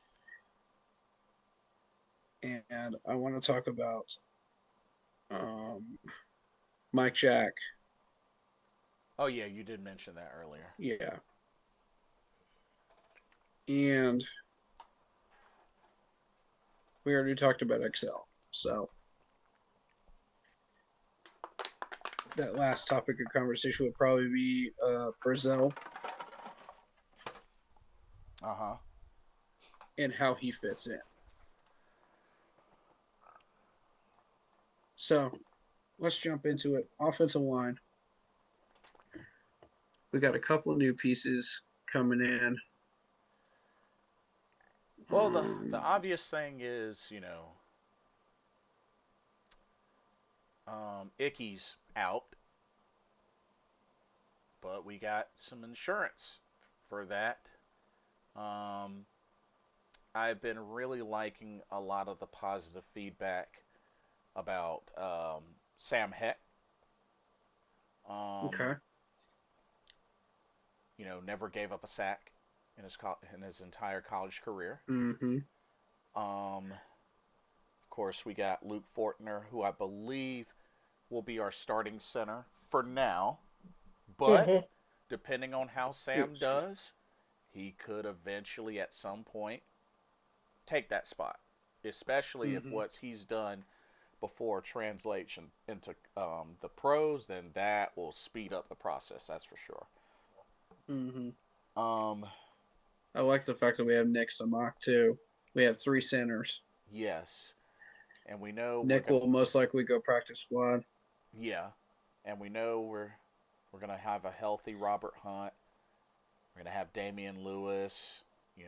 Our guards, our starting guards are strong. We did get Stone Forsythe, a veteran tackle, so may come into play. There's been a lot of great things said about our first round draft pick of Monroe Freeling, who could be looking to become the new starting left tackle. I've heard Every a lot of great things about him. Yeah, so you got that. Of course, still got Taylor Moton. So Yeah. I mean, if anything, I think the right type of moves were made, in response to Icky getting hurt And and Brady just, Christensen getting hurt and ending up a free agent yeah, and losing um, Cade Mays. losing Cade Mays. Yep. So I mean, they did some good things there. They did some good things, and I'm really happy. you know, oh yeah, Rasheed Walker. I forgot. Brought in Rasheed Walker, veteran tackle. So I'm I not mean, yet ready to say that we have solidified our offensive line until I see these guys in action. yeah, like I'm gonna be very curious to see what they can do, like each tier in the Mm-hmm. preseason. Mm-hmm. I'll be watching them during training camp as well, very closely. Yeah. Um, Now, now as far as like I guess offensive weapons, I mean, Bryce is gonna be Bryce. We got a cleared Jonathan Brooks, so hopefully that'll work out. Um, Still got Chuba, got Trevor Etienne. We brought in AJ Dillon. That's another veteran back. So it'll be mhm. interesting to see what role he plays. Um, I don't like us picking up Felipe Franks again. I really don't like that move. I'm I just guessing think it's counterintuitive. I'm guessing he's probably going to be mainly used in the special teams. Yeah, I'm blocking. Yeah. Um, Drafted Chris Brazell the second. Mm-hmm. Still got Leggett, Tedero McMillan. Oh yeah, that's right. We did pick up John Minchie the third, which he'll That probably, move was excellent. I'm very pleased with that move. which I'm thinking he may get a That is an combination of, upgrade on Renfro. Well yeah, done. I'm thinking he may get a combination of reps in the offense and special teams because Yeah. there's that, and he's a familiar face that Bryce knows. So And he's a return man. yes. Um, Very happy with that move. and of course David Moore, he'll be returning healthy. So I mean, Do you see Bryson Tremaine having an increased role? I think it's possible because there have been flashes of what he can do, and I think it was like I said about Bryson Tremaine. He doesn't have a whole barrage of catches, but he has caught everything thrown his way. Like to me, he's kind of That is so satisfying knowing we have a wide receiver room that just catches everything. he kind of reminds me of like a Brenton Burson 2.0. Because if it's one thing I will always admire about Brenton Burson, was he elite? No, but he caught nearly everything thrown his way. So I don't like the Will Greer move. I don't like it. I don't either. That's a terrible move. but I'm guessing they're going to do some very deep evaluation on these quarterbacks and really see, okay, who can really become the potential third string or even go as far as second string. Because, I mean, we know Bryce is going to be starter. And many may say Kenny Pickett should be the backup by default, but I don't know.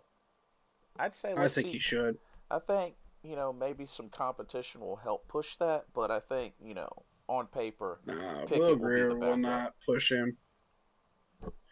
If you want somebody that's going to push him, that the answer is not Will. Sorry, it's just not. Yeah, and I mean, this Georgia Tech quarterback in Haynes King, I mean, we'll probably see him a bunch in the preseason. And Yeah, we'll see him in the third game. yeah,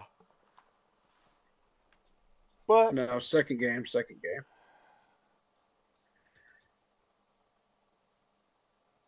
yeah, so hopefully offense can do their thing and really do some damage this year because I mean, I do like the moves that they've made and to especially to make up for the pieces that they've lost, whether it be they left the team or long-term injury. So Yeah. So defensively, we're picking Trevin back up.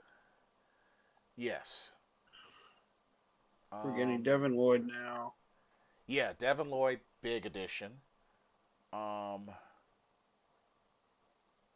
let's see, brought in Travis Gibson. Um,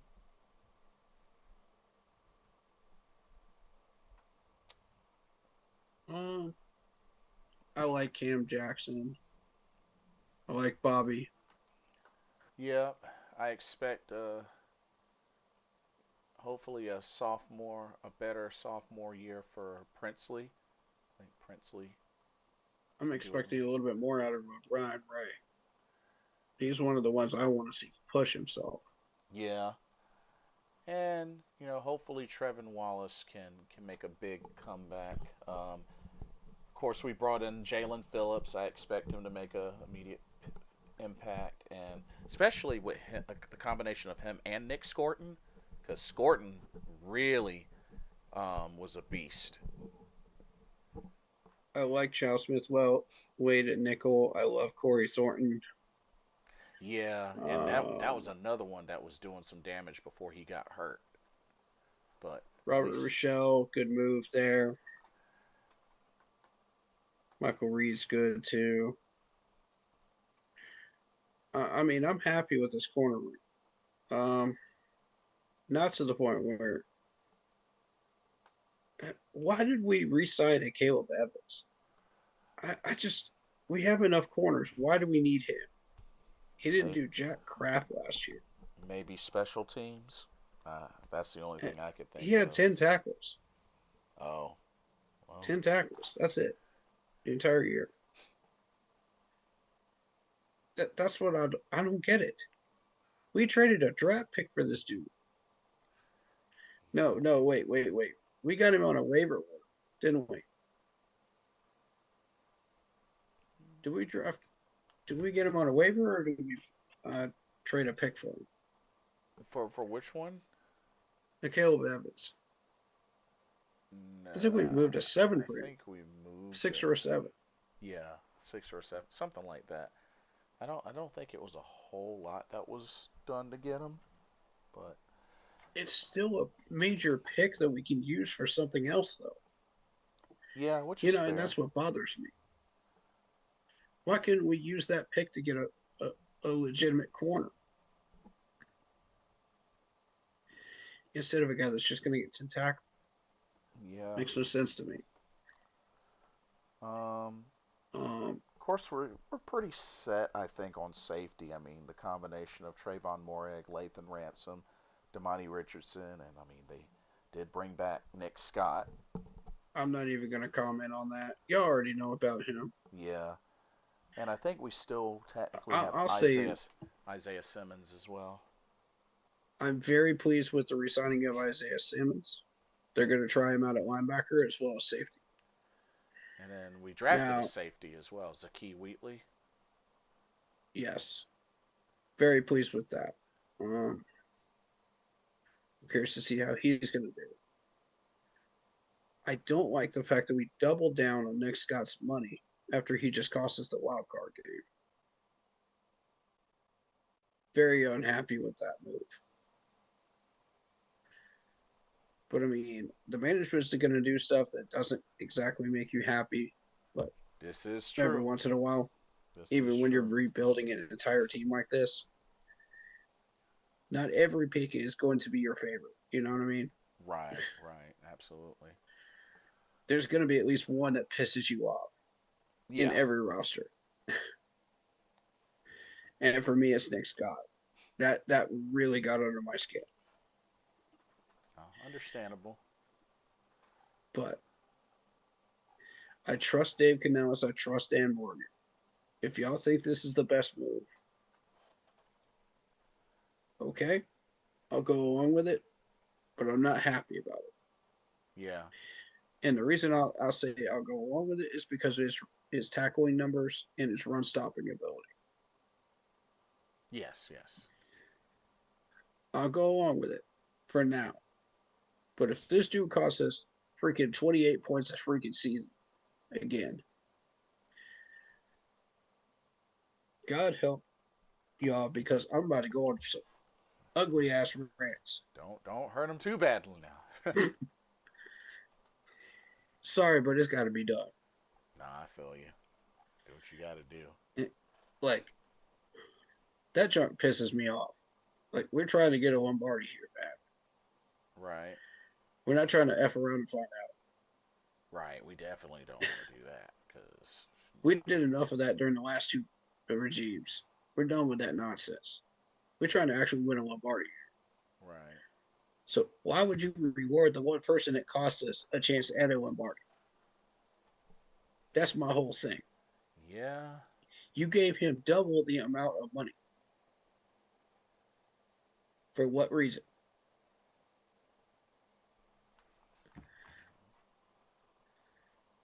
one we may not ever know it. Excuse my French, y'all, but that's some bullshit. That's the reason we will never win a Lombardi right there. When you keep doing stupid crap like that. Like in the signing of Will Greer, this is the reason why we cannot win a Lombardi. Because there's at least one person in our management every single year that smokes a little bit of too much green and decides this is a great idea. Dang. A little bit too much green. I'm just saying. I'm not calling nobody out in the management. I'm just saying this is what happens. When you got that one dumb person that they listen to in freaking accounting. And it says, yeah, let's bring back Will Greer. That's a great idea. Yeah, yeah, yeah. Everybody's been on drugs the entire night Right. before they made the decision. So everybody's just, having hangovers from whatever drugs they were on the last night. And they said, yeah, that's a great idea. Let's whatever. Let's just do it. We're looking for a third quarterback. Screw it. Oof. I mean, those are the types of decisions, man. Y'all drug screen the players. Do you drug screen the management? I guess not. I mean, I'm just saying. I mean, if y'all base that decision on something real, though, like, okay, I'll trust y'all. You got us this far. I'll trust y'all. But if you're not basing it on something real, nah. We need to start looking at your job position, buddy, Yeah. because that just ain't it.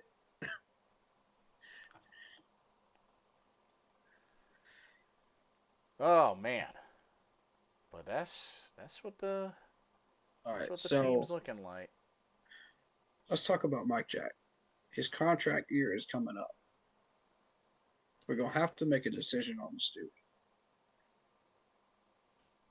We have to pay him, Yeah. or we have to trade him. What does that number look like to you for Mike Jack? For Mike Jack. Let me see. Well, so I'm let's gonna give see. you. So right now he was on a 2-year, 10.5 million dollar contract. I mean, Right. and he's what, 29 years old.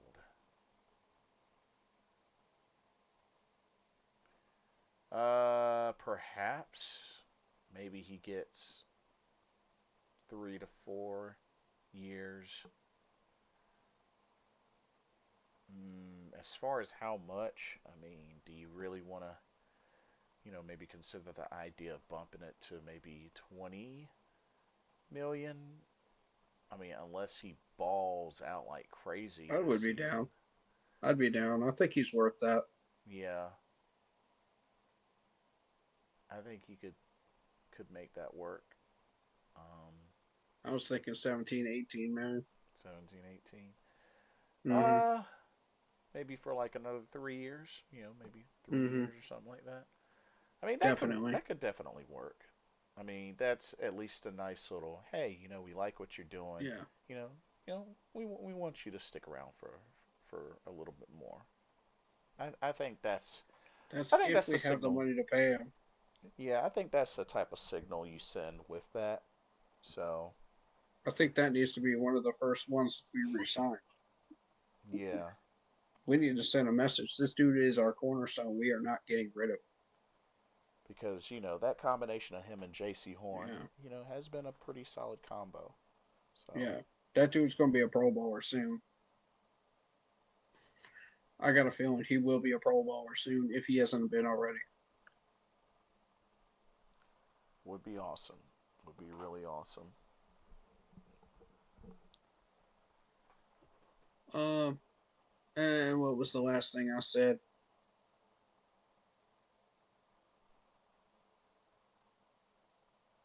Oh, by the way, we got Brooks back. He's healthy. Yes, this is gonna be really big. Humongously positive news right there. This is gonna be really big. Hopefully he can Yeah.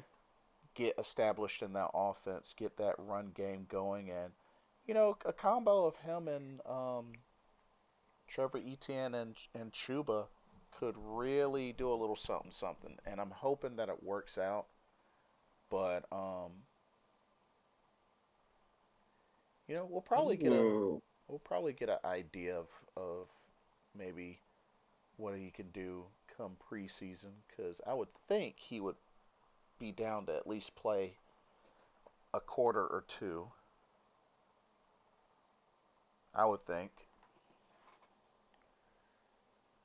I just found an interview with JJ and Luke breaking down the schedule. That's interesting. Oh, schedule reaction. Oh, interesting. Mm-hmm. Oh, that could be interesting indeed.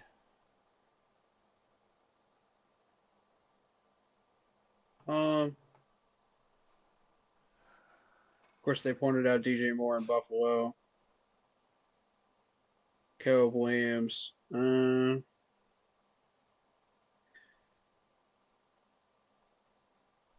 I haven't read this before, so forgive me if I'm just trying to get a look at it real quick.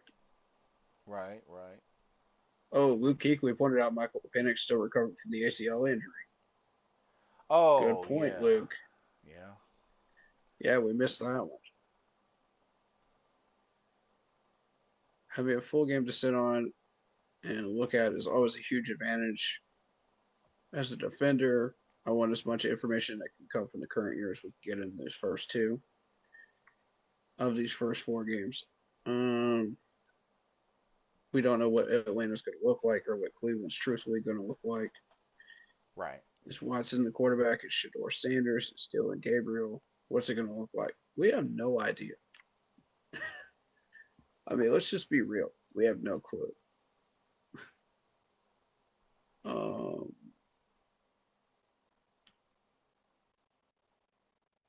let's see.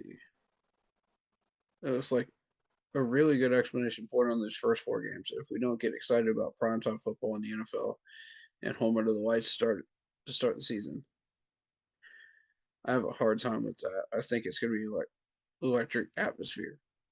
Looks sad there. Mm. Um, you call out anything I missed too that you think is important. Um, I mean, I definitely like how they kind of split each of them up, between like quarters. Mm-hmm.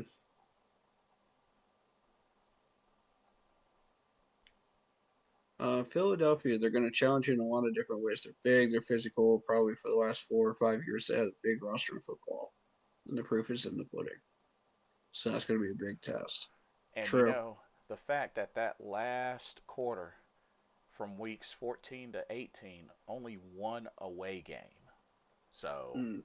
that's that could be a sweet spot to really try to take advantage of home field advantage to the max. We're going to Oh get yeah, that. Levante David retired too. Yes. So Luke that Kuechly says it's a division game at home, just a one game at a time mentality. so I don't think you start to look ahead. I think you just start looking at ahead to the Packers or the Broncos. I think it's just a one game at a time. Hopefully, at that point, we're sitting in pretty good shape. I think we'll have a really good feel for what our team looks like in the stretch. Tampa, Green Bay, Denver. I think we'll have a really good feel for what the Panthers are going to look like. I agree. yeah, That is really going to show us who we are in November. And it always does in November.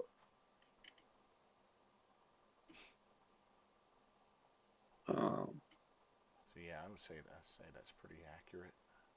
yeah, you look back at the last couple of years, we looked real good in November. Those were the toughest games in our schedule, and we made light work of them last year.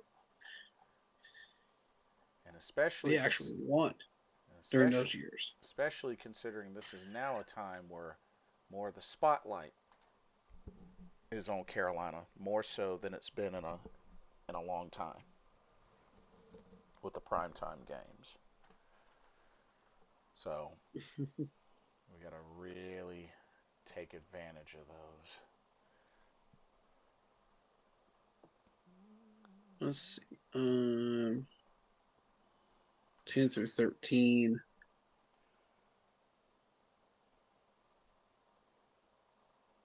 Monday is a recovery day. You start watching tape. You start working on your day. Tuesdays are day off again. Another great day to get ahead.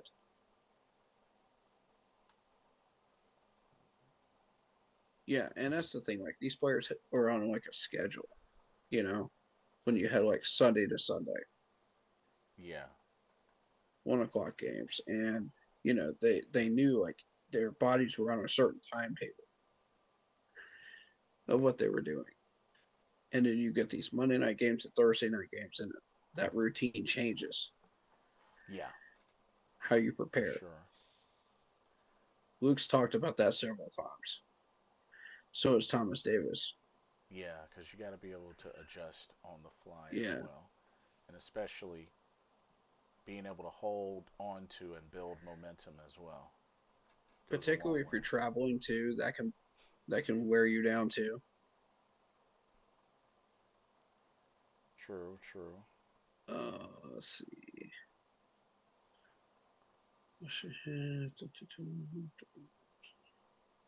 So the mental side is not as much as it would be early in the season, but the physical side, how do we get ready for Tuesday 2 a.m. to Sunday game on the road? Good question. Yeah.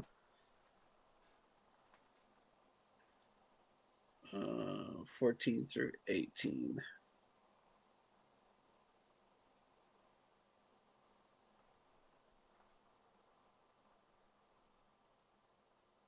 Luke Kuechly says the biggest thing for me is we talked about you're at home, and I think that's a big deal. The ability for us to sleep in our beds and be able to travel and wake up after a Sunday game and get a great night's sleep. I think that's a huge impact with that.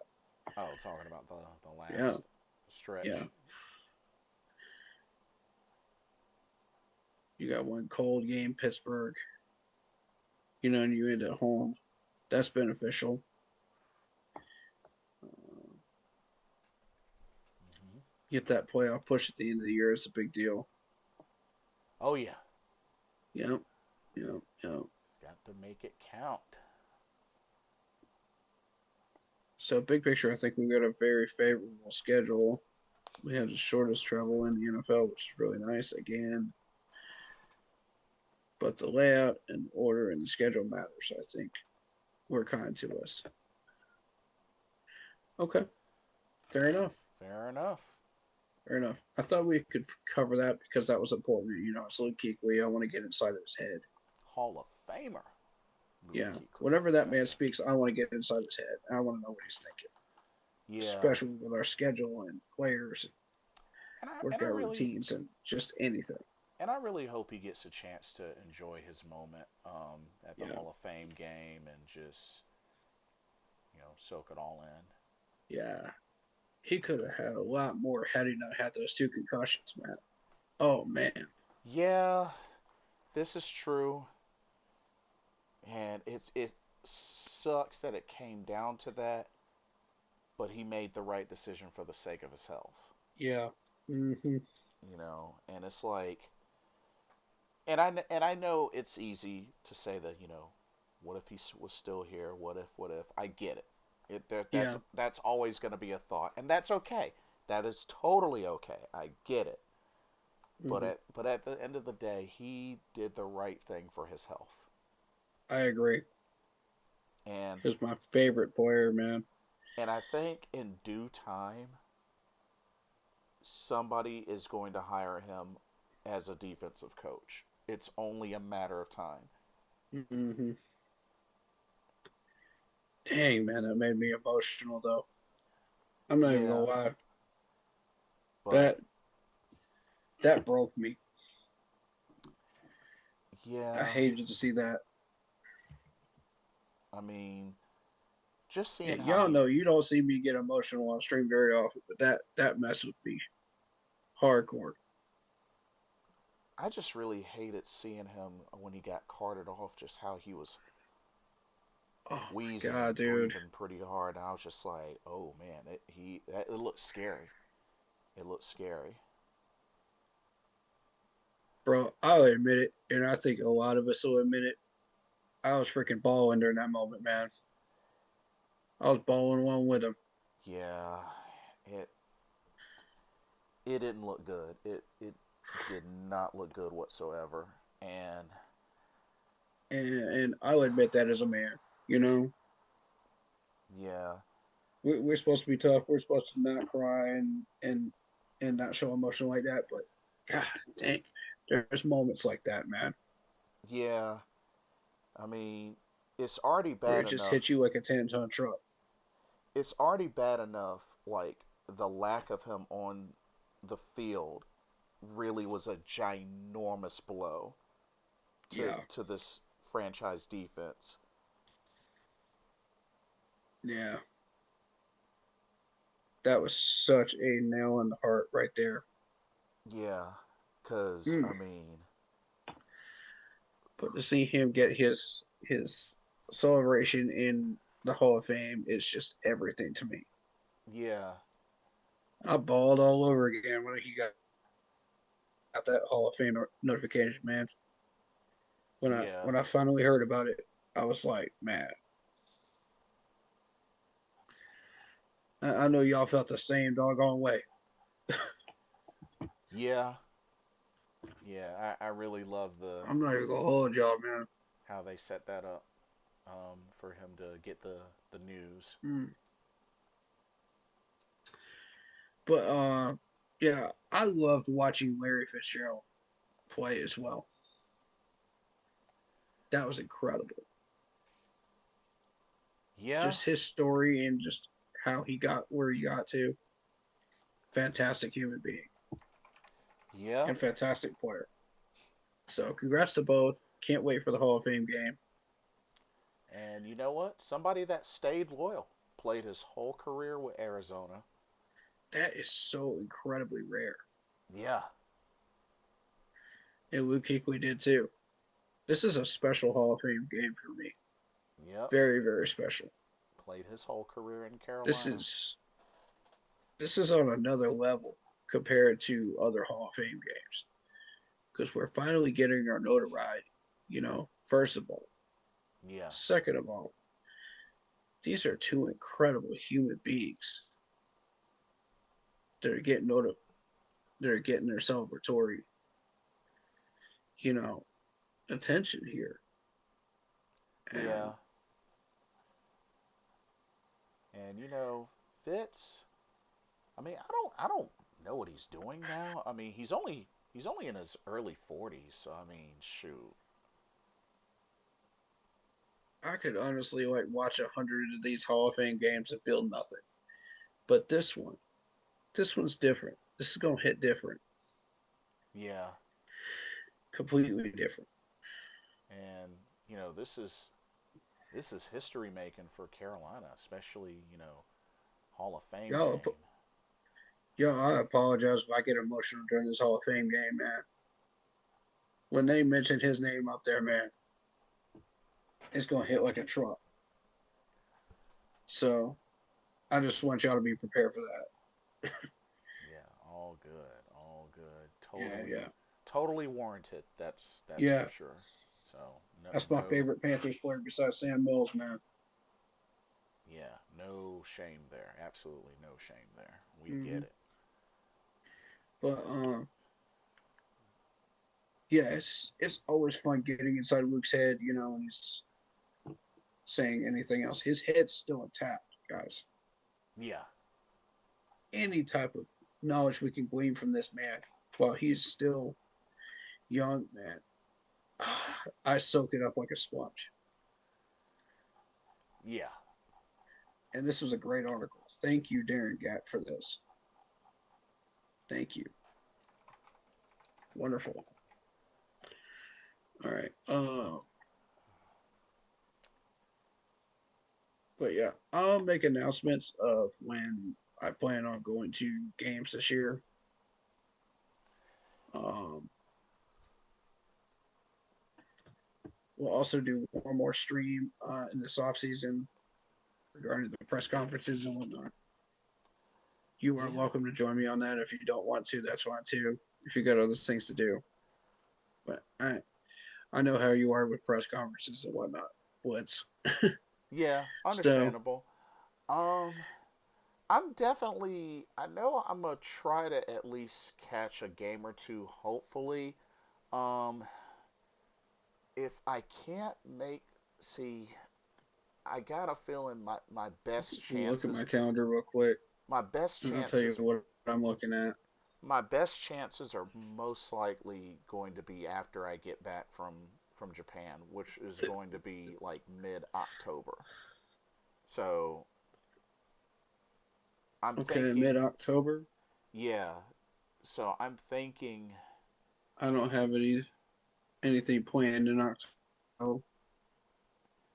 like We might I'm be able to pull something off because I'm thinking around maybe Halloween. Who we playing around October? we got We got Buccaneers we October got 25th. yeah, we got Tampa Bay at home. Like that could be doable. And there How about is October 4th? oh, I'll still be in Japan. Okay, I come back on October 11th. okay. So um pretty much any I think we time. gunned for that Tampa game, huh? Week 7. Yeah, like I was thinking that, and also I was even thinking of the early Denver game in November. Like Hmm. get that in potentially before it gets into like Thanksgiving and all that because I know I'm gonna have some family plans for Thanksgiving Yeah, weekend. yeah. Um, I think because of how important that Buccaneers game is, I think we shoot for that one. Yeah. And to be Both of them are honest, one. and to be honest, if it's not too cold or whatnot, that December 13th Saints game and maybe perhaps the Cincinnati December 20th game, which I know it is a Hmm. couple of days before Christmas, but I mean, if it's not too cold, I'd be interested in the Saints game week 14, yeah. Um, depending and on prices. and also depending on like how the team looks, that January 3rd game against Seattle could be Mm-hmm. ginormously packed at Boa. Mm-hmm. So I mean, there's a number of games. There's another number of options there that are, you know, The Bears game and the Falcons game week 1 and 2 are on the table for me because I'm yeah, going to be up in Charlotte around the time of the 13th for a concert, and um, September 20th. I mean, looking at those prices in Atlanta, shoot. yeah. I'll have to see about that Bears game because it is on the same day as my nephew's birthday, and it's also the last weekend before I leave for Japan. So I have to really kind of get an idea because the thing is, I will be in Japan during my brother's birthday, so I may be doing a double celebration on the 13th for my nephew and my brother, just because I'll be Mm. here. So we'll have to see. We'll have to see, but I'm thinking I'll Um, have a much better chance after I get back. That's what I'm thinking. Lions game is on the table for me as well. Game. I see. Oh yeah. That's on a Monday. You know, I can do 8:20. That's fine with me. Oh, Um, that's the Sunday night game. Yeah, that's the yeah, Sunday night game. that's on the 4th. Yeah, I'm clear for that. Yeah, 8:20 works for me. I don't have to worry about morning obligations with that. Oh, there you go. I can travel up there easily for an 8:20 game. So I pretty much come back to the States during the bye week. Yeah. Yeah, those are the ones that are looking good for me. I'll reach out and I'll let y'all know. But I would Yeah. like for us as a whole group to just like join in for just one game. Yeah, at least one. Definitely Yeah, at least one with as and many of just us all as buy our possible. tickets all at the same, next to each other. Yeah. That Um, would be fun. I think if anything, just maybe at some point before the end of, I mean, because of course the earlier the better, but if we could Hmm. just have like, whether it's through Messenger or through like a Zoom, and we just take Yeah, like just a little bit of time out of folks' schedule, maybe like 30 minutes to an hour, and we just yeah, discuss on everybody's schedule what could be a game that everybody can just be I like, like that. you know what, let's do this game, and Yeah, then we hone in on that, and that's what we go for. I like that idea. Yeah, Yeah. So I'm with it. yeah, I think that way we can get an idea of where everybody's at and how we can, because I mean, pretty much each of us are between North and South Carolina, right? Hmm. Hmm. So at least we have that. So I mean, we just gotta set something up and just Yeah, coordinate. That's really all we gotta do is just coordinate. sure. Yeah. And then, we could make it, I mean, depending on which game, I mean, we can make it like a day trip thing. I mean, we sync up, we tailgate, like it don't matter to me, Yeah, like something. And we yeah. just, We'll check in and see if everybody's Run Riot members. If they aren't, then we'll we'll deal with that too. Yeah, yeah. So Yeah, yeah, we can make it happen. We can definitely make yeah, it yeah, happen. for sure, But for sure, for sure. Anything else you want to add? um, that's pretty much all I got. I mean, I know many of the Keep Pounding Nation were definitely waiting for this day to really see what the schedule looks like. I mean, we've known for a while who our opponents were. We got them in the official scheduled format. So, Mm-hmm. you know, I mean, I'm feeling good still, even after the schedule reveal. But Mm-hmm. if anything, it's good to see that little by little this team is being put on notice, especially Mm-hmm. considering we have, the Hall of Fame game and three primetime games. I mean, that says a lot in itself. Mm-hmm. And, coming off a season where we made it to the playoffs, something we haven't done in many years, All right. I'm very interested to see how Carolina follows up from that this I'm season. feeling good about this, man. You know, if Yeah, we end up with 8 or 9 wins, I'm happy with it. It's still, even if we don't make the playoffs, I still consider it a building year. I like it. We're I making progress and we're ready to go. You I know, do believe Carolina will be competitive across the board throughout the season. I definitely do believe that. yeah. So, you know, it's going to be one of those things that fans that at one point looked down on Carolina, that's going to change. Mm-hmm. Plain and simple as that, that's going to change. Mm-hmm. And, even if all that happens and it doesn't at least alter or change their viewpoint, then, oh well, I guess some fans will just be ignorant. But, yeah, to each their own, I guess. But, but Yeah. yeah. Um, but yeah, that's really all I got. Alrighty. Um, I think it's going to be a very interesting year. We are a couple of years removed from making a run, I feel like, with the talent that we have. Yeah. I'm pretty happy with it. We're on track. As long as we don't do anything remotely incredibly stupid. That and just staying healthy.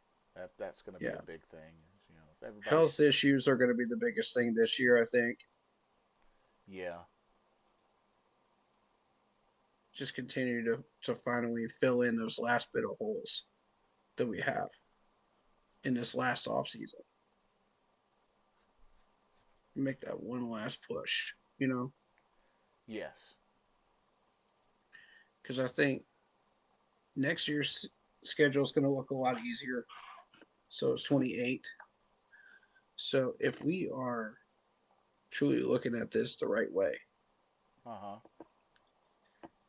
I really do believe we could be making a run in 28, a massive run in 28. uh huh. We'll look If very forward to that. everything goes the same way it has been, and we've been staying on track, I'm telling you, we could be on the fast track for a Super Bowl in Atlanta. Wouldn't that be fun? We could all actually attend a Super Bowl in Atlanta. Yeah, Think about that. that would be legendary. That'd be very memorable. And if we win this Lombardi, we will never let the Falcons fans hear the end of it True, very true. for 50 years, especially 28-3. Sorry, had to do it.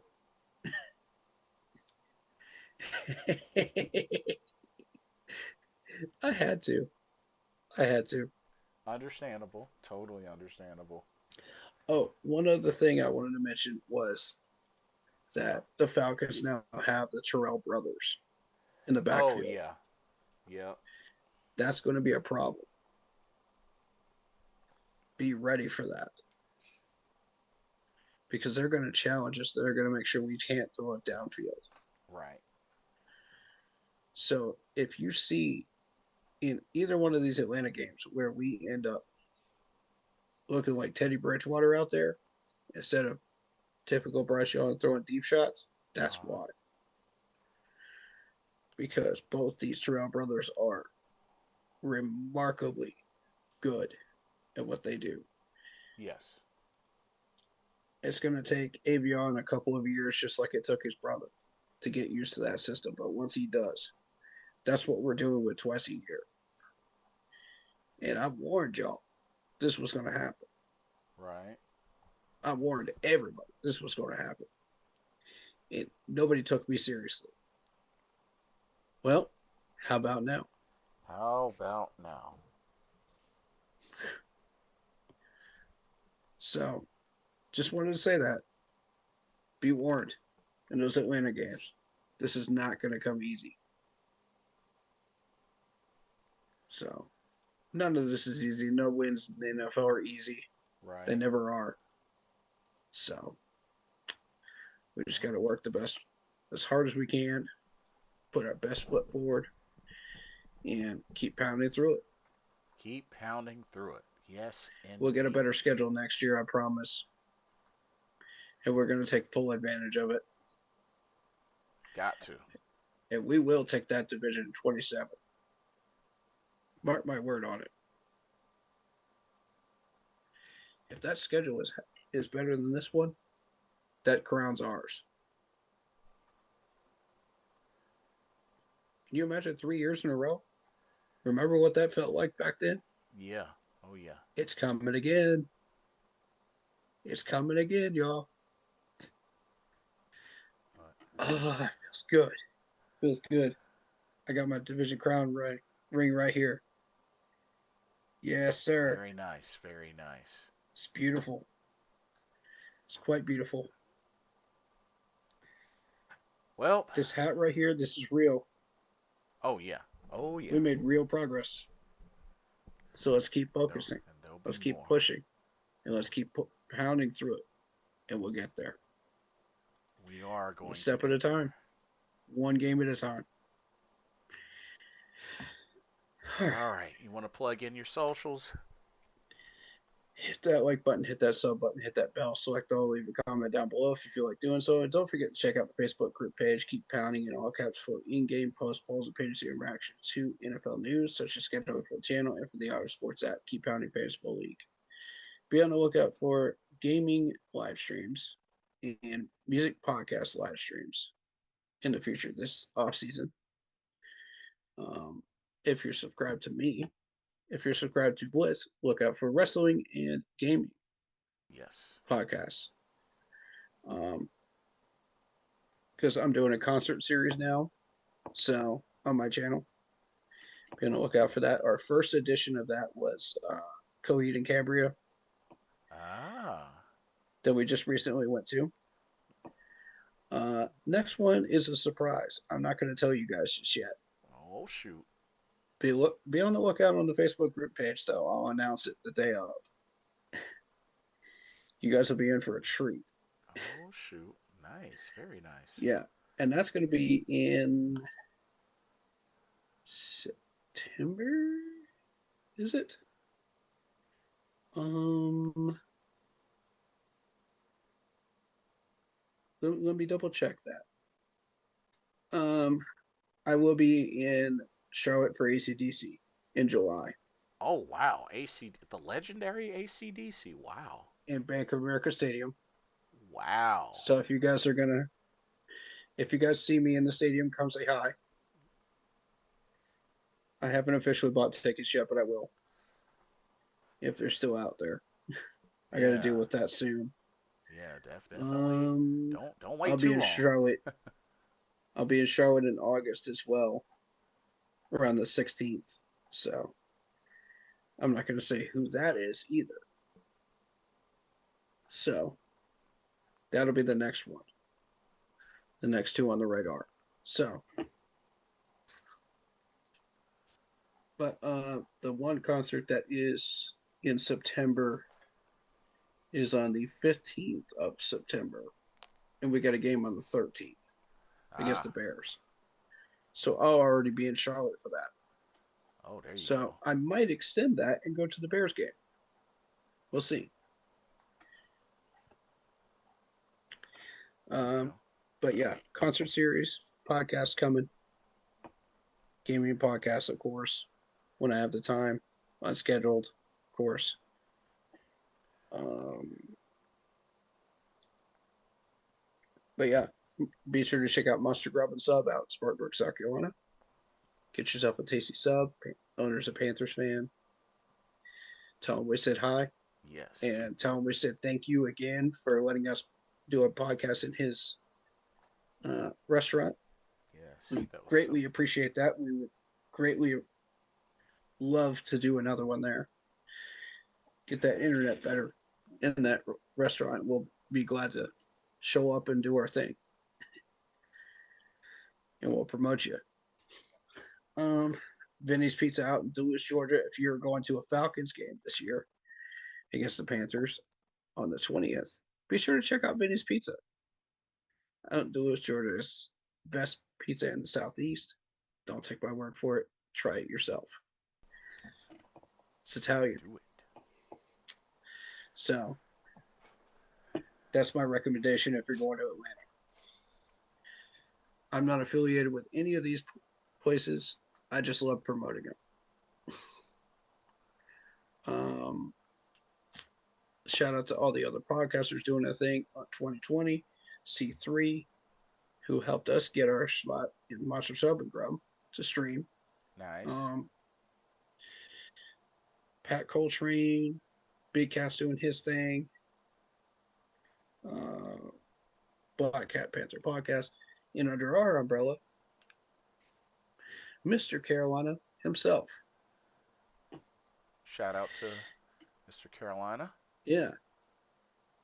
Uh, what was the name of his channel again? It was Bleeding Carolina Blue podcast. there you go. There you go. Go sub to him. Go show him some love. Indeed. You are talking to the great Blitzball champ right now. Go sub to him Blitzball Champ Gaming. and several others that do their thing. Ed Oliver for the Washington Commanders. Love that dude. And Tom Grossi, who's rated me a few times for the Packcast for Green Bay Packers. Go sub to him. Share the love. One big family. But And you might be seeing, more of my brother in future streams. Who oh, just popped on a while ago. As I said, he's my older brother. He is a Philadelphia Eagles fan, die hard Philadelphia Eagles fan. And on a side note, he is a Tar Heels fan as well for all the college football fans out there. very cool. Um, and I know I mentioned it earlier, but yes, your man Blitzball Champ will be going back to Japan for round two. Only this time, instead of 10 days, I will be there for not one, not two, but 3 weeks. Um, September 17th through October the 11th. So, More wrestling stuff. yeah, and also a little bit more tourism because I Fantastic. only stayed in Tokyo the first time, but this time I'm gonna do 2 weeks in Tokyo and 1 week in Osaka. So, Ah, so it's all business the last time. Now it's fun, a little bit of fun, huh? uh, I mean, it was fun last time, just a much shorter trip the first time. Yeah, yeah. So, but but yeah, so definitely looking forward to that. And I've gotten a few pre-ordered pro wrestling tickets. I won't go into details yet until they've been confirmed. So do keep an eye out on my channel for that. And got a lot coming up pro wrestling wise. I mean, we got a lot of tournaments. Pro wrestling tournament season gets pretty wild because many promotions will host many tournaments. Um, so do keep an eye out for that. Um, a lot of gaming events coming up. I mean, once summertime comes, it's going to get really hectic. Um, and like I said, we're inching closer and closer. We got our schedule review, and before you know it, it'll be time for the preseason and then time for the regular season. So, need everybody to stay alert, keep on their toes, be ready, because we don't want to leave any of y'all behind. Because when it's time to go, it's time to go. And Jump the on the train. and the only thing we're gonna be doing is pushing forward. So, That's right. join us, be around, hang out. You get on the ride too. Y'all get on the ride as well. But Mm. thank y'all so much. Um, we're about to enter into yet another season, and it's been great. It's been a couple of years now. Just the flow just keeps going, continues forward, and you all have been awesome. And I'm just as much Hmm. thankful uh, being part of this as y'all have allowed me to be a part of your lives. So I thank you.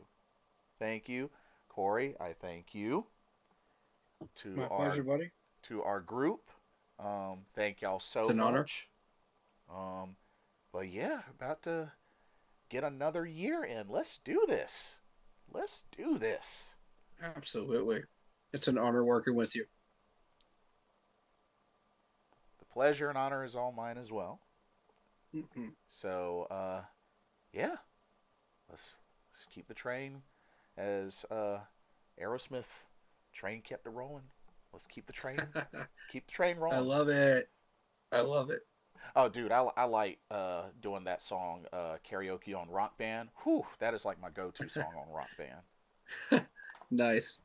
But uh, it's been good. It's been fun. Yeah.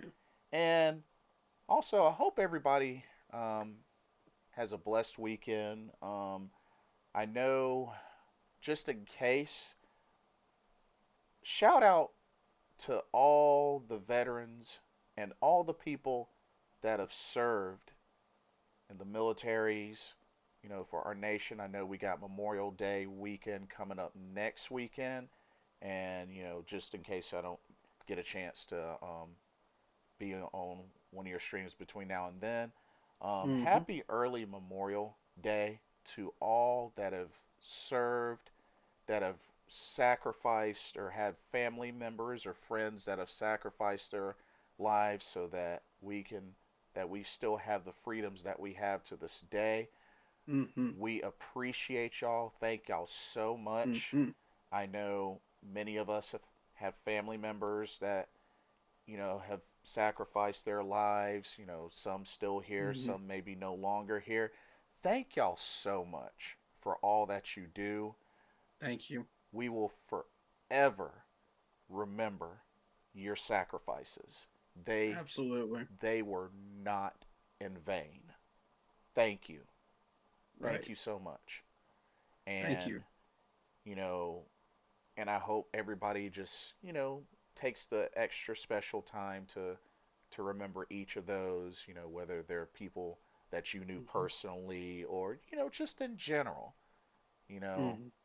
it goes a long way, and we don't want to take these things for granted because, Absolutely. we're thankful. And Hmm. it's always nice. I mean, it's good that we appreciate folks. But you know something? It's always extra special when you have the chance to let them know that you appreciate them. Hmm. Trust me, it goes a long way. For sure, man. But thank y'all so much. And Uh, Corey, you got any final words? Anything? Or, yeah. Shout out Jeffrey. Shout out David Screws. Shout out Marcus Cash in my chat. Shout out everybody that's been watching on VOD or just watching in general. We appreciate you. You are supporting the cause. Um, and also, if you like the intro that you see on the screen, go check out Lindara Ty on Instagram. She's looking for new clients for video, panels, etc. as content creators. Um, she doesn't cost a lot. She's awesome to work with and just awesome in general. Lindara Ty on Instagram. You can find her using her last name first, Ty, T-A-I dot Lindara, L-I-N-D-A-R-A. So go check her out. Beyond that, I think I've covered everything. Okay. Be on the lookout for a stream pretty soon from me for um, press conferences and everything that we missed. So that'll be coming in the next week or so. But beyond that, just gaming streams, podcasts, stuff like that. Just look on the Facebook group page. You won't miss this thing. All the Indeed. announcements will be there. Very nice. Thank you for all the new subscribers. Thank you for all the new followers. Welcome to the Keep Pounding family. Welcome, welcome. Keep pounding to all of you. Keep pounding. Appreciate you.